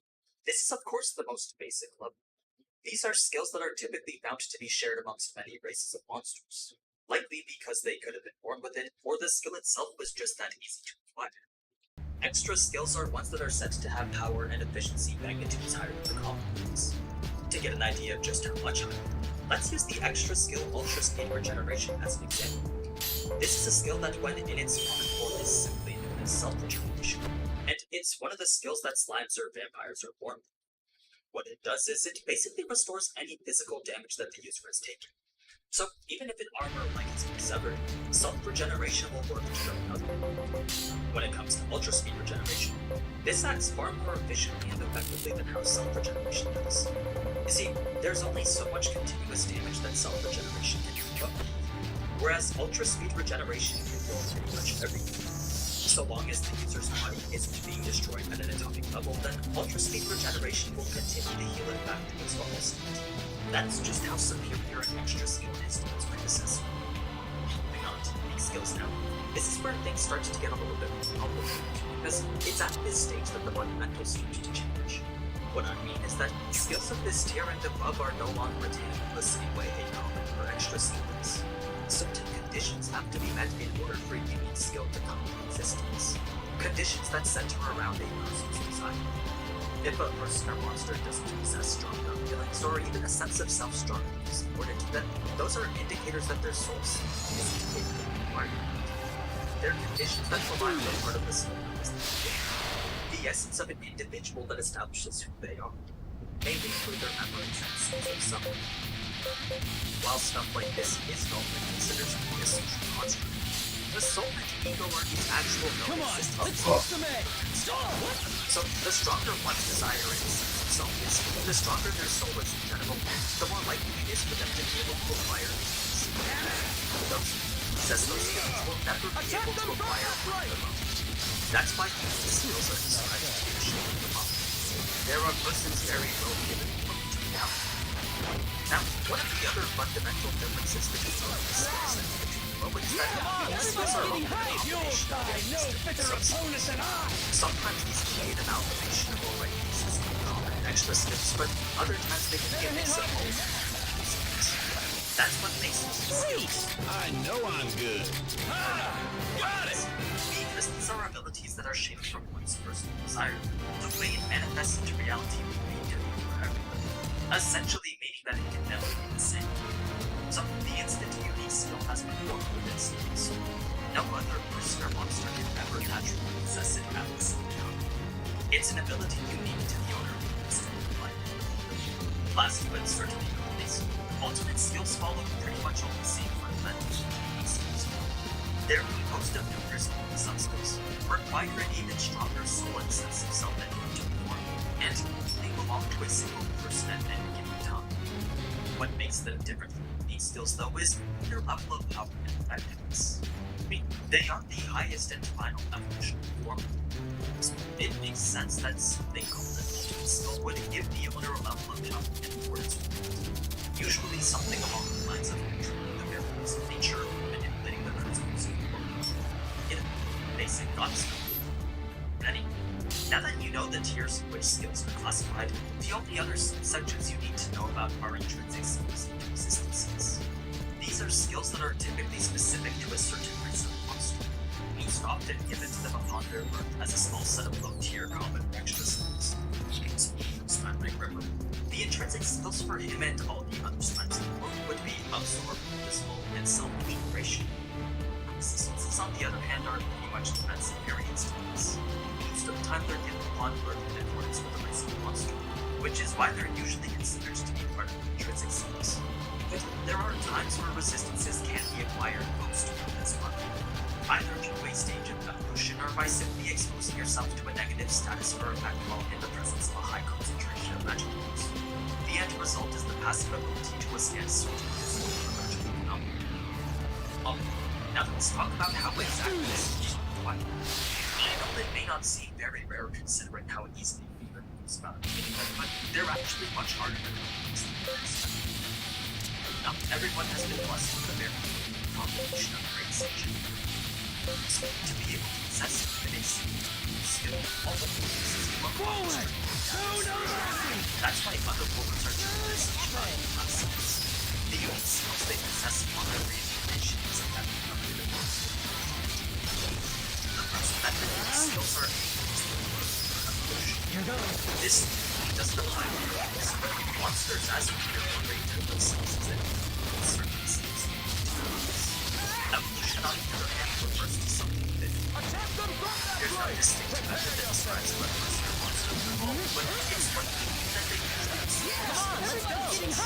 this can either be an already existing one of abilities stronger, or a completely random skill. If we use it as an example, the unique skill star is one that's pre-granted to the map of what is only then will this map is still be accessible if there's no evolution. The most advocating skill system that you whenever the system that numbers has told someone to hear the skill, the voice of the whole or this sounds is what they provide. It's an event that's usually defined by the accomplishment of a spectacular implementation of the skill without actual success. These often occasions in which we receive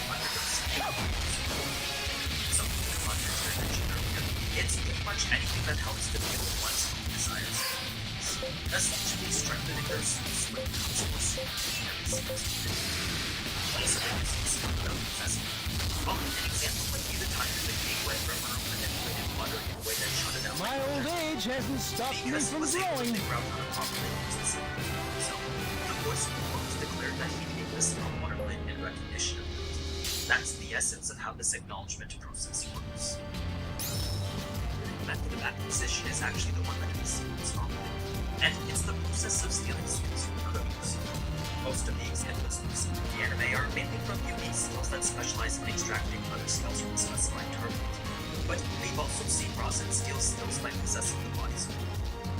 It's a more robust method that involves gaining access to the target's soul. Once the process to get soul is complete, he's able to take any skills they possess as his own. Now, the fourth method of gaining skills is the process of sharing. A very situational method in which we only release regular use. Thanks to the sub-skills of the use, what can use any of the skills as well as possess Come on, let's kick some ass! Essentially giving full meaning for skills in then the last method for skills to be gained is when we have specific or is that in certain situations together. Like Remnant, each skill to generate these weapons is what is possible. But not everyone will be like him and really experiment with combinations of skills and see what they become. For them, the ability to combine and evolve skills is something that's not as easy for him. But anyway, now that you know what skills are and how they use them, you should be starting to figure out why Stand River is so much more powerful than anyone else. Yes, the skills he started out with were definitely but the main source of where all that comes from is his peculiar existence as an other holder has made him what he is today. Other holders are usually beings that possess a single skill of other incarnation. This is because their souls are made stronger due to the reconstruction of their habits as they cross from the physical to the cardinal. That's why they're capable of supporting the development of the Now, don't forget to remember, his soul wasn't reconstructed the same way as other people's. Instead, his soul remained habit throughout the entire process. Who wants to be my guinea pig? Got it! So, this means that Riveru's soul was already extremely powerful by the beginning. Not only did it allow him to possess three unique skills in his reincarnation, but it also seems as if he has capacity for infinite. Once again, showing just how limitless his potential can grow.